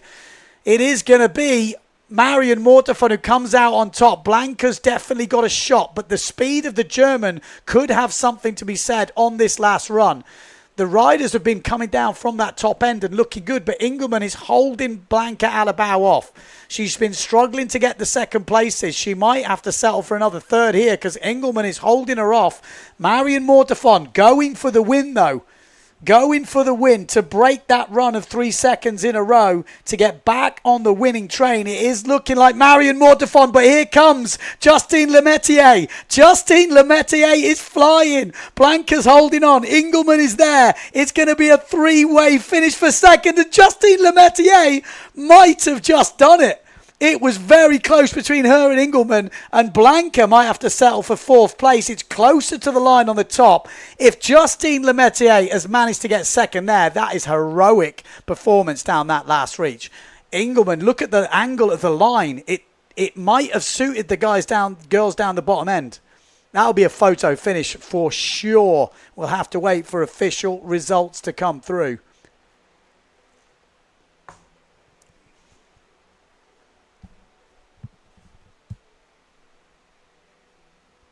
Wow, get me breath back. Women putting on the show.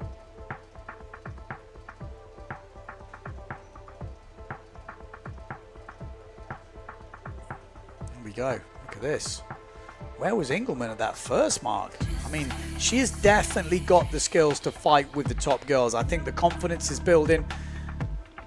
Again, not really heard much from her, but just looking at her jibes, looking at her speed, she is a contender, no doubt about it. Oh, look at this. Just such good racing. Keeping it clean, tight racing.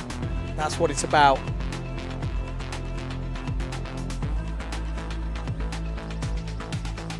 Photo finish. You don't get better racing from a photo finish. And look at Justine Lemaitre here. Look how much ground she made up on that last reach. Again, it's deceptive from the angle, but from what we're looking at without seeing the boat, she's definitely got a chance here, hasn't she?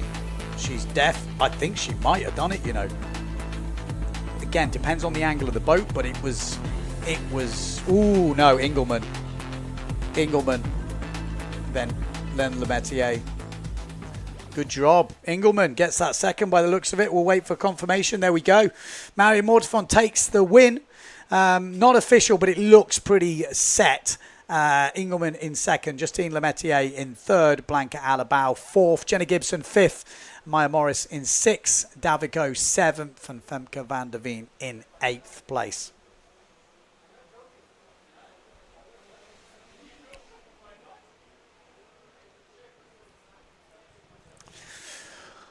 Okay, runners-up final. Becker, Sukas, Macker, Vonk, Van der Meer, Hooper, Board, and Vrieswijk. Vrieswijk. It's hard to bet against him winning another one, isn't it? I mean, he's won 2 runners-up finals already. Got 45 seconds to go.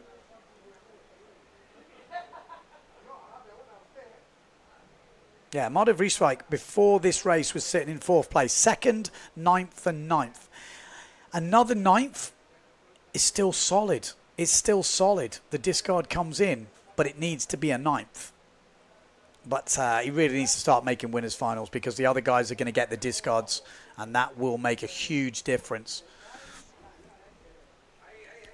Discards will change everything. Obviously, a discard is a race you throw away. You don't have to count, and that comes in after 4 races. So after 4 races, you only have to count 3 of those races. So if you've had equipment breakages, you made a mistake, you can get rid of that race. And here we go.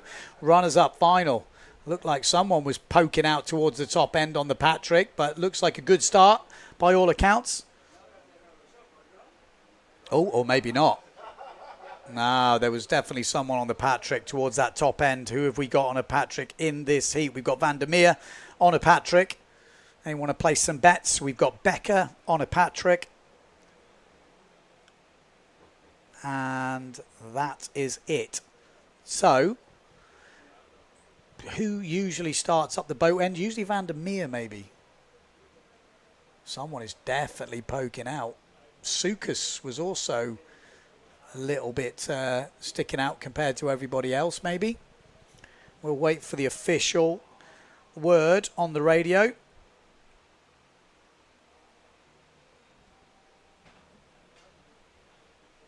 General recall.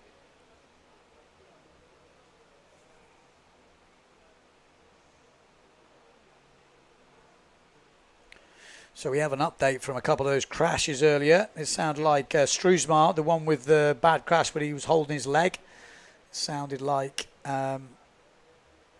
he's got a bruise. Looks like Van der Meer on that Patrick. But no broken bones, no blood, we're hearing. We haven't had an update from the other one, though, which that looked pretty brutal. So hopefully everyone's all right.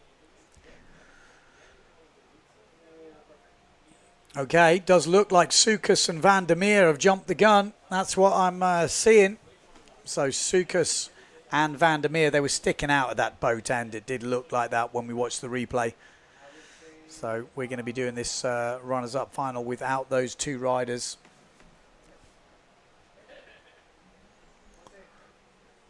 Has the wind dropped a little bit? I mean, it's difficult to tell, isn't it, here? Like I say, certain angles it looks windier than others. But there's definitely more breeze. There we go. Confirmation. Greece 198 and Netherlands 352 are disqualified.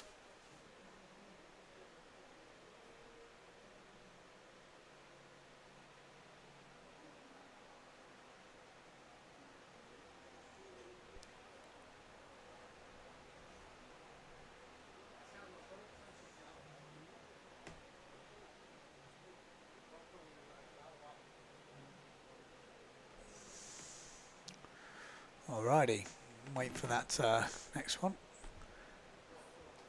Someone's having a few words to be said. Usually it's Enrico Marotti, but I don't know who that is. He's usually the first to speak up. Enrico. Does look like a few gusts around. Okay, so we've got 3 minutes before the start. We're going to take a quick ad break and we'll be back to bring you that runners-up final.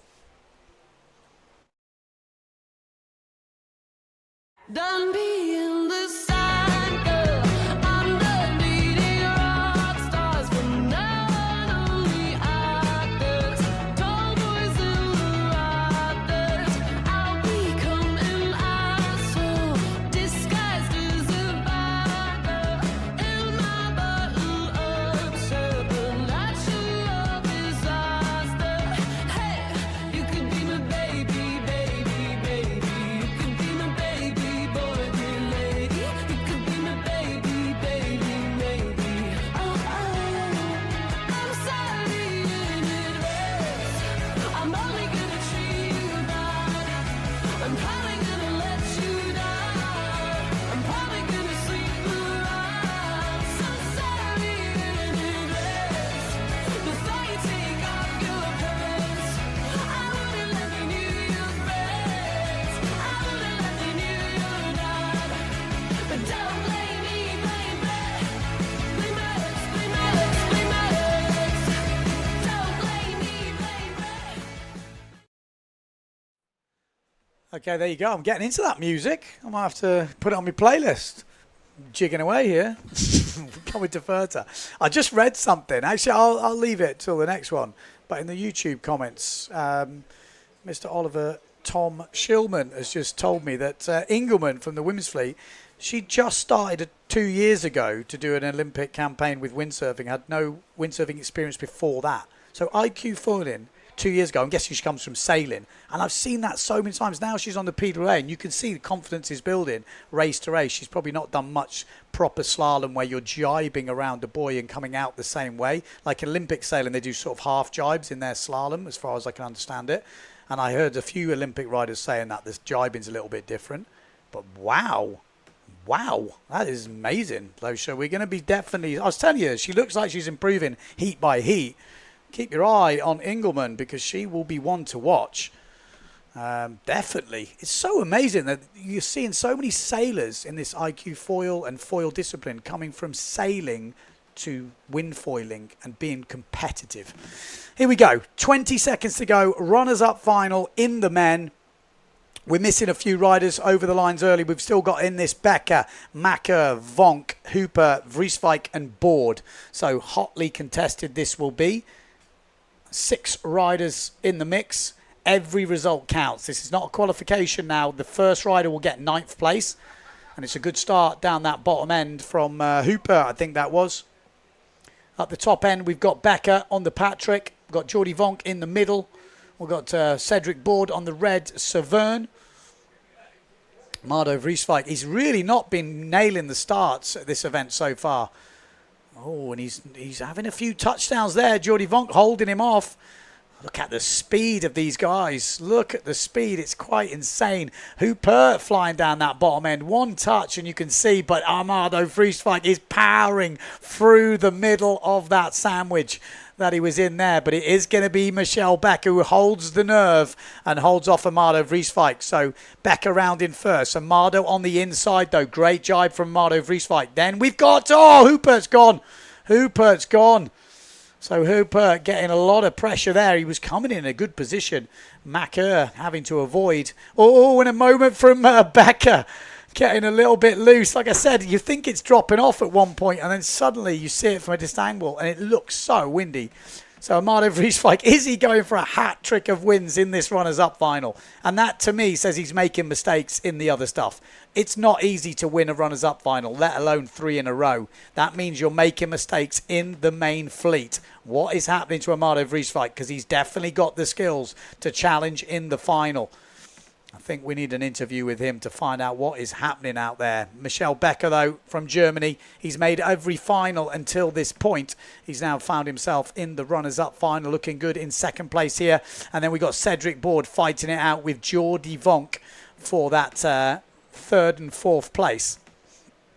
Marder goes round in first. Becker second.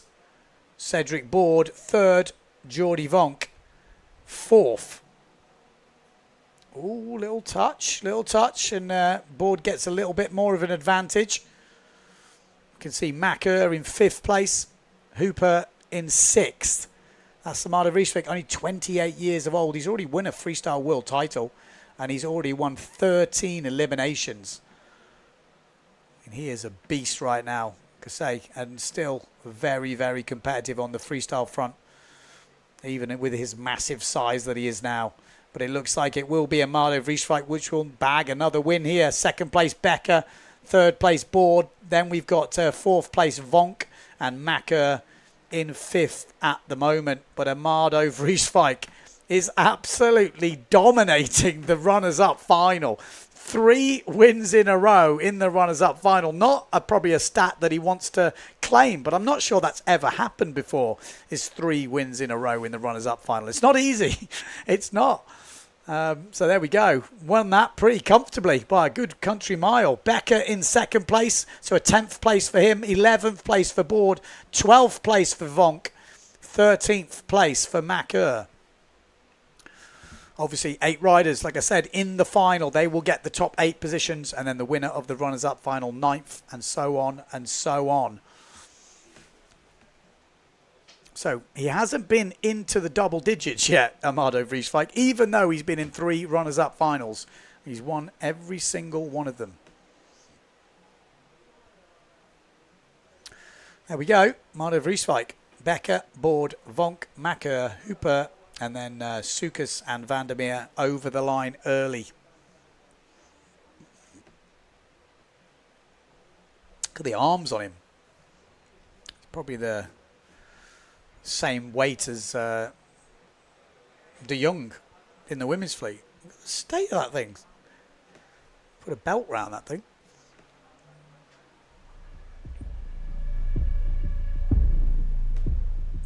Here we go. Just watching a recap of that race.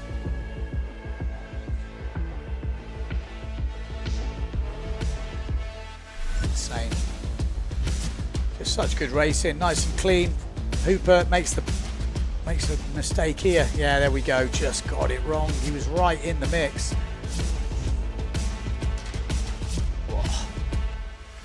Macker did well to avoid. Oh, Becker, that was the moment you were like, ooh, hang on a minute. For anyone who doesn't know, Becker races with a go-kart, like neck brace. Because they do have some pretty crazy crashes. Also, if you're getting hit, it's better to protect your neck. You don't want anyone slicing through that thing. Some quite important veins in your neck, apparently. And it does connect your head to your body, which is useful. Okay, well, we know what's next, don't we? Men's winners final elimination for can Enrico Marotti. If he could win this, I think he'd be leading this event overall. And considering his first result, it would be pretty impressive. Nico Preen's in here. We got Mattis. Maciej Rakowski has finally found his way to the final. He's been wondering what it was like.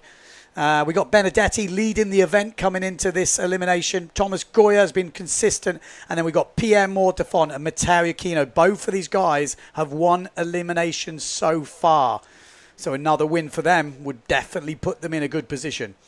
So you can keep your eye on Marotti, Aquino, Mortefont, Benedetti. These are the guys that are really challenging, and then the other guys are trying to cause some problems. Obviously, Maciej Rakowski will be pushing hard right now. He's got nothing to lose. You know, his overall result here must already be gone. I don't even know. I need to look what he's at. 9th, 26th, 18th. Well, it's not gone, but it's he's got a lot of work to do. But he needs to get that train moving.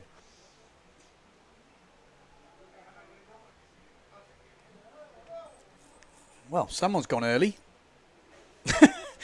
I'm sure they can't be in the same heat, can they? Well, you never know. So, 22 seconds to go. Marotti Preen, Mattis, Rakowski, Benedetti, Goya, Mortafon, Iachino. Can Benedetti get the win here? It would make a big difference, because it's going to be close when this discard comes in. Look at this. They are all lined up. This is set for an epic battle. And there we go. It looks like a good start. Mattis poking out a little bit with a good start. And it looks like Matteo Iachino has not had a good start. Not enough speed there. Down the bottom end, the Prides are looking good. Benedetti in the middle. Thomas Goya, maybe not the best start from him. We've got the Phantom of Mortafon looking all right. But Mattis looking great. And look at the Croatian. He has been the man in form in the last couple of eliminations, and I think he could be the danger man for the overall. And it is Enrico Morotti leading this one out, followed by Mattis. We've got Nico Preen is in the mix, Mortafon's in the mix, Benedetti, Rakowski. And it is Mattis that gets the inside line. He's really had to hold that line. Impressive stuff from Mattis. Oh, it's a mistake from Morotti. Getting pushed hard by Mattis, and Morotti is out. Morotti is definitely out of this now. Nico Preen into second place. We've got Mortafon in third. Maciek Rakowski in fourth place. Then we've got the Italian Benedetti getting pushed hard by the other Italian, Matteo Iachino. Mattis, could he get a win here in Fuerteventura? Nico Preen in second place. Mattis, 22 years old, never won an elimination. We spoke to him the other day. Could this be his time? He's got some big guns behind him. And Mortafon, oh, Benedetti's dropped off the foil. That's a disaster for the event leader right now. Mortafon, could he smell blood? Mortafon is pushing hard. He won the last elimination. He's got the confidence, and he's pushing really hard on top of Nico Preen here. Nico Preen looks like he's dropped to third place, and Mortafon coming through. Mortafon might have the psychological edge over Mattis. He's been racing against these guys in the French Tour for years. He knows what it's all about, but Mattis will definitely be doing everything now to win his first ever PWA final in the fourth elimination here in Fuerteventura. This is going to be an epic battle, but Mortafon is coming. We know how quick the big Frenchman is. Mattis, a lot smaller than Mortafon. Can he hold him off? You can see the speed, though. Mattis is flying right now. One jibe mark to go. Nico Preen in third place. There's 10 metres in it. It's going to be Mattis who leads round the last mark. Pierre Mortafon behind him. There's a lot of pressure. It's a great jibe from Mortafon. What a jibe from Pierre Mortafon. Speeds up into the inside line. I think we've lost Maciek Rakowski there in fourth place, but it's all about this guy. Pierre Mortafon is now leading this fourth elimination. What a jibe on the last mark. Maybe this is going to be 2 bullets in a row. There's not long to go. Nico Preen has not given up on second place, but it looks like it's going to be the Frenchman. Pierre Mortafon, fresh from his victory in Pozo in the Slalom X. Wow, what an elimination that is. 2 in a row for Pierre Mortafon. Second place from Mattis. He's super happy but upset at the same time. And then Nico Preen in third place.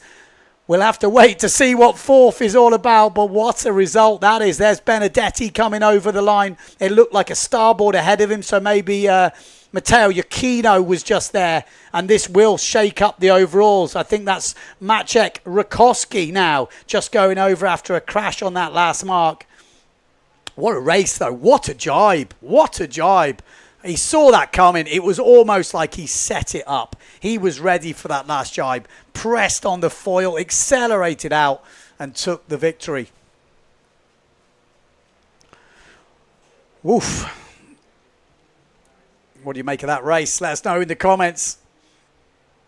But that was exciting race there. Nice clean racing.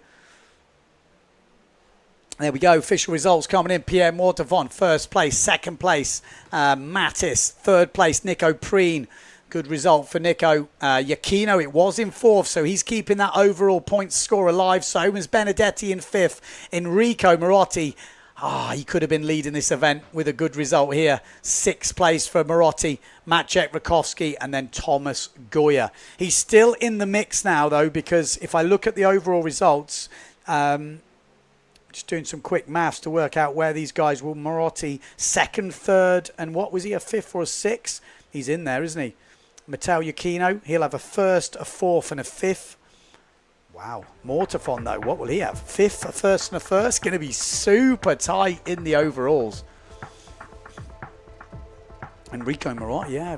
Wow, it's going to be close. Overalls are going to be insanely close. Imagine if we just had one more race, which in theory it could be. You know, if we just said, right, these first 2 days of foiling, then it's done. This would be so intense this next round, because all the result would be on this next elimination. Apparently we can't do that though, which is a shame. Oh, it's been so good to say 2 days of slalom foil racing would have been pretty crazy. Which could be, like I said, we could end up doing Slalom X for the rest of this competition, because Slalom X only 2 competitions this year. We've done that race in Pozo, and Fuerte is the second one. Then that's it. That's the world title. So we might end up doing Slalom X for the next 3 days.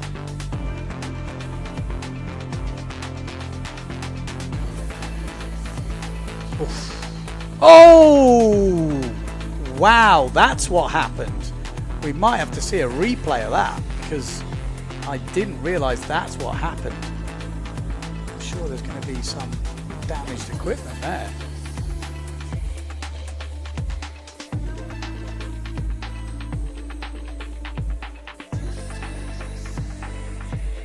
Say, is Mattis happy? Is he not happy? I'm not sure. But we're going to have some interviews on the beach going down to Pierre Mortefon. Pierre, that was super close. Talk me through it. Yeah, it's not easy because as you can see there is some cloud coming, so outside it's super light. I think 20 meters after the outside mark it's 0. So the start is a bit tricky, but then you pass the line, there is a big gust. So you have to manage to come to this gust okay to avoid the... Yeah, I had an okay start. The guy at the pin were a bit in the front, but I managed to jibe well on the first jibe, second jibe, and Alexis is going really good, especially on this condition. I knew it, and but I had to go for it on the last jibe. I had a really good one. Then speed run, so I just went for it and it passed. Awesome. Well, congratulations, and we're going to go straight into the ladies. Thanks. Okay, we've already gone straight into the ladies. Next elimination coming up. Who's looking good? Can Blanca Alabao finally get that win she's been hunting for? I'm sure we will find out soon enough as they come into this first mark. It looks like Justine Lemaitre is a little bit further back in this one, but Marion Mortefon fighting with Blanca Alabao. Pierre saying just how it is out there. Not easy conditions. Elimination 8 for the ladies. Oh, and it is Blanca Alabao who goes round in first place. So Blanca Alabao in first place. Marion Mortefon in second. Then we've got Morris in third place, followed by Lemaitre in fourth. Engelmann from Germany in fifth place. Like I said, I'm sure someone says she started windsurfing 2 or 3 years ago. Like, just, that's it for the Olympics. Didn't make the Olympics, I'm guessing, and is here hanging it on with some of the best girls in the world in foil slalom. Amazing to see the sailors switching over to this exciting discipline. On the outside, though, you can see there's some big holes around. Blanca Alabao has just been done on the inside by Marion Mortefon. It's still super close, but Marion Mortefon is pushing hard here above Blanca Alabao. But keep your eye on Justine Lemaitre because she has got some speed. She was a long way back, and she's right in the mix already. And Marion Mortefon is now cruising up over the top of Blanca Alabao. So Marion Mortefon, the Mortefons, what did they have for breakfast today? Because they are all in. Marion Mortefon, keeping the family name going. Pierre just winning back-to-back finals in the men. Could Marion Mortefon win back-to-back finals? Oh, look at this. Justine Lemaitre going inside Blanca Alabao, and she's forced her into putting the board on the water, and Justine Lemaitre has not given up on getting back on that winning train. halted in the last round by Marion Mortafon. Could she get back into it? Justine pushing super hard. She's another one who doesn't stop pushing the whole race. Blanca Alabau has definitely not given up just yet. And she's actually moved back up, I think, into second place here. Yes, she has. So Marion Mortafon coming into the last jibe mark. It is the French lady in first place. Great jibe from Mortafon. Great jibe from Blanca Alabau, but a great jibe from Lemetier. Justine Lemetier, what a jibe from her. And she's taking it to Marion Mortafon here. Look at the speed from Justine Lemetier on the S2 Maui Sales in FMX versus the Patrick right now. Marion Mortafon looks like she's missing out to the other French lady in this competition, and Justine Lemetier has got the taste for winning after those wins this morning. A little bit of a blip when Marion took her out in the last one, but she has come back super strong in this race. What a race from Justine Lemetier. Lemetier will take this 8th elimination. What a comeback race from her. Brilliant stuff. Punches the sky. Lovely stuff. Marion Mortafon in second. Blanca Alabau in third. Engelman in fourth. Followed by Morris in fifth place.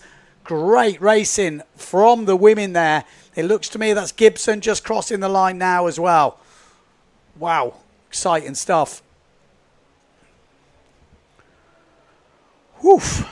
She has had a good day today. She's got to be leading. Surely, in the overall results, I think Lemetier might have just stepped up into first place. So I'll have a quick look at the results. We'll do some quick maths. As soon as we get the official word, we'll bring it on the stream. But what a race. Just devastating board speed. Lemetier. Wow, it's going to be close, isn't it? Maybe with 2 discards. It's anyone's game.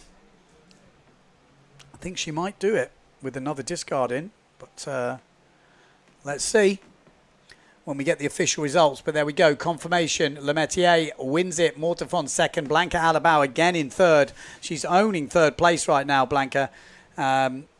Engelman in fourth. Morris fifth. Gibson sixth. Erkan seventh. And De Jong in 8th place.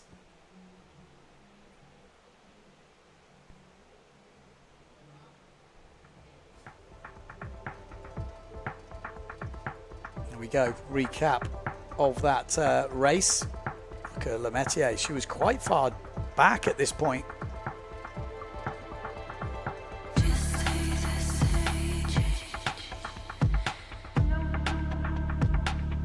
That the ground she had to make up is pretty insane. Great jibe from Mortafon there on that last jibe. I mean, sorry, the second. This was the penultimate jibe mark. Justine going inside Blanca Alabau. Blanca, a great jibe from her to hold her line and actually beat her into the next jibe mark. But this is where, look at that. Great jibe from Lemetier there. Just got a real boost out of it and then just sat on the top. Used her board speed, took the victory.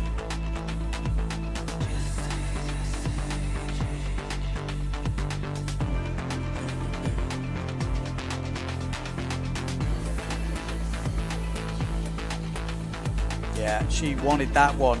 That feels pretty good. They're having a great battle in this women's fleet. Still waiting for that 4th result to lock in the overalls to get confirmation. We obviously could do the maths ourselves, but it's close, I have to say. Very close. Pierre Mortafon with 2 firsts and a 5th would be 6 and a bit points. We've got Giacchino, a 1st, a 4th and a 5th, 9 something. Benedetti would have a 1st, a 3rd and a 5th is 8 and a bit points. Yeah, it looks like Mortafon will be leading. Enrico Marotti, 2nd, 3rd. Yeah, it looks like it's going to be Mortafon that's going to be leading. By my quick maths, 2nd place is 3rd place is super tight. But 2 wins, showing the skills. Okay, we're going down to the beach for an interview with Justine Lemetier. Justine, talk me through it. Starting bad start. Battling in the jibe with the girl, but it's battling. Yeah, it's really hard. Go inside, outside. I tried everything, and I got a really good gust on the last reach, and I've pushed again the maximum I could, and it paid off. So feeling good. But this one came out of nowhere, so I will take it. But it was a hard one. You've grown up looking up to Marion. How does it feel now to be racing so closely with her? First, it's really nice. We've been training together with the French team, so it's nice to share the bullets with her for now. And then, yeah, we will keep fighting till the end, and it's what we like, so that's good. What have you done differently today? It's been a much better day for you. Well, it's all a mental game for me. Like, I'm going up and down because of my head, so it's super hard to explain. But I got my dad with me here for that. And just today I was more into it, more focused, more confident, and try to keep it like this. But it feels good to feel good again. Yeah. It's nice to hear. Congratulations and keep going. Yeah. Thanks a lot. Back to Ben in the studio. Good skills. Good to see Justine really getting it together today. And actually, probably the only rider I've seen the most use of that helmet sponsors. But yes, we're still waiting for the results to drop in at the moment. But by my reckoning, I think she's going to be leading this competition when the two discards come in. That's the way the men's is looking at the moment. So overall result at the moment is that. Pierre Mortefon on top. Matteo Iachino, we're used to seeing these names, aren't we? In second place. Benedetti in third, so two Italians in the top three. Enrico Marotti in fourth place. And Mattis has moved up into fifth. We've got Becker in sixth, then Amado Vrieswijk seventh, Preen, Vonk, Goya. Obviously, we need to see the points to really appreciate exactly what is going on there. And I'll give you a bit of an idea if they've updated, yes. So, okay, so we've got another interview on the beach. Straight back down there. Alisa, debut on tour. How are you finding it? Yeah, today is a good day. Tricky conditions outside. Sometimes we have lots of wind, then sometimes not. Yeah, but I'm happy. Today I did no early start, not like yesterday. So for me at the moment, a good day. Where have you come from? What's your windsurfing background? I come from sailing. So I started windsurfing, I think a bit more than 3 years ago on the IQ foil equipment. And yeah, I don't make the games. And so I get the chance to compete here in my first PWA. And first time with the small equipment. Super fun, and I'm happy. What's your experience been like so far? Yeah, it's tricky, especially the start is tricky because equipment is so much faster than the IQ foil stuff. So the timing for the start is really tricky. And also with no rules on the marks and with the other girls, it's high intense racing and super fun and super close racing. You've been racing amazing. It's awesome to see. Congratulations, and back to Ben in the studio. Thanks. That is insane. 3 years she started windsurfing, windfoiling. I mean, that is insane. They can do that, and it's been happening a lot. So it just shows how accessible the foiling discipline is. You couldn't do that on Finn. There's just no way. So it's just so exciting how new it is and how many new people we're going to see in this sport. 100%. If you're in a boat right now, this is looking pretty enticing, isn't it?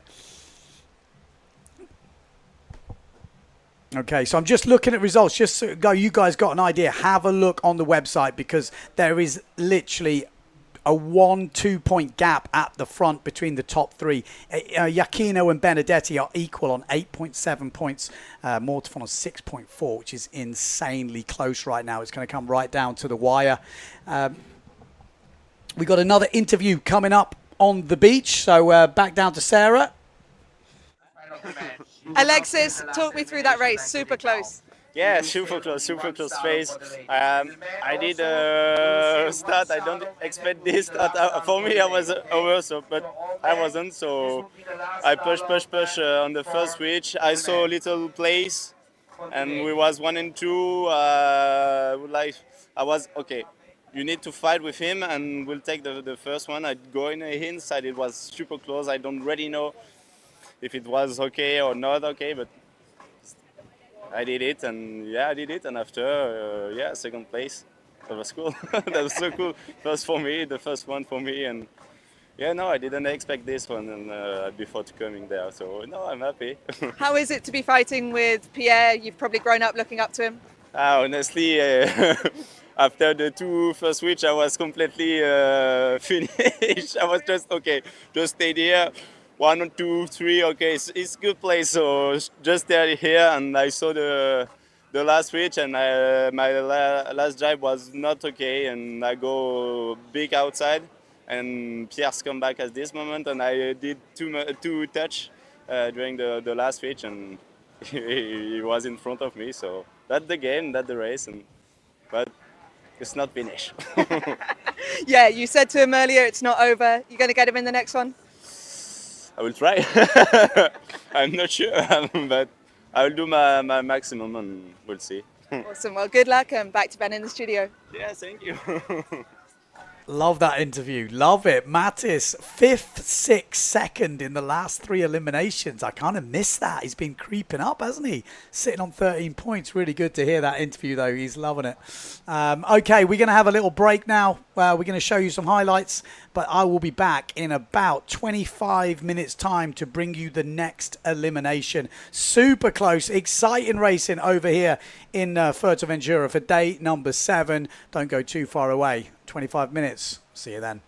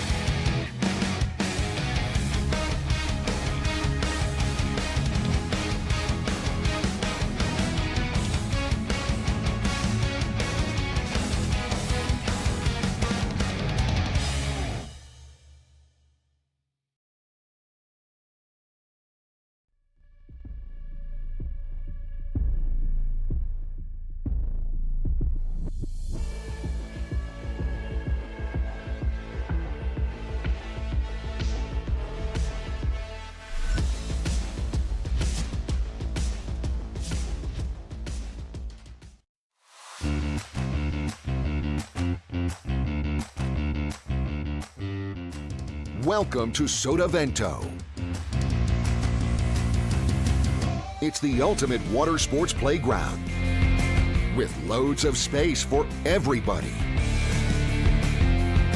Fantastic conditions and all year-round warm temperatures make Sotavento a paradise for windsurfing, kiteboarding, and wingfoiling. The up-to-date rental equipment of the highest quality is constantly updated. Our professional courses will help you improve your style and riding technique.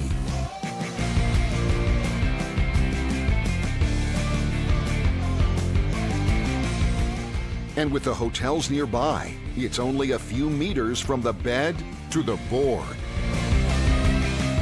Come and enjoy our water sports paradise.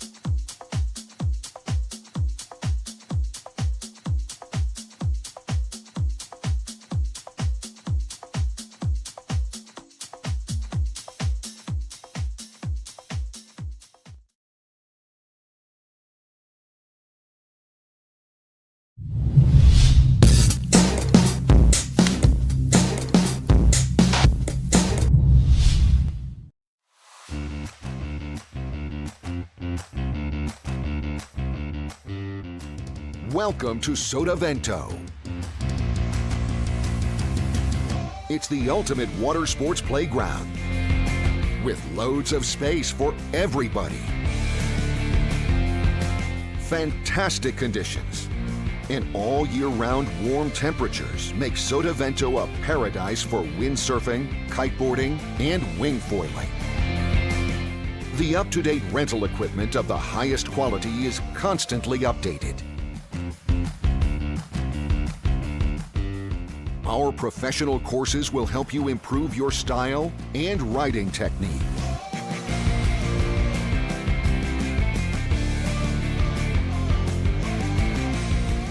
And with the hotels nearby, it's only a few meters from the bed to the board. Come and enjoy our water sports paradise.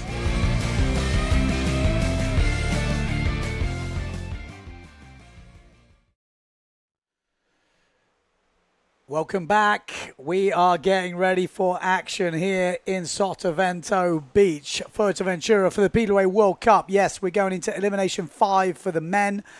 And we must be on to Elimination 9 for the women. How are the results looking? Well, I'll tell you what, they're looking pretty close. It is neck and neck in both the women and the men. What we're going to go into first, I think we could have a look at the men.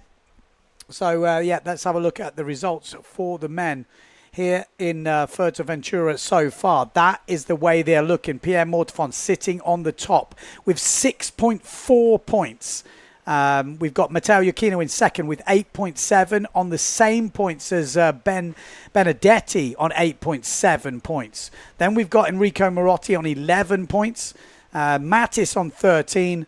And then as we go down, we're getting a bit further away. 18 for Becker, 20 for Vrieswijk. But it is very close at the top for the podium places. Enrico Marotti really had a good chance to be leading this competition. But we're going straight in to the women. I will tell you, though, Marion Mortefond is leading the women still. That third place from Justine Lemaitre in the earlier rounds. She didn't get that second place. The third place for Engelmann has actually cost her leading this event. So Marion Mortefond still leading in the women. It's really, really exciting racing right now. But here we go. This is the qualifying round in Elimination 5. We've got Gavioli. We've got Gavioli. Then we've got Mercer. We've got Riegler. We've got... who have we got? We've got Pogaman. We've got Loho. We've got Debowski. And we've got... that's it, I think. I think that's it. I think we're all there. Apologies. Just... quickly running back into the booth after a bit of a break now. But we are on with the racing in Elimination 5. That is the start. Sounds like it's a clean start. Everyone is happy. Oh, we got Foyer in this one as well. So Foyer is in this race as well. So keep your eye for the Italian. I met him over in actually Lake Garda. We're going to try and keep it okay in these qualification rounds. But as we saw before, it can get pretty tense in that battle for fourth place. If you are new to joining us, if you are new to tune in to Windsurfing Racing, this is how it goes down in the slalom. The top 4 will qualify for the quarterfinals. This is the qualification round. So none of the top 16 seeded riders from the last elimination are in this round. They are safely through, seeded in the quarters. So 4 riders in each of the 4 quarters makes 16. Then we've got the qualification round. Anyone outside the top 16 in the last elimination is fighting it out in this qualification round. The top 4 riders from each heat will make it through to the respective quarter-final round. So that is how it is looking. Who's in this race? Let's work it out.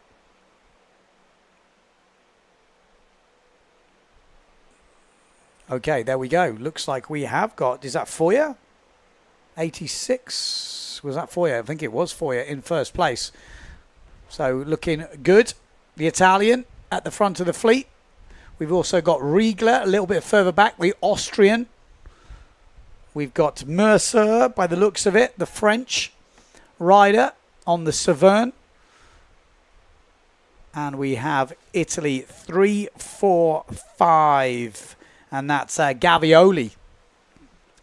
So, oh, Foyer getting it all wrong on that jibe mark. Mercer coming through. Gavioli coming through. Riegler coming through. And then the German coming through. Poggeman. Poggeman has gone up inside the top 4. Foyer had a hell of a lead then, but now he's right back in 5th place and out of a qualifying spot. Oh, and he definitely is out. Maybe took a bigger rig than was necessary there, because he is in the drink once again, and the top 4 are looking pretty solid. Wow, we've just heard up to 27 knots. So the gusts are gusting up high. We've heard as low as 10 and up to 27. So you can only imagine the difference is absolutely huge. So when you're on your foiling gear, you get one of those big gusts, you are in a bit of trouble. And equally, if you're on your small gear and you get one of those holes, it's equally hard work. But it makes for some really exciting racing here in Fuerteventura, Sotavento Beach. Mercer is going to win this race, though. And then it looks like it's going to be Gavioli from Italy, Riegler from Austria, and then Poggeman from Germany.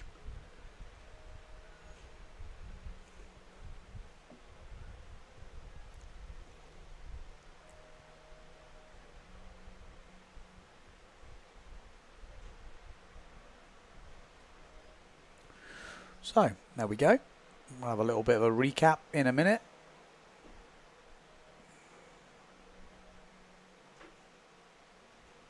We got Christopher Kay saying, who is producing the video footage, drones, takes, in this event?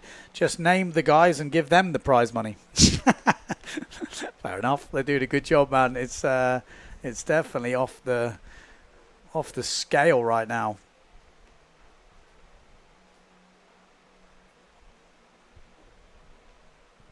There we go. That is the race result officially. Mercer, Gavioli, Riegler and Poggeman get the top 4 places. Brendan Lowhold just missing out. Foyer is also missing out. He was in a solid position before. He's going to be a bit upset with that. It was a mistake on his own. No one else forced it.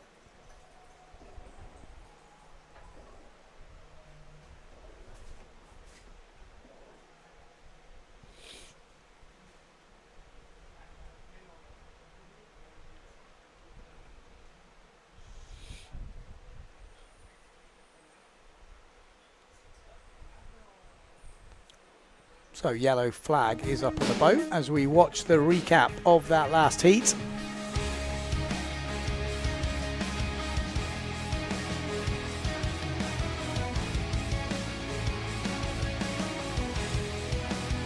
Foyer was looking good at this point, wasn't he? He was thinking, well, it's going to be a cruise. But what you can't tell from the drone is how tricky the water state is. There he was on his own. Very... Oh man, he's going to be gutted watching that back. Really tried to hang on to it for you, but in the end he couldn't do it. You can see there's a bit of swell lines coming through, plus you've got the chop from the side. It's pretty insane.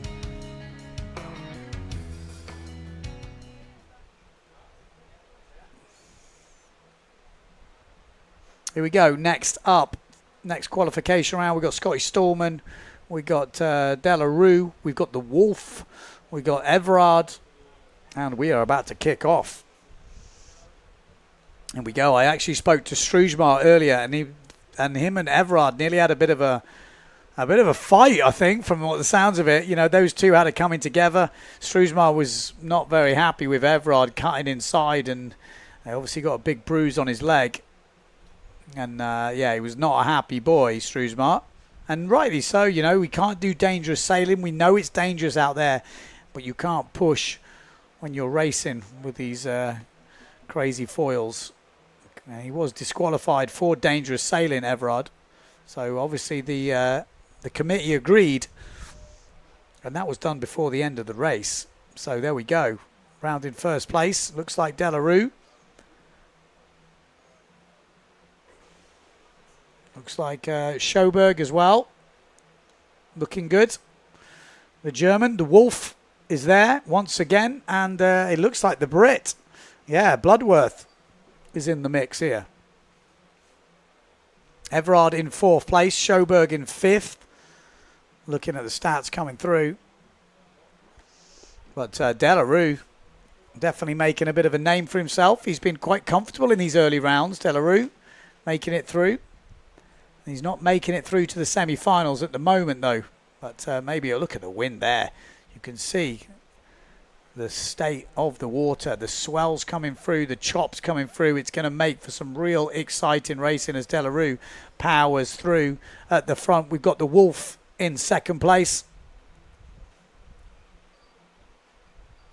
The Wolf looks like he's got a bit of height on him, doesn't he? Look at the size of those legs.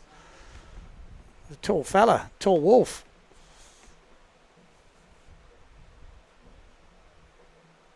So Delarue round in 1st place. The Wolf in 2nd. Schoberg up into 3rd place. And Stallman in 4th.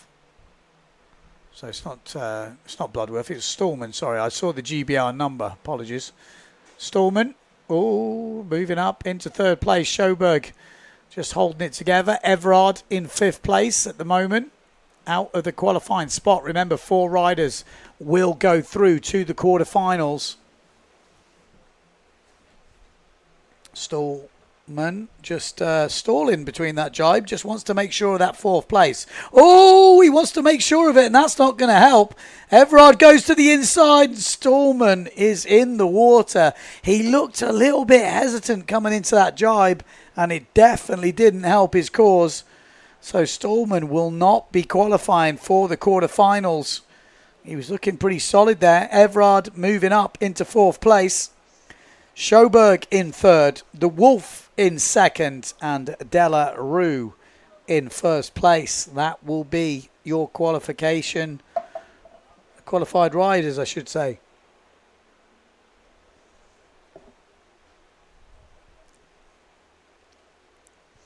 There we go. In the end, easy, but the wind looks like it really is jacking up right now. 3:30 local time.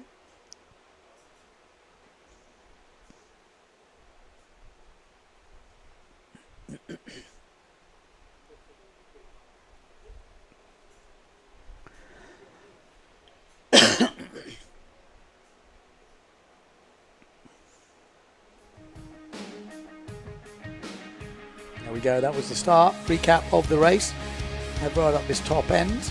Actually had a good start. Stallman down the bottom end, also a good start.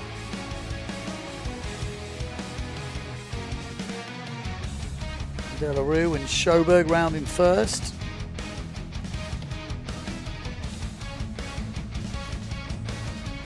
Yeah, Delarue, another easy qualification for him. The Wolf as well.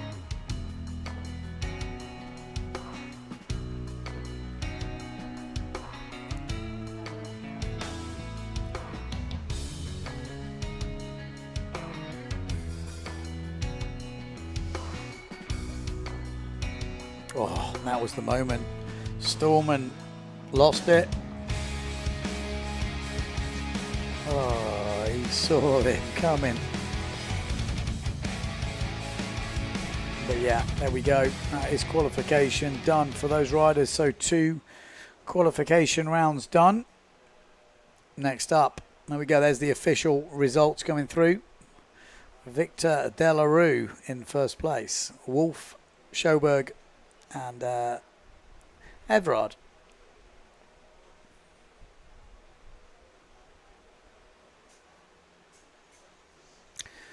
Here we go. Third heat of this qualification round. 5th elimination. Noah Vinter in this. We got Rochel. We've got Bruno Martini, Lohan Jules. We've got Fiorentina. We've got Telsa. And we've got Barrow.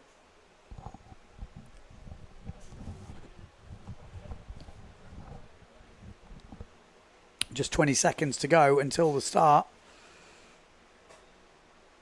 lining up.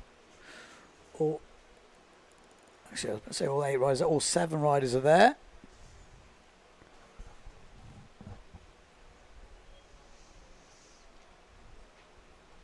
Winter looks like he's going okay on that Patrick in the middle. Yes, 2 Maui sails also of Lohan Jules looking good. But down the bottom end, Bruno Martini looks to have had the best start with the most speed. And he's definitely got a lot of speed coming down this reach. He's got quite a low nose. You can see where the nose is pointing right down towards the water. He has had a few catches today on that nose. So maybe trimming his foil a little bit different. Looks like he's got plenty of speed though, Lohan Jewel. Oh my life, there is some massive gusts coming through the competition area. Oh my life. Absolutely getting it all wrong there on the reach. We're going to be seeing plenty of that as these guys are pushing the limits right now. Bruno Martini round, Lohan Jules round, Winter round. And then we've got a fight between Germany, which is Rauschel and Fiorentina, 3:15. Or is it Barrow, 2:15? I think it's Barrow. No, 3:15 is Fiorentina. Although he might be. 2:15's in the water. So Barrow's in the water again. And the top 4 might have got an easier run through. Now let's count them through. Now there's 5 riders in it. Bruno Martini, Lohan Jewel, Winter, and Rauschel and Fiorentina. Bruno Martini looking like he's got plenty of juice right now. Say this is just a qualification round to get yourself in the quarterfinals. I say just. It's still not an easy thing to get out of. You've got to be in the top 4. Everyone's pushing hard.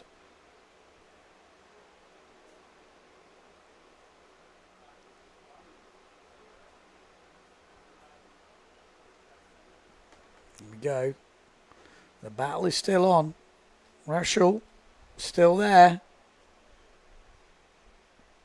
Still in the mix in 4th place.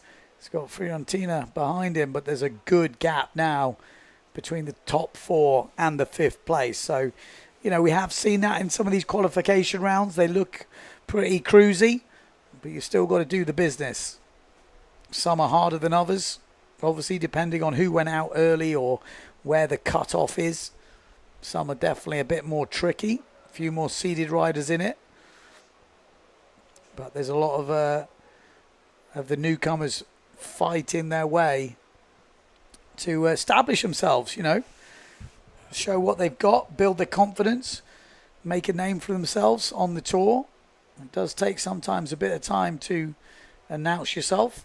But Bruno Martini, a very established name in this qualification round.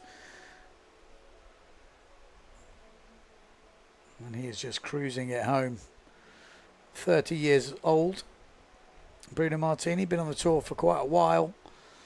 Does favour the fin, but equally good on the foil. But he's not having it all his own way at this competition, that's for sure.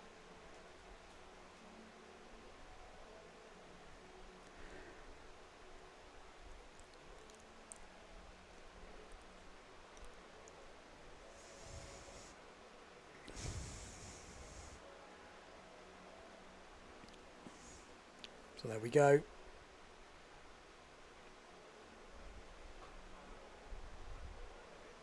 That is the official results. Bruno Martini, Noah Winter, Lohan Jules, and Maxi Rauschel from Germany.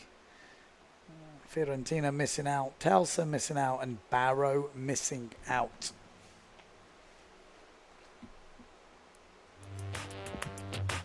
There's a little recap of that race. There's a big crash here. Keep your eye. Was it the black sail? Was it this race or was it me? I've already been hit down.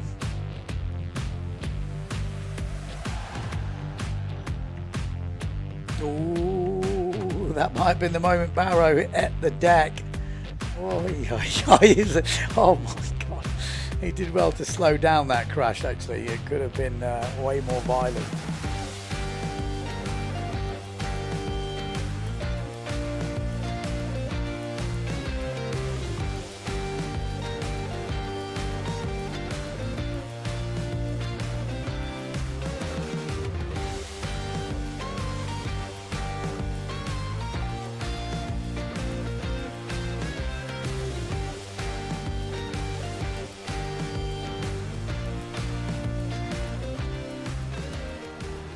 Go. Bruno Martini crossing easily there.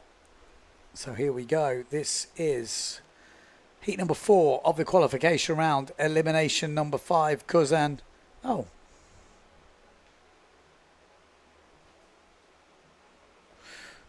Okay. Well, there's heat number 4 is coming. It's Kuzan, Jolly, Tajajima. We got Struesmar in this. Vanderberg, Don Mex and Bloodworth coming up in 10 seconds time.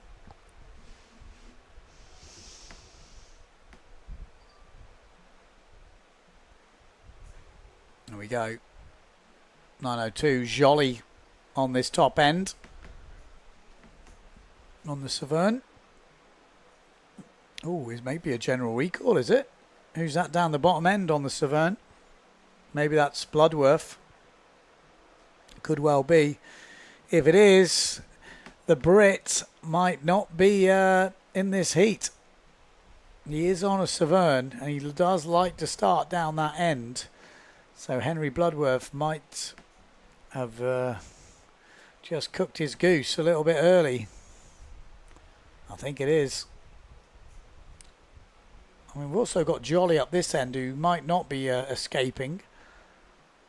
Bloodworth. Bloodworth's, I think, a mile over.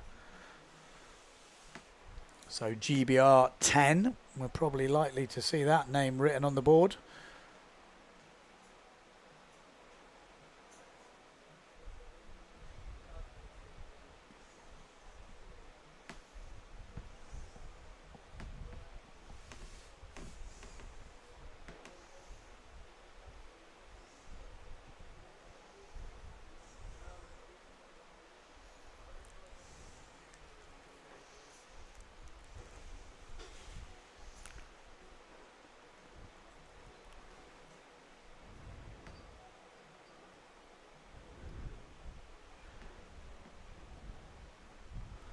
So we'll wait for official confirmation, but Severn in that wreck of the line, we will wait. But if Henry Bloodworth is in this heat, I have a feeling it is him. Let's wait for the official confirmation. No point in guessing. Like I say, this is just a qualification round. What size sails are they on? Well, we'll try and get that information to you. Maybe the same size sails. It definitely looks like it's picked up. So if they're on the same size sails, they're definitely going to be on the edge.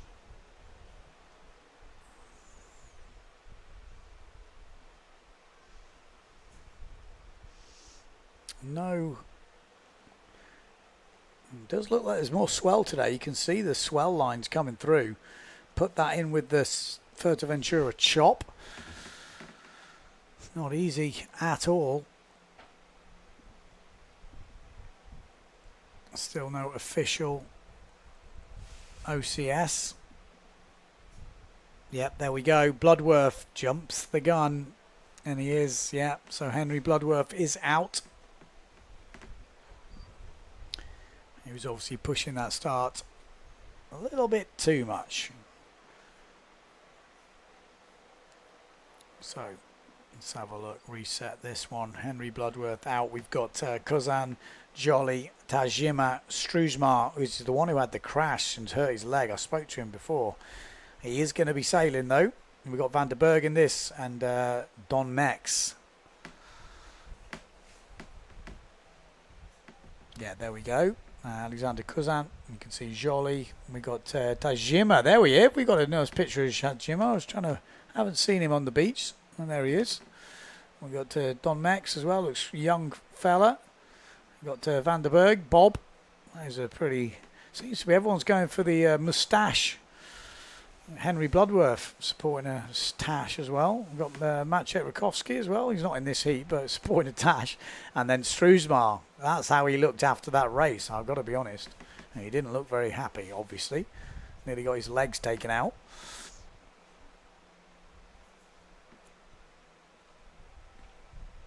Okay, we've got about 50 seconds until the start.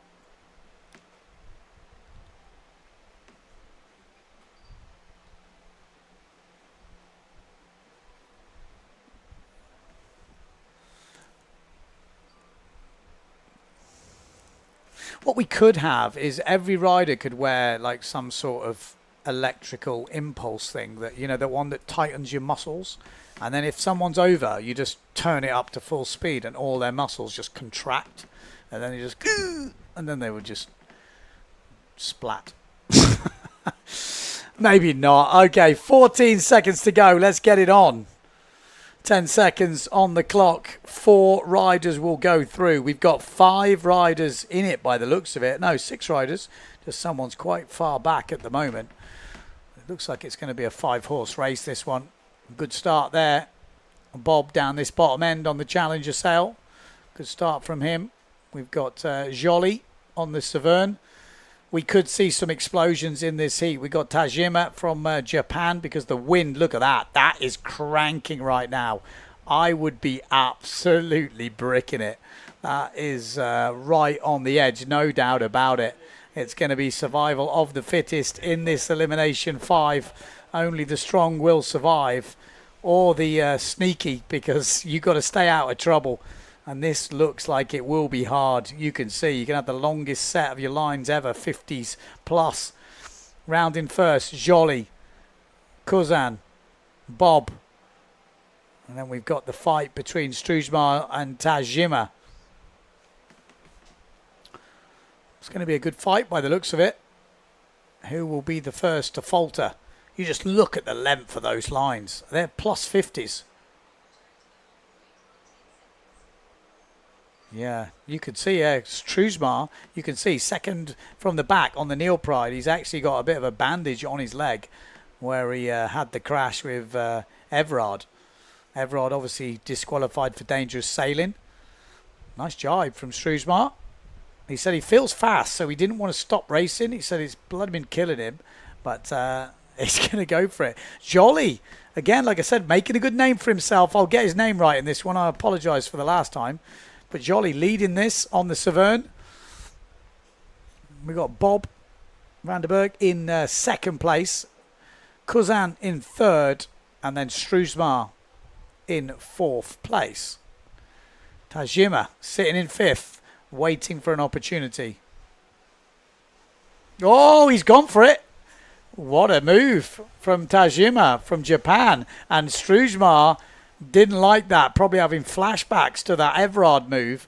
And Tajima has capitalised there. Great move from Japanese rider. Really nice. You know, you got to be aggressive without being dangerous. There's definitely a difference. There was a big enough gap there, and he chose to drive it inside. So Joly rounding first. Bob Van der Berg in second. Then we've got Alexander Kuzan and then Tajima from Japan. Really good racing from the Japanese rider. But Joly is definitely going to be the winner of this elimination.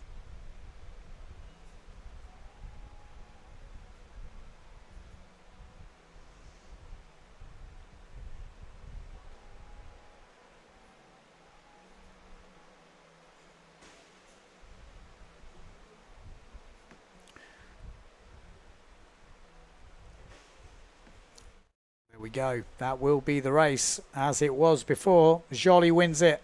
Van der Berg second, Kuzan third, and Tajima in fourth place, all qualifying for the quarterfinals.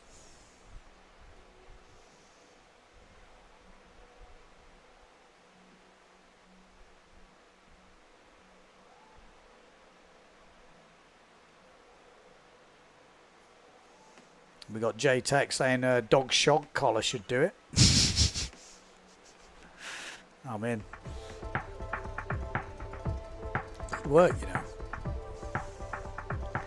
Because we can have a beam from the buoy to the boat. If you cross that beam early, electrocuted.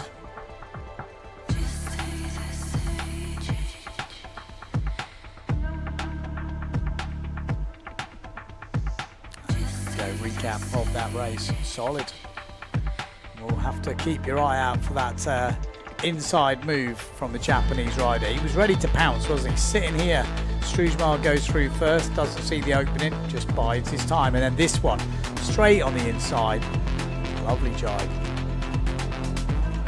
They're so long, the lines. It's mad. You wouldn't want to be close to the boom in this stuff. It's scary as, but it's gone turbo long these days.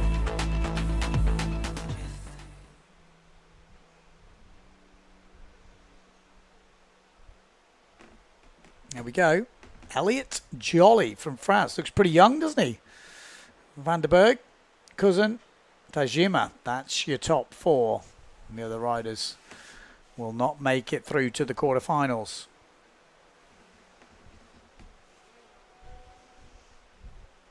Okay, here we go. First of the quarterfinals. Nico Preen. We got Enrico Marotti, Cedric Board, Hooper, Mercer, Gavioli. We've got Pogaman. And we've got Riegler.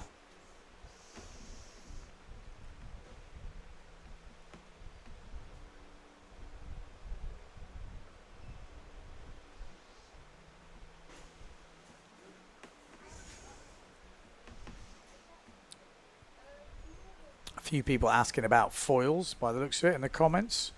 I mean, basically, yeah, the faster you go, the more lift you create. So if you've got a small foil and you keep your speed up, it's all good. But as you've seen, if you've got a small foil and you hit a lull and your speed goes down, you can lose the lift. You can get it a little bit by obviously pumping the legs, moving the board and creating your own. Yeah, speed is what you need if you've got a small foil. Here we go. Into this quarterfinals. Looks hotly contested, doesn't it, right now? Expect Enrico Marotti, Nico Preen. But even at this level, one mistake, you're probably going to be out. Enrico Marotti can't afford another mistake because there's no guarantees we will get to 2 discards. He's already pretty much spent his discard if he wants to win this competition. And that is the beauty for Benedetti at the moment. He hasn't really blown his discard yet. A lot of the other riders maybe have. And he has definitely got an advantage with that. But no doubt about it, Enrico Marotti is in good form at the moment. Nico Preen in second. And we've got Mercer, by the looks of it, down that bottom end on the Severn. We've also got Cedric Board up there. Hooper. It's pretty close, though. No guarantees right now. Got Riegler in this. Gavioli. But out in front, Enrico Marotti. Second place, Nico Preen. Oh, good jibe from Board on the inside and Mercer. Nico Preen lost a bit of ground there going wide, but still solid. Hooper sitting in 5th place at the moment. Mercer getting all sorts of loose. Or is that, no, Cedric Board, sorry. Cedric Board getting loose. And Hooper has definitely made ground on the Frenchman here. Obviously both Frenchmen, Mercer as well, in that Frenchman's club. One of them will miss out if they can't get ahead of Nico Preen and the Croatian. But it is Enrico Marotti rounding first, then Nico Preen, then Mercer. Not the best jibe from Mercer, but does hold it through. Hooper's coming back, but so is Cedric Board. And Hooper has gone down under pressure from Cedric Board. Great jibing from Cedric. Had a nasty crash in that first elimination. Definitely sent shivers down my spine seeing that crash from Cedric, but he definitely had some shivers down his spines. Jesus. Stopped him dead. Enrico Marotti just looks very, very comfortable. Nico Preen, Mercer, Cedric Board. That's your top 4. Hooper is the guy who's dropped out of the race and is making it a bit more comfortable for the top 4. No guarantees, though. You've still got to get to the finish. Even under no pressure from anyone, your concentration levels are off the scale right now.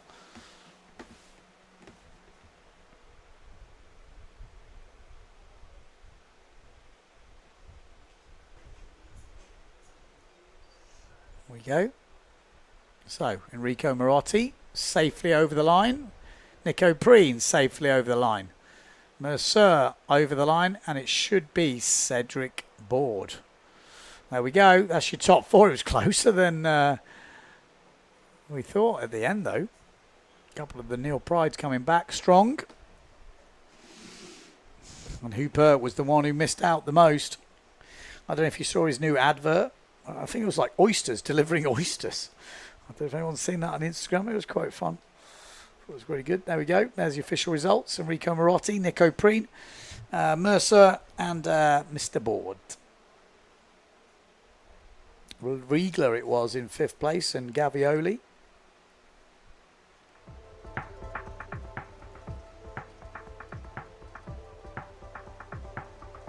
There we go. Recap of the race.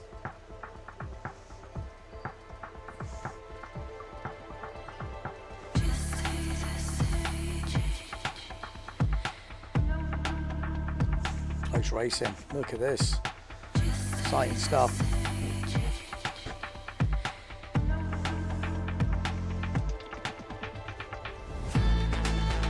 If you are just joining us, we are into the 5th elimination. That was the first quarter final.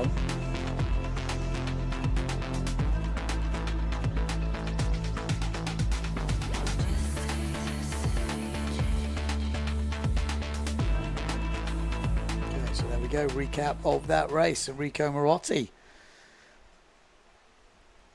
taking the victory. Okay, second quarter final of Elimination 5. Mattis right up there in the overalls at the moment. He's having a good day today. We got Maciej Rakowski, who's kind of back on the horse, as they say. We got Michelle Becker, who's been super consistent. We got Sukas, Delarue, the Wolf, Schoberg, and Everard. All have showed glimpses that they have got what it takes. Delarue and the Wolf going to be the danger men here to look out for. They've showed some good skills in the early rounds. 30 seconds to go before the start.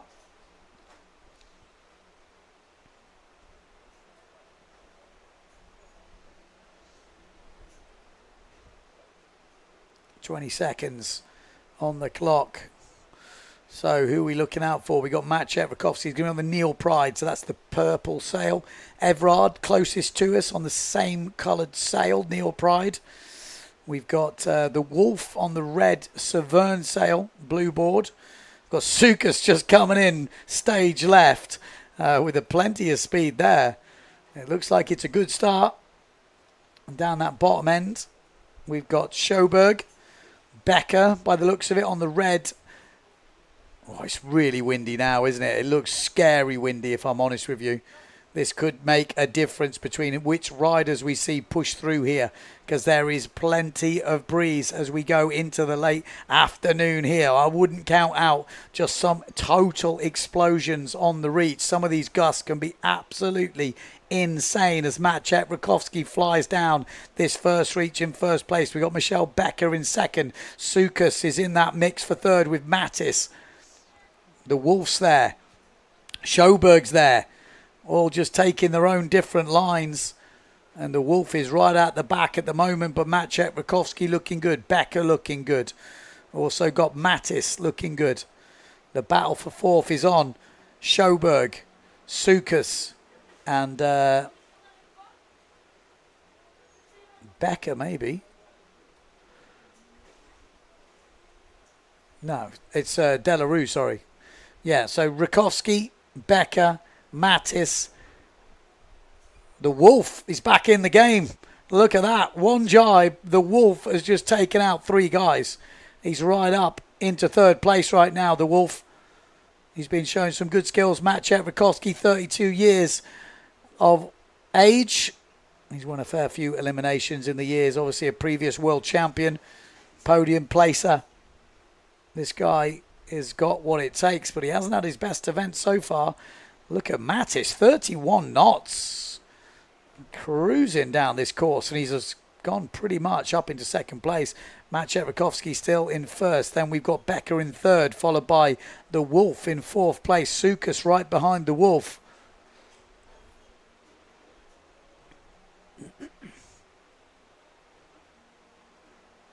Sukas is going to have a battle here with the Wolf.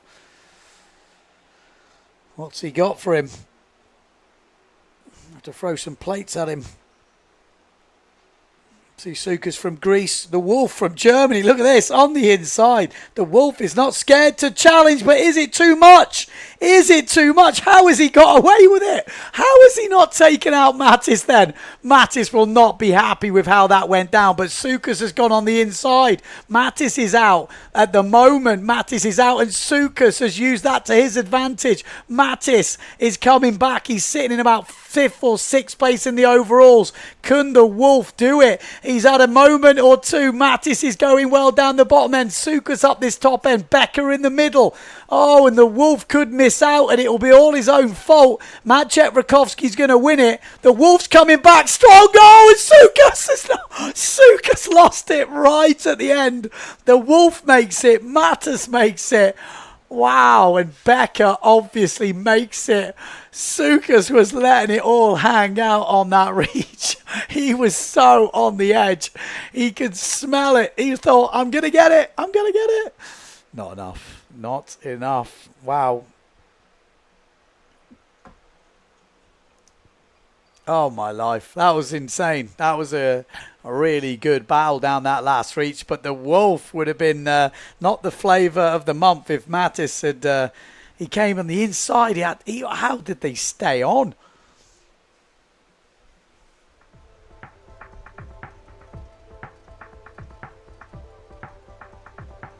Close race. Let's have a look at the recap.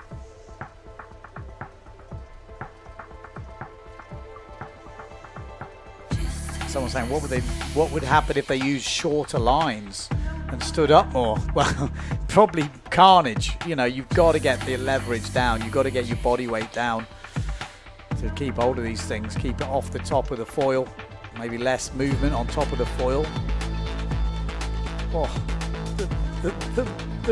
the Wolf was taking... Look at this. Oh, how he didn't take out Mattis here. How did Mattis stay on? And then Sukas had to just bail out. Wow. Great race. Great race for the quarterfinals.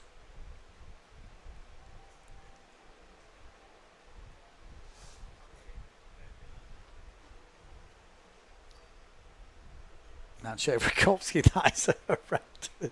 Every time I see it, it scares me. Absolutely scares me. But yeah, officially, those were the 4 riders. Apologise for not reading them out just then. Qualification number 3.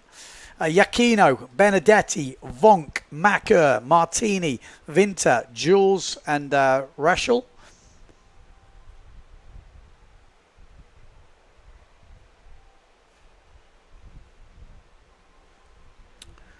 "35 seconds on the clock."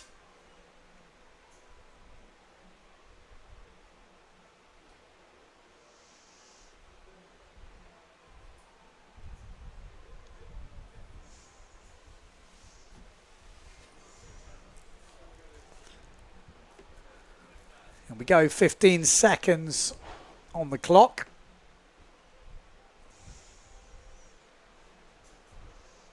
Not long to go till the start. Are we going to see any upsets here? Are we going to see insane racing? Of course we are. Here we go. It's a good start. Makel once again right on the start. Not a great start from Matteo Iachino, but he's right down that bottom end. He's got Bruno Martini above him. And you know what Bruno Martini can do. We've got Jordi Vonk up this top end. We've got Benedetti looking good. And Matteo Iachino pushing through here. Macker looking all right. Solid stuff from the front 5 riders at the moment. This is Jordi Vonk. Benedetti still in the race for a win here in Fuerteventura as we come inside the first mark. It's going to be Jordi Vonk that goes round in first, followed by Matteo Iachino, Bruno Martini. We've got 3 Italians in the top 4 at the moment as Benedetti jibes in 4th place. Look at that. We've got a Duchy at the front. Can Matteo Iachino patch the Duchy on the left-hand side? No, we had that before, and we saw Bruno Martini go down pretty hard, so I think we'll keep away from that. But at the moment, Jordi Vonk out in front. Then we got the 3 Italians. Jordi Vonk cleanly round in first place. Matteo Iachino, Bruno Martini, Benedetti. Oh, it's close behind Benedetti. It is definitely close behind Benedetti. Who is that? That's Vinter, I think, on the Patrick. Hasn't made the finals today. He's dropping a little bit down the leaderboard. He finished end of day 1 in 2nd place, which was insane.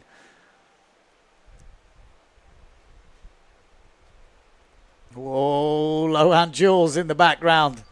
Getting very loose. Jordi Vonk, though, looking in control here. Matteo Iachino in 2nd.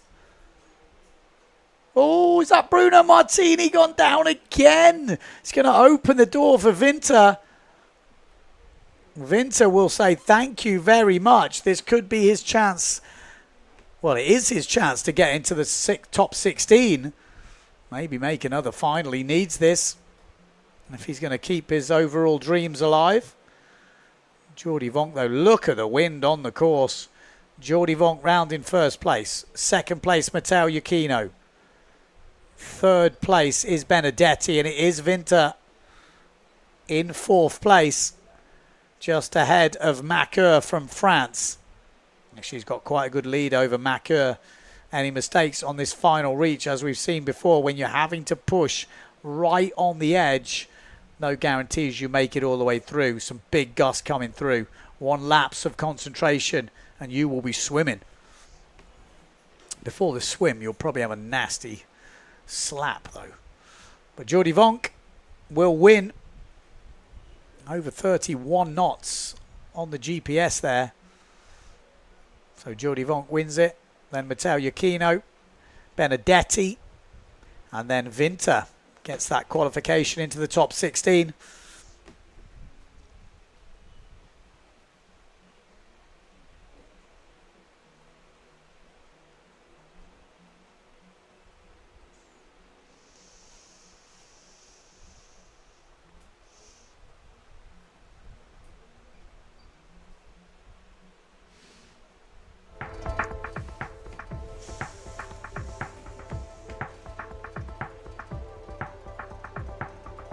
Go. Recap of the race. Some really close racing.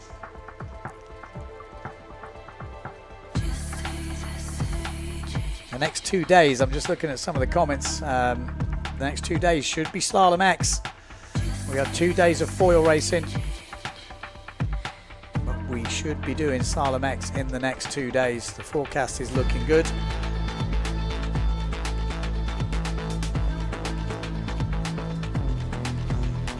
I would say the conditions right now look like, we could be having afternoon racing for the Slalom X. Obviously, we've done that competition over in Pozo. The first one, the second one will be here. Okay, so there we go. That is the results from that race. Jordi Vonk, Matteo Iachino, Benedetti, and Noah Vinter taking those top 4 places. Bruno Martini obviously crashing out, ended up finishing 8th place.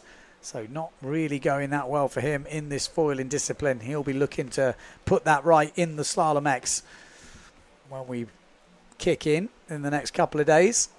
But we will be seeing some sausage action, no doubt, tomorrow. Okay, quarterfinal number 4, Pierre Mortefon. We got Thomas Goya, Mardo Vrieswijk, Van der Meer. We got Jolly, Van der Berg, Tajima, and Cousin. That's all coming up now. Top 4 will get through to the top 16. Fight it out in the semi-finals.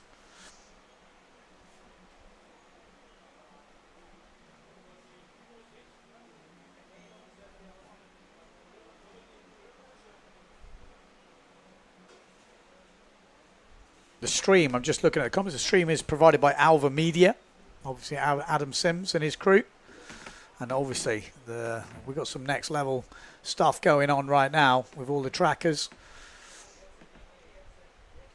Looking good. Looking good. 1 minute and 10 seconds on the clock.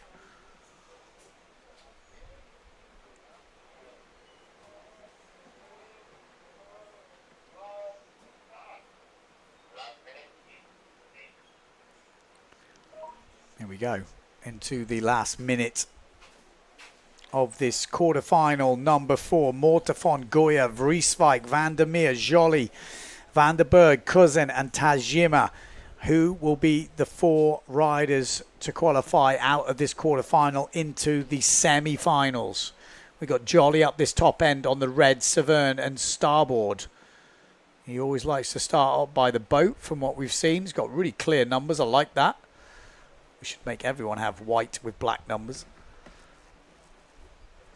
And we've got a bit further down, Tajima on the Neil Pride in the middle, that purple sail. We've got Alexander Cousin in there. We've got Van der Meer in there, Goya in there, all on the red Patrick sails. And then we've got down this very bottom end, this is Van der Berg on the yellow Challenger. And here we go. Oh, it's a good start, really good start down this bottom end by Van der Berg. Upwind of him, we've got Amado Vrieswijk on the Severn and Future Fly. But looks like Thomas Goya going well, Van der Meer going well. Looks some serious breeze we've got right now. Thomas Goya flying in the middle of the pack. Amado Vrieswijk also going well. Van der Meer also in the mix. Amado Vrieswijk making a bit of ground up, but Thomas Goya is flying, the Frenchman.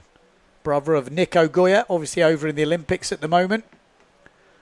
I haven't seen the results today, but Amado Vrieswijk going round in first. Then Thomas Goya, and oh, that was a full roly-poly there for Van der Berg. That sounds a bit playful, roly-poly, but it kind of looked like that at the end. Head first, full somersault. So, Van der Veen in third place. Thomas Goya in second. Amado Vrieswijk in first. Can he get back in the final? We haven't seen him in the final since the very first elimination. He's had 3 runners-up finals, winning all 3 of them, but really he needs to be in the finals. Hasn't been outside the top 10 in any of his races so far, which is, it's not many people done that. Joly here on the Severn.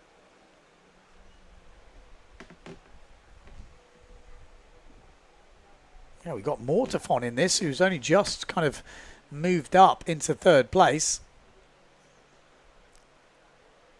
And we got Van der Meer. Amado Vrieswijk in first place. Second place.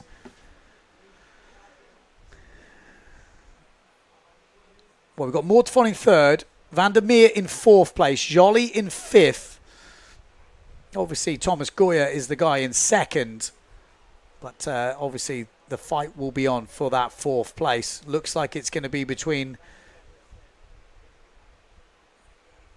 well, maybe Joly and Van der Meer. So Amado Vrieswijk, then we've got Thomas Goya, Mortefon, and there's a big crash there from Joly, I think it was. It's going to make it a little bit easier for that fourth place. Van der Meer could be getting another top 16 place. So Amado Vrieswijk, ooh, it's maybe closer than I thought. Alexander Cousin is challenging here. Alexander Cousin is challenging Van der Meer for that fourth place. And look at him go. Alex Cousin is definitely not backing down. We've seen this before. The top rider is going to be on the edge right now. Needs to hold it together. Oh, this is going to be super close. He's going to get pushed up near the boat, but Cousin is going, and he might have got him. I think he has, and he's going to be right over the line. Van der Meer surely must have lost it then. He must have lost it. He does. When you see the guy upwind having to push, it usually ends in a huge crash near the line. He was getting, I thought he'd skinned that fourth place. Alexander Cousin coming back to take the fourth place as far as I could see. Van der Meer looked like it was his to give away. a lower line for Kuzan on the last reach, and it's much easier to hold your line when you're coming in from the top. It's less stable on the foil, it looks like.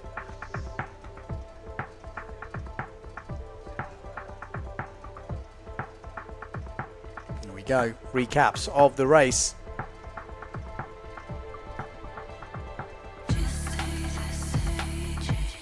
Yeah, where was Kuzan at this point? He was quite deep.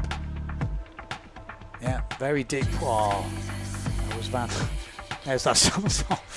Full legs akimbo. It looks hard out there right now. This is Jolly on that Severn. At some point we lost Jolly. And look, Kuzan is quite far back at this point. So this is Jolly now on your screen. Just before the jibe, I think we lost him. We're going to see a very good view of this because... Oh, jeez. Yeah, nasty. And this was that drag race towards the end. Amado winning it. Goya second. Mortefon third.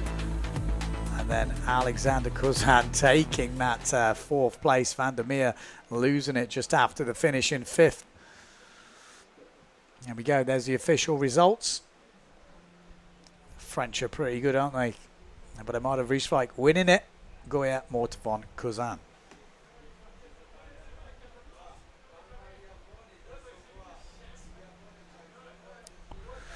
Alrighty, semi-final number one. Marotti, Preen, Mercer, Board, Rakowski, Mattis, Becker, and the Wolf.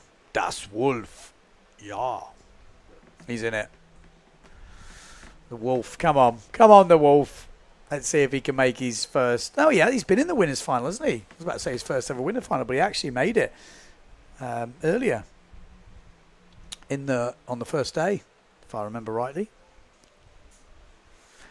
The Wolf, the Wolf, the Wolf. Yes, seventh in the winners' final on elimination number 2. So that's what we've got. 24 to 32 knots. And this is in a drifting boat, so it's probably actually a bit more than that in real terms. But it's windy right now. Be interesting to hear when we have the interviews at the end what sail sizes they're on. If they've changed down, are they on the same foils? I mean, I can't believe they're on smaller than 400s. That's tiny already. But sail sizes, maybe. I guess we'll find out soon enough.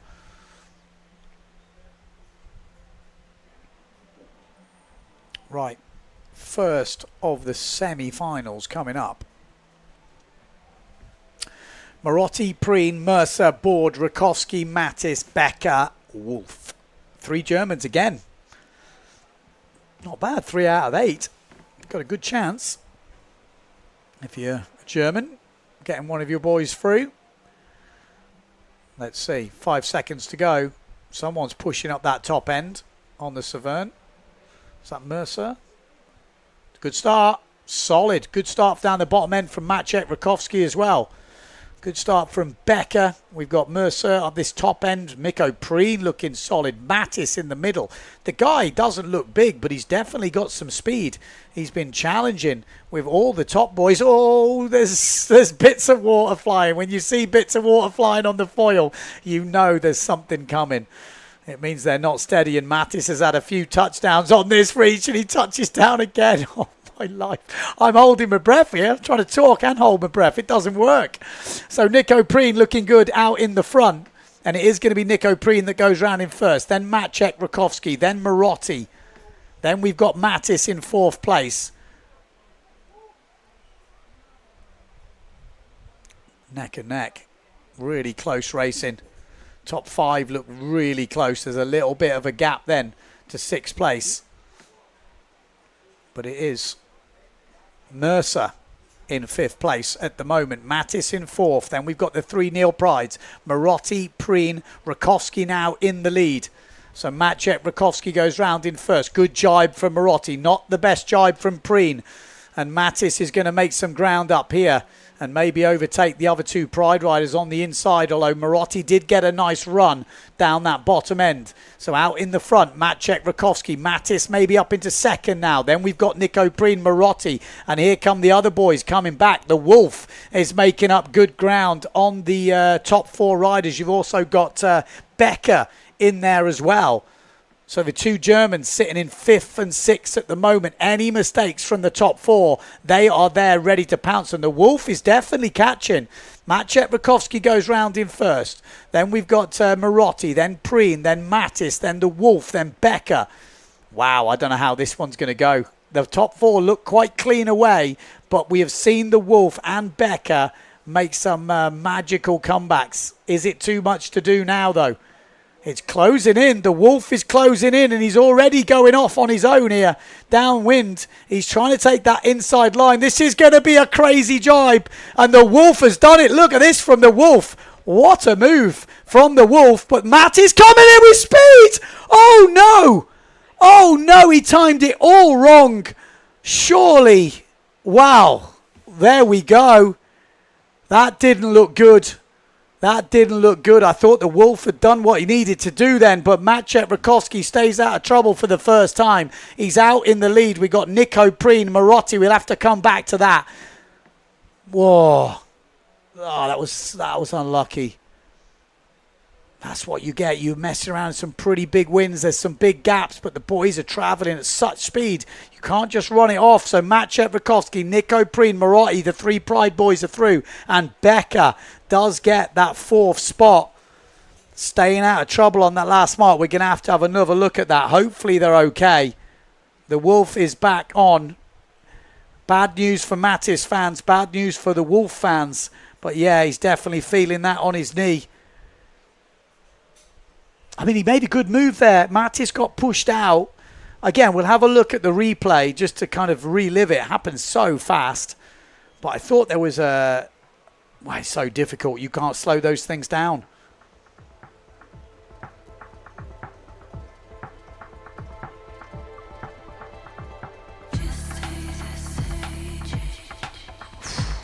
Wow. It was a good comeback. It's a shame to see it end like that. Oh, it would have been nice to see those guys fighting it out all the way down the last reach. But I really thought it was a safe move. There was a big enough gap. He made the move. Obviously, he didn't want to push the jibe too tight, but that is probably the misread from Mattis. He wasn't intentional. I think it was just a misread because he didn't want to go in the water. But he had lots of speed coming through. If Mattis could have held his line, like here, he holds his line. He's trying to go inside there. And the Wolf flipped his rig at the same time, which slowed him down. I think Mattis was expecting him to accelerate further downwind, and it was just a misread. I'm sure. I mean, it's not dangerous sailing because he had nothing to gain from hitting him. I think it was just a misread of it. Oh yeah, I mean, Mattis probably would have got that because he had a really good acceleration out of that, like a slingshot out of that jibe. But there we go. Officially, Becker, Preen, Marotti, and Rakowski is in the final. Maciek. Is it too little too late? He's starting to find finals.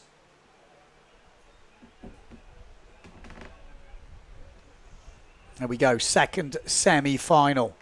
Jordi Vonk, Matteo Iachino, Benedetti, Vinter, Vrieswijk, Goya, Mortefon, Cousin. Some big names here.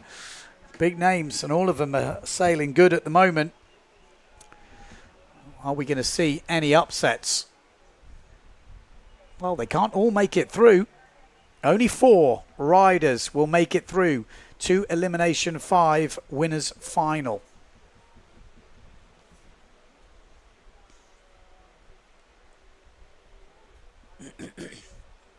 Next start in 1 minute 20 seconds. I mean, Pierre Mortefon, Matteo Iachino, Benedetti are all in the top 3 overall, all in this next heat. Amado Vrieswijk, he's basically had a 2nd and 3 firsts. The problem is his 3 firsts have been in the runners-up final. Can he now make the winners final? You'd be. I keep saying it's hard to bet against it, but I mean, he hasn't. He's made only 1 final out of 4 so far. This is the 5th try.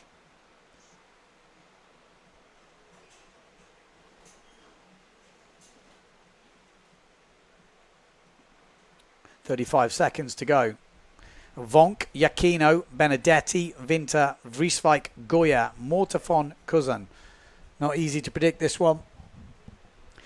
Goya could be the danger man here. Mortafon has already won 2 eliminations today. 100% record on day number 2 of this foil slalom. Day 7 of this Fuerteventura PWA World Cup.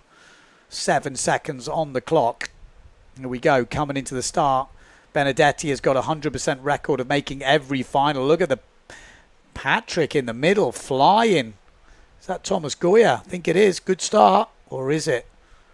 Or, oh, maybe Thomas Goya got too good a start.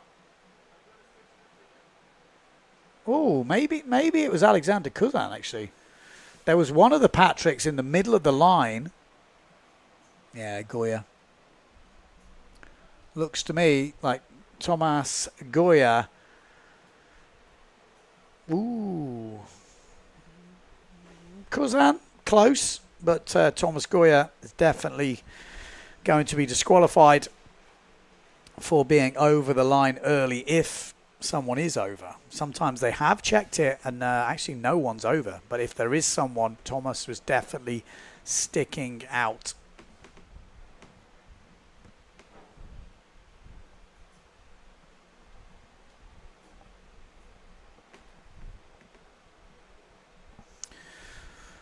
Okay, while we're waiting to find out who is over the line early, let's take a quick ad break. Done being the side girl, I'm done beating rock stars for non-only actors, tall boys in the rafters. I'll become an asshole disguised as a bad girl in my bottle of supernatural disaster. Hey, you could be my baby, baby, baby. You could be my baby boy, dear lady. You could be my baby, baby, maybe. Oh, I'm sorry in advance. I'm only gonna treat you bad. I'm probably gonna let you down. I'm probably gonna sleep around. So sorry in advance. Before you take off your pants, I wouldn't let me knew your friends. I wouldn't let me knew your dad. But don't blame me, blame me. Blame my ex, blame my ex, blame my ex. Don't blame me, blame me. Okay, here we go. Back in sequence for this second semi-final. Have we heard who's over the line? I will tell you now. Still waiting to hear confirmation over the radio. Pretty sure it's Thomas Goya, at least, if there is only one. Thomas Goya jumps the gun. He is out. So there we go. Thomas Goya is officially the rider. France 3 over the line early. So Thomas Goya, 7 riders left in. 4 to advance into a winners final. Top 4 advance to the middle final. The second 4 obviously go into the runners-up final. Battle for 9th place. I keep saying it, but Amado Vrieswijk has got 3 back-to-back wins in the runners-up final. That really doesn't happen, because if you're that good, you don't usually end up in back-to-back-to-back losers finals. So it's kind of strange to see someone dominate the runners-up final. He'll be definitely wanting to get out of that and into the winners final. If he does, and he can put in a solid result, let's say if he puts in a 1, he's still in the game. He's still in the game. But it's definitely slipping away when you've got people like Pierre Mortafon winning back-to-back eliminations in the winners final today. It definitely puts pressure on the rest of the fleet. And so far, we don't know if he's in this winners final. He's in this next heat though, and he will need to finish inside the top 4. But there's some big guns in this. Vonk could easily do it. Iachino, Benedetti. I mean, Benedetti is right up there in the top 3 right now. Winter was second after the first day. Goya's out, obviously. Mortefon, Cousin, and we've got Vrieswijk in this. This is going to be tight. Mortefon's going to have to bring his A game, but this guy can do it. Matteo Iachino will be pushing hard. He's up here, closest to the boat, you can see. Italy 140. Just below him is Alexander Cousin on the Patrick. Then we've got Jordi Vonk on the white duotone. We've got Benedetti on the yellow Challenger. And then, oh, not a good start with that other Patrick in the middle. It's a good start from Benedetti, though. What a start from Benedetti. Looking very good. Good start from Mortefon down the bottom end, furthest away from us. Amado Vrieswijk finally with a good start, and that will help him.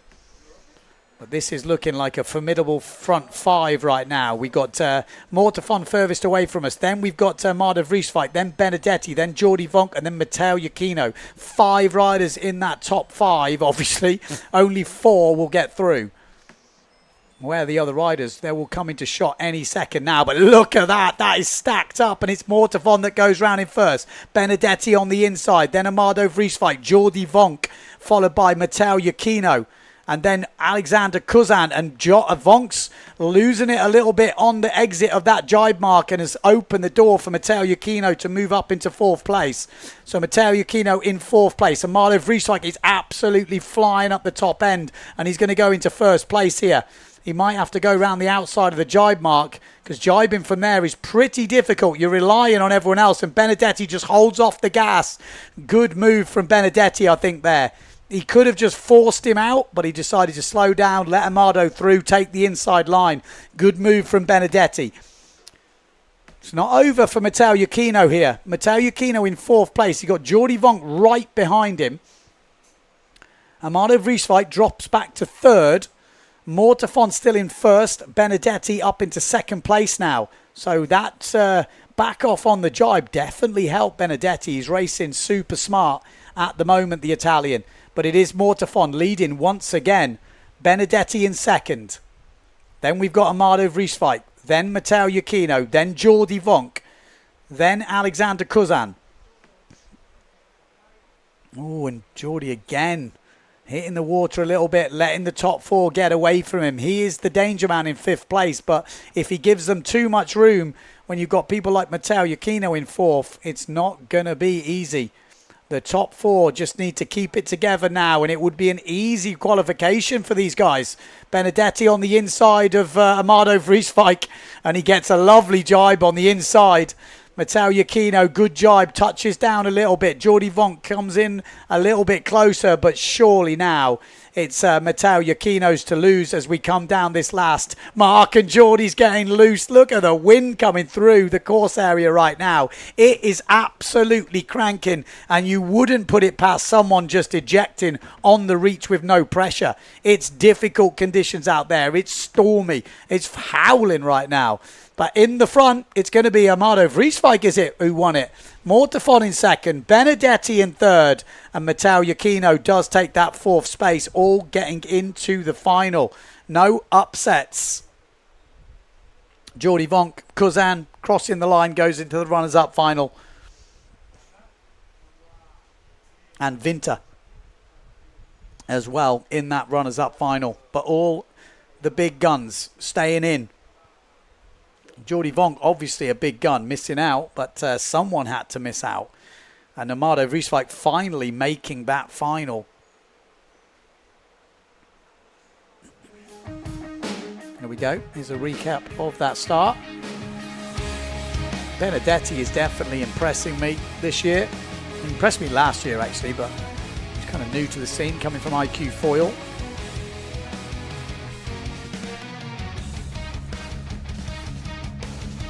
So next up, we're going to have the last women's final of this competition, just to give you know.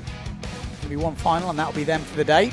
And then we'll come back with the winners, the runners-up final, and the final of the men as we watch the recap of this second semi-final. I thought there was some smart racing going on from Benedetti there. Amado was pushing hard, and he just said, "No, I don't want to get involved with this. Just go past me. Do what you got to do, you know." Here we go, official results. Matteo Iuchino 4th, Benedetti 3rd, Mortafon 2nd, and Amado winning it at the end. Doesn't matter where you finish as long as you qualify.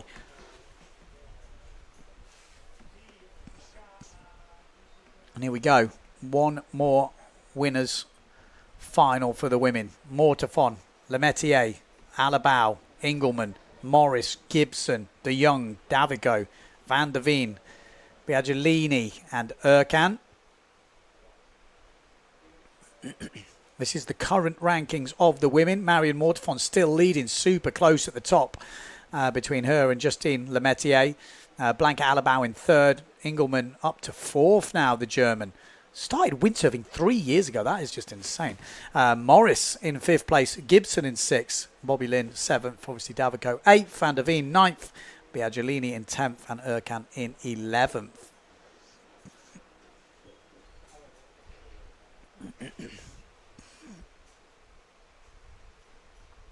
So let me have a look at the points. There's 1 point in it between the top 2 girls. So whoever beats who in this race, if it's involving a win, will take the lead.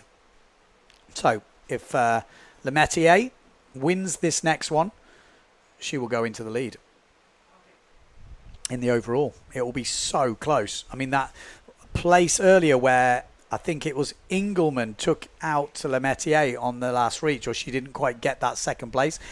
That is the difference between being level for 1st place right now.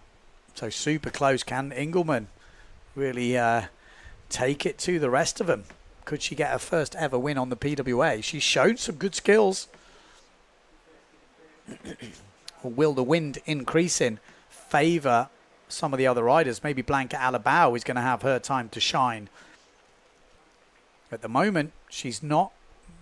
Well, she's had 1 2nd place in all the races so far. The rest are 3rds and 1 4th. So not quite managed to break into that consistent top 2. She hasn't had a win yet. And she'll be looking if she is the reigning foil world champion with 15 seconds to go.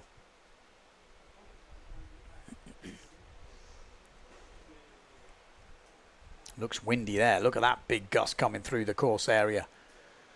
Lemetier on the S2 Maui Sails, middle of your picture. A couple of the Saverns down this bottom end. Morris again right on it on the start. Blanca Alabau, a good start as well. We got Engelman taking on with the front riders at the moment. But where is Marion Mortafon? She's obviously changed down, I think. Lemetier is going great at the moment. Blanca Alabau in 2nd place. Then Morris in 3rd, fighting it out with Marion Mortafon. Mortafon looks like she has changed down sail. Looks quite a lot smaller now than it did before. But Lemetier out in the front right now. Plenty of power for Justine as she comes into this first mark in 1st place. So Justine Lemetier rounding 1st. 2nd place, Blanca Alabau. Then we've got Marion Mortafon. Morris, Gibson. Engelman is in there as well. In fact, the German has had a good jibe there. But Morris and Gibson just ahead at the moment. Down that bottom end, Marion Mortafon fighting it out with Blanca Alabau. Blanca Alabau's sail does look bigger, and it's proven to be a weapon on this reach as she owes underneath Marion Mortafon. Out in front, though, still Justine Lemetier. Blanca goes pretty wide. Marion Mortafon on the inside. Engelman coming through. The German up into 4th now. Morris drops to 5th. Gibson in 6th place. Justine Lemetier would be leading this competition if she wins this elimination by my maths. Not sure that's totally accurate, but that's what I've got it down to. Looking good at the moment. Just needs to keep it together, keep it nice and safe. Lemetier having a little look over your shoulder. You can't hear anything with the foils. You don't hear them coming. You've got to look. And if you've ever been foiling, looking the other way when you're foiling one way is never a good idea. Blanca Alabau in 2nd now. Marion Mortafon. Engelman coming into it. The German pushing. And she's moved up into 3rd place now. So Engelman could be helping This lady in first place, Justine Lemaitre, put some more distance between her and Marion Mortafon. She wants to push down the discards. Engelman is doing a good job for her here. It's not all over. One jibe mark to go. Lemaitre goes round in first. Blanca Alabau right behind it. It's a great jibe from Lemaitre. A good jibe from Blanca Alabau. Engelman behind in third place. Marion Mortafon on that smaller sail does seem to be giving up a bit of speed on the reaches. And Justine Lemaitre from France has had a very good day today on the water. And that good day is definitely pushing her up into the lead for this competition here in Fuerteventura for the PWA World Cup. After day number 2 of the foil slalom, Justine Lemaitre, by my maths, will be leading this competition. There is 0.3 of a point in it. It is crazy close between her and Marion Mortafon, but she wins another one today. Justine takes the win. Blanca Alabau in second place. Third place looks like it's going to be Engelman. And then we have Marion Mortafon, followed by Gibson. Morris in 6th. And then De Jong will be the 6th place rider. What a race. Good skills from the women's. That will be the last final of the women's today. As we look at the recap. Great race from Lemaitre there.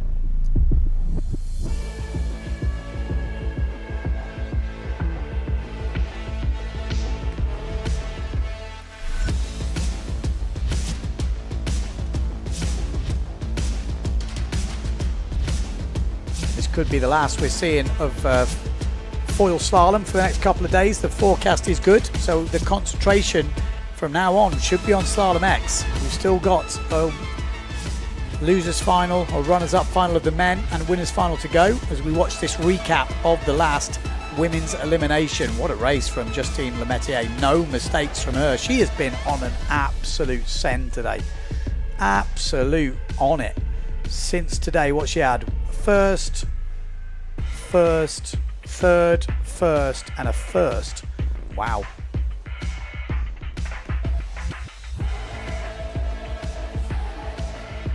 Yeah, crazy. Good results. By my maths, that gives her 8.5 points. And Marion Mortafon will have 8.8 points. 0.3 in it. Imagine if we don't have any more foil racing. Imagine that's it. We do Slalom X from now on. That could be the title. That's the only problem with this. We don't know if we're going to do another race in foil. We should do, looking at the forecast, probably on the last day. But let's see. It's going to be super tight, that's for sure.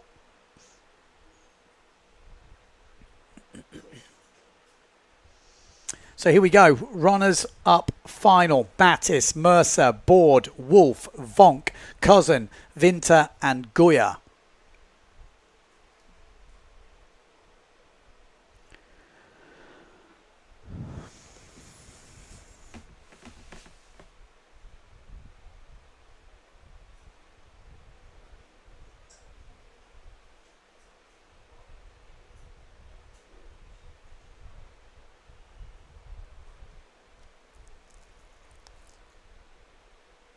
.35 seconds till the start.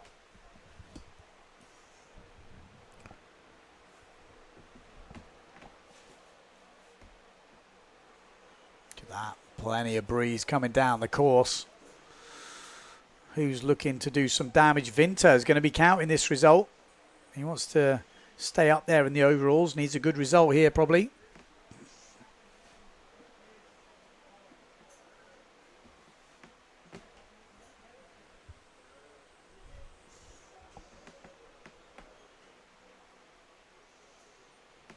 There we go.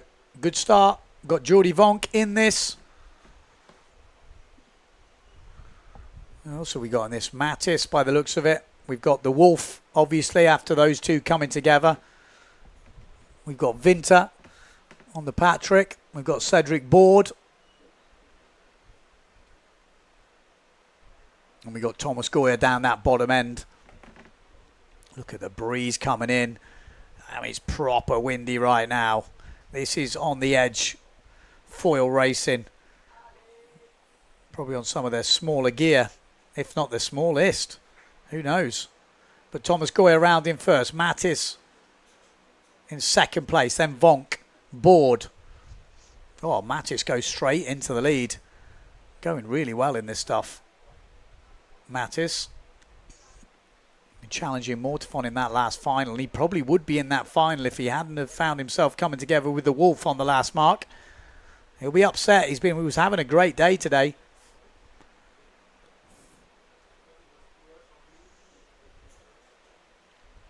Oh, good jibe on the inside from Thomas Goya. Mattis goes wide. Vonk comes round. It looks like there was a few problems behind them, but that won't matter to the front three. Thomas Goya looking good right now. French very well represented in this PWA foil slalom, as in every windsurfing discipline, to be fair. French have always got strong riders, but Thomas Goya finishing with his Olympic campaign. Now doing a bit of PWA slalom action. And it's Thomas Goya round in first. Mattis in second. Vonk in third. Looks like Cedric Board behind them. Then Cousin. Then the Wolf. Then Winter. And then Mercer. But that's your top three. The winner will get 9th place, as this is the runners-up final.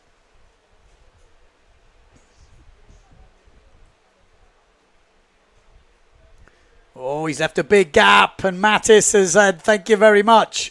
I'm going to take that gap, but he will get a better run out of the mark, and he does. So Goya gets that slingshot. Mattis gives it a good go. This is going to be a really good battle to see who can win this runners-up final. Got Jordi Vonk too far back to challenge, so it will be a fight between the two Frenchies. Mattis on the left, Thomas Goya on the right. At the moment, it's looking like it's getting won by Thomas Goya, but it's super close. Mattis going really low here. I wonder what the difference is between these two guys, but they are flying. 34 knots on the speed. It's one of the quickest we've seen, and it is Thomas Goya that will take it. 10 meters in the end, the difference. Thomas Goya does get the win in that runners-up final. So 9th place for Thomas Goya, 10th place for Mattis. And it's finishing off a pretty good day for Mattis.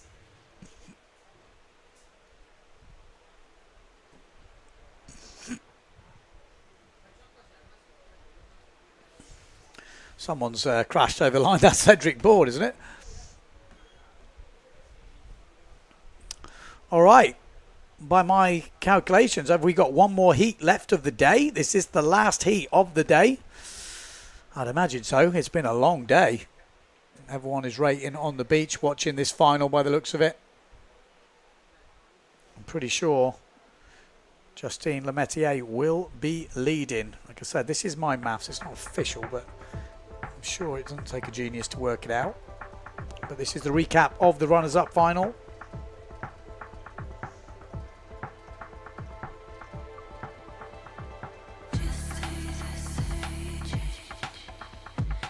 There we go, look at that, laying it down. Sort of proper lay-down jibe there on the foil from Mattis.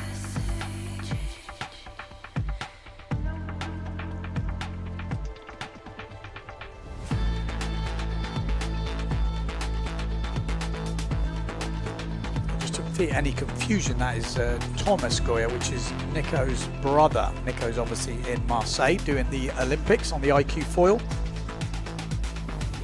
Brother obviously equally talented on the foil. Okay, so we're just finishing off this recap. Really good drag race at the end.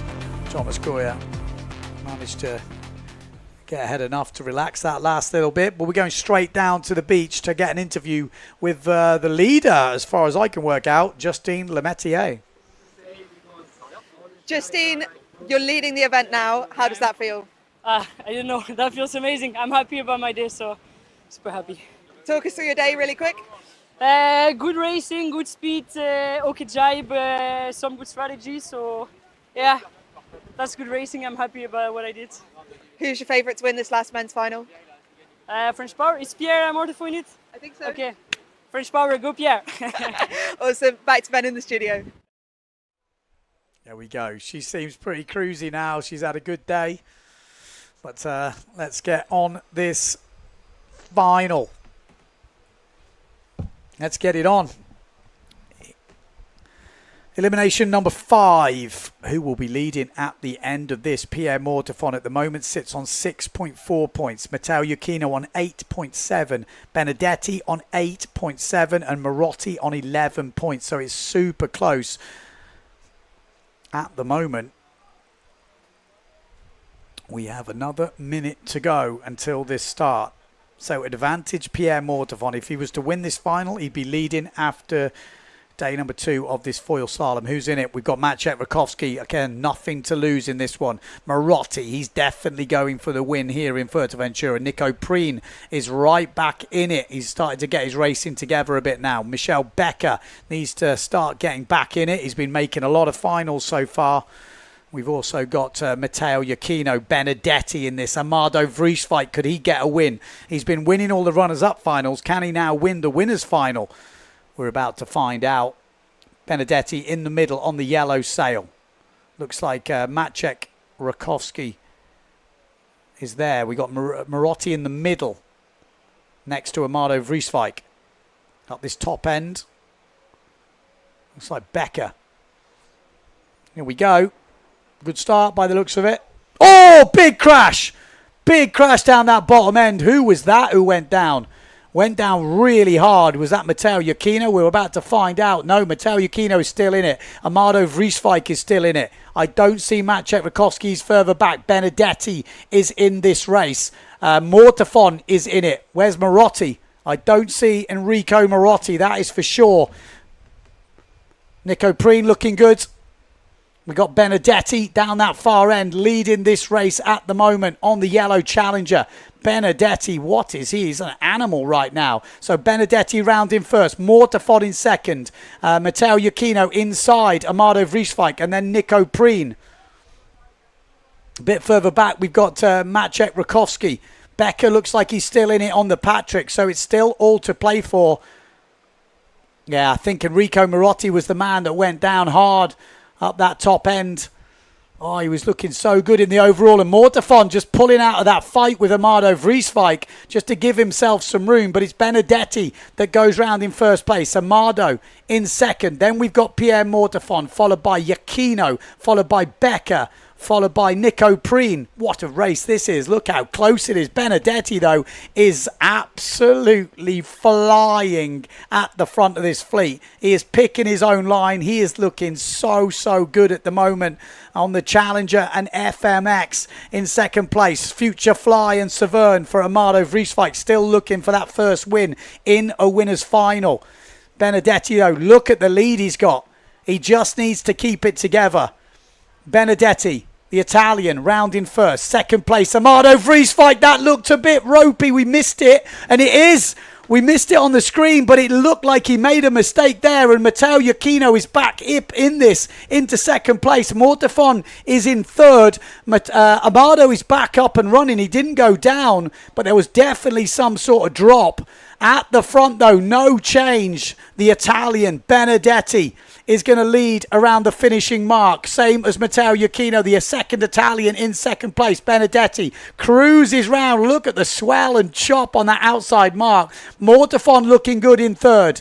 Amado pushing back. But Benedetti, is he going to get his second win here in Fuerteventura? The second day of racing on the foil. Benedetti has already got one bullet to his name. He is looking like nailing a second one here. The Italian is going to strike once more. Third, first, fifth. What the hell is going on? How consistent are those results? And he is just thrown down another first place. And it's another win. He tries to claim it and nearly loses it all. Matteo Iuchino in second. Amado Vrieswijk fighting out with Mortefon for third and fourth. And then it looks like Nico Preen. Wow. Maciej Rakowski maybe. Difficult to see. But what a race from Benedetti. We'll have to have a watch back to see exactly what happened there, but keep your eyes on the start. Obviously, Marotti, something happened off that start. He's still, he's going to finish. So he's in one piece. Benedetti from Italy. What does that do to his score? That puts him on 9.4 points. By my reckoning, if Mortafon was third, he will be on 9.4 points. Matteo will be out of that, so we could have equal for first place. We'll have to make sure we know of the results. But if Pierre Mortafon finished in third place, they will be level on points.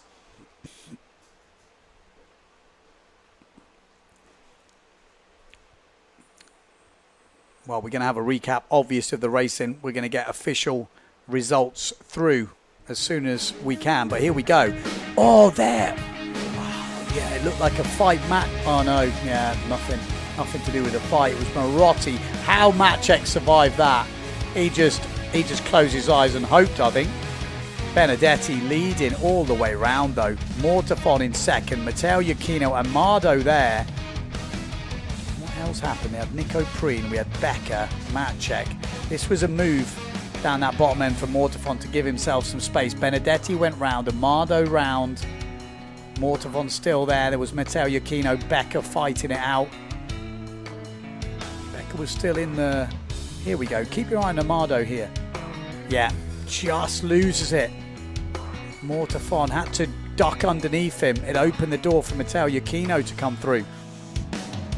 No effect to Benedetti in the front on that last jibe mark. Mortafon was in third. Benedetti cruises to the win. Oh, that was nearly the worst claim of his life. Oh, that was nearly an absolute disaster. Oh my God. Well, there we go. Waiting for the official results, and it is Pierre Mortafon in third, Iachino in second, Benedetti in first. By my maths, that makes us equal first place for Mortafon and Benedetti. It'll probably go on count back. I'll have to do some more maths now. Vrieswijk in fourth, Rakowski in fifth. Right, let's do some quick maths. Level points. We got to... Yeah, in the meantime, when I'm adding up the scores, we have got an interview with Benedetti on the beach. Daniela, talk us through the race. Yeah, I try all my best because today didn't go as planned from the beginning. I mean, I had some medium results, but then I had to push in the last one. Yeah, and I got it. I managed to win. About that claim, did you nearly crash at the end? Yeah, I was. When I touched down, I passed just the finish line. Yeah, because I was super excited. But yeah, I was crashing and it was after the line. It's been some super close racing all day. How's it been in general? Yeah, the level is super high and all the guys, top guys are good. And every hit is difficult, so never think it's easy. And yeah, you need to be focused all day long. And today has been a long day. 3 eliminations. The wind has been strong all day, and yeah, I felt good and I managed to come back again. And what gear have you been on today? I've been on the first elimination, the 5.4, then I switched to my 4.7, and yeah, small front wing and 85 bore FMX. Yeah, thanks to my sponsor. I'm sure Finian is watching. Amazing day for you. It sounds Ben's just trying to work out the final results, but yeah, awesome day. Congratulations. Thank you very much, and thanks for watching. Ben, we'll go back to you, and I'll go and find some other riders. Yep. Level on points with Mortafon. By my reckoning, it's Benedetti that's leading. He's got 2 firsts and a third, same as Mortafon, 2 firsts and a third, and then a fifth. Mortafon's got a fifth as well, but their next result is a fifth for Benedetti, and Mortafon is carrying a 22.5. So if it's number of firsts, number of seconds, number of thirds, it will go to that. We're going to go to the women next, women's rankings. Let's have a look at that update, see if I've done some good maths. Yeah, there we go. Justine Lemaitre is leading now, but it's super close. I mean, there's 0.3 in it between her and Marion Mortefon. They are having such a good battle at the top of this women's results. Blanca Alabao, obviously very consistent in third place. She's pretty much looks like she's got that wrapped up. But Engelmann coming on strong today, the German, really showing her class, moves up into the fourth in the overalls, and that is a really good showing from her. Obviously Morrison fifth, and then Gibson sixth, De Jong seventh. Men's ranking. Ooh, okay. So maybe it doesn't go on countback. It goes on who beat who, maybe a few times. So Pierre Mortefon. So it's on countback. Okay. Well, Pierre Mortefon, it sounds like they're level on points, but he is leading on the results. Daniela Benedetti is in second place, but it's who beats who in the next one. Matteo Iuchino in third. Marotti is up into fourth place. Mattis holds on to fifth. And then we've got Vrieswijk, Becker, Preen. The Germans moving up today. Thomas Goyer and Jordi Vonk. Maciek actually making a good run today. Okay, interview on the beach. Pierre, we've just heard from Ben that it looks like you're tied for first place at the minute. How's that? Hey, it's cool. It's cool. This morning I was a little bit nervous. Yesterday was not the easiest for me and for everyone. I think the lighter conditions are strange here. But today I went for it and it come pretty well. I sailed the two first race with 5.5 and 4.10 and the final one with 4.5. And it was actually super windy. You've had some different people behind you today, lots of different fights. How's the day been? Yeah, for sure. The thing is there is plenty of super good guy. The old guy that you know they're going to be always there and some new ones, so it's cool. Happy about that. And yeah, now a good rest, then tomorrow we go faster. Yeah, it looks like tomorrow we're going to do some Slalom X, leading the tour there. How are you feeling? One. So stay on top, eh? Thanks. Back to Ben in the studio and let's see who else we can find. Okay, so we're just getting a bit of an update. And it is Benedetti leading. So there's been a little bit of confusion there, but it's who beat who the most times, and Benedetti beat him more times. So Benedetti will be leading the rankings. So, yes, there you go. Benedetti, what a impressive day, because we don't know. This could be massive. If we don't do any more foil racing in this competition, we switch to Slalom X and that's it for the next 3 days, which it could easily be.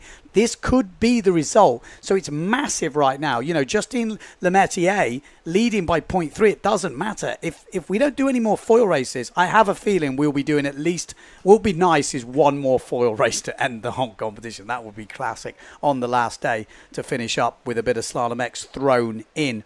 So at the moment, that is it. What a crazy day of racing. We've seen some massive crashes. We've seen some excellent racing. We've seen some just epic overtaking maneuvers. It has been really on the edge of your seat type of stuff. Luckily, everyone is still walking. They've all got their arms and legs still in place, which is good news. But that is it for the day here, day number 7. Join us for tomorrow. There is a very big chance we're going to be doing Slalom X. In fact, that will be the call tomorrow. I'm pretty sure of it. We have to do it. The sausage is ready. You better be ready. Tune in to the live stream. All the results, all the live action is online. That will be there and everything will become. We'll leave you from the highlights from today. But that is it from me here in the studio.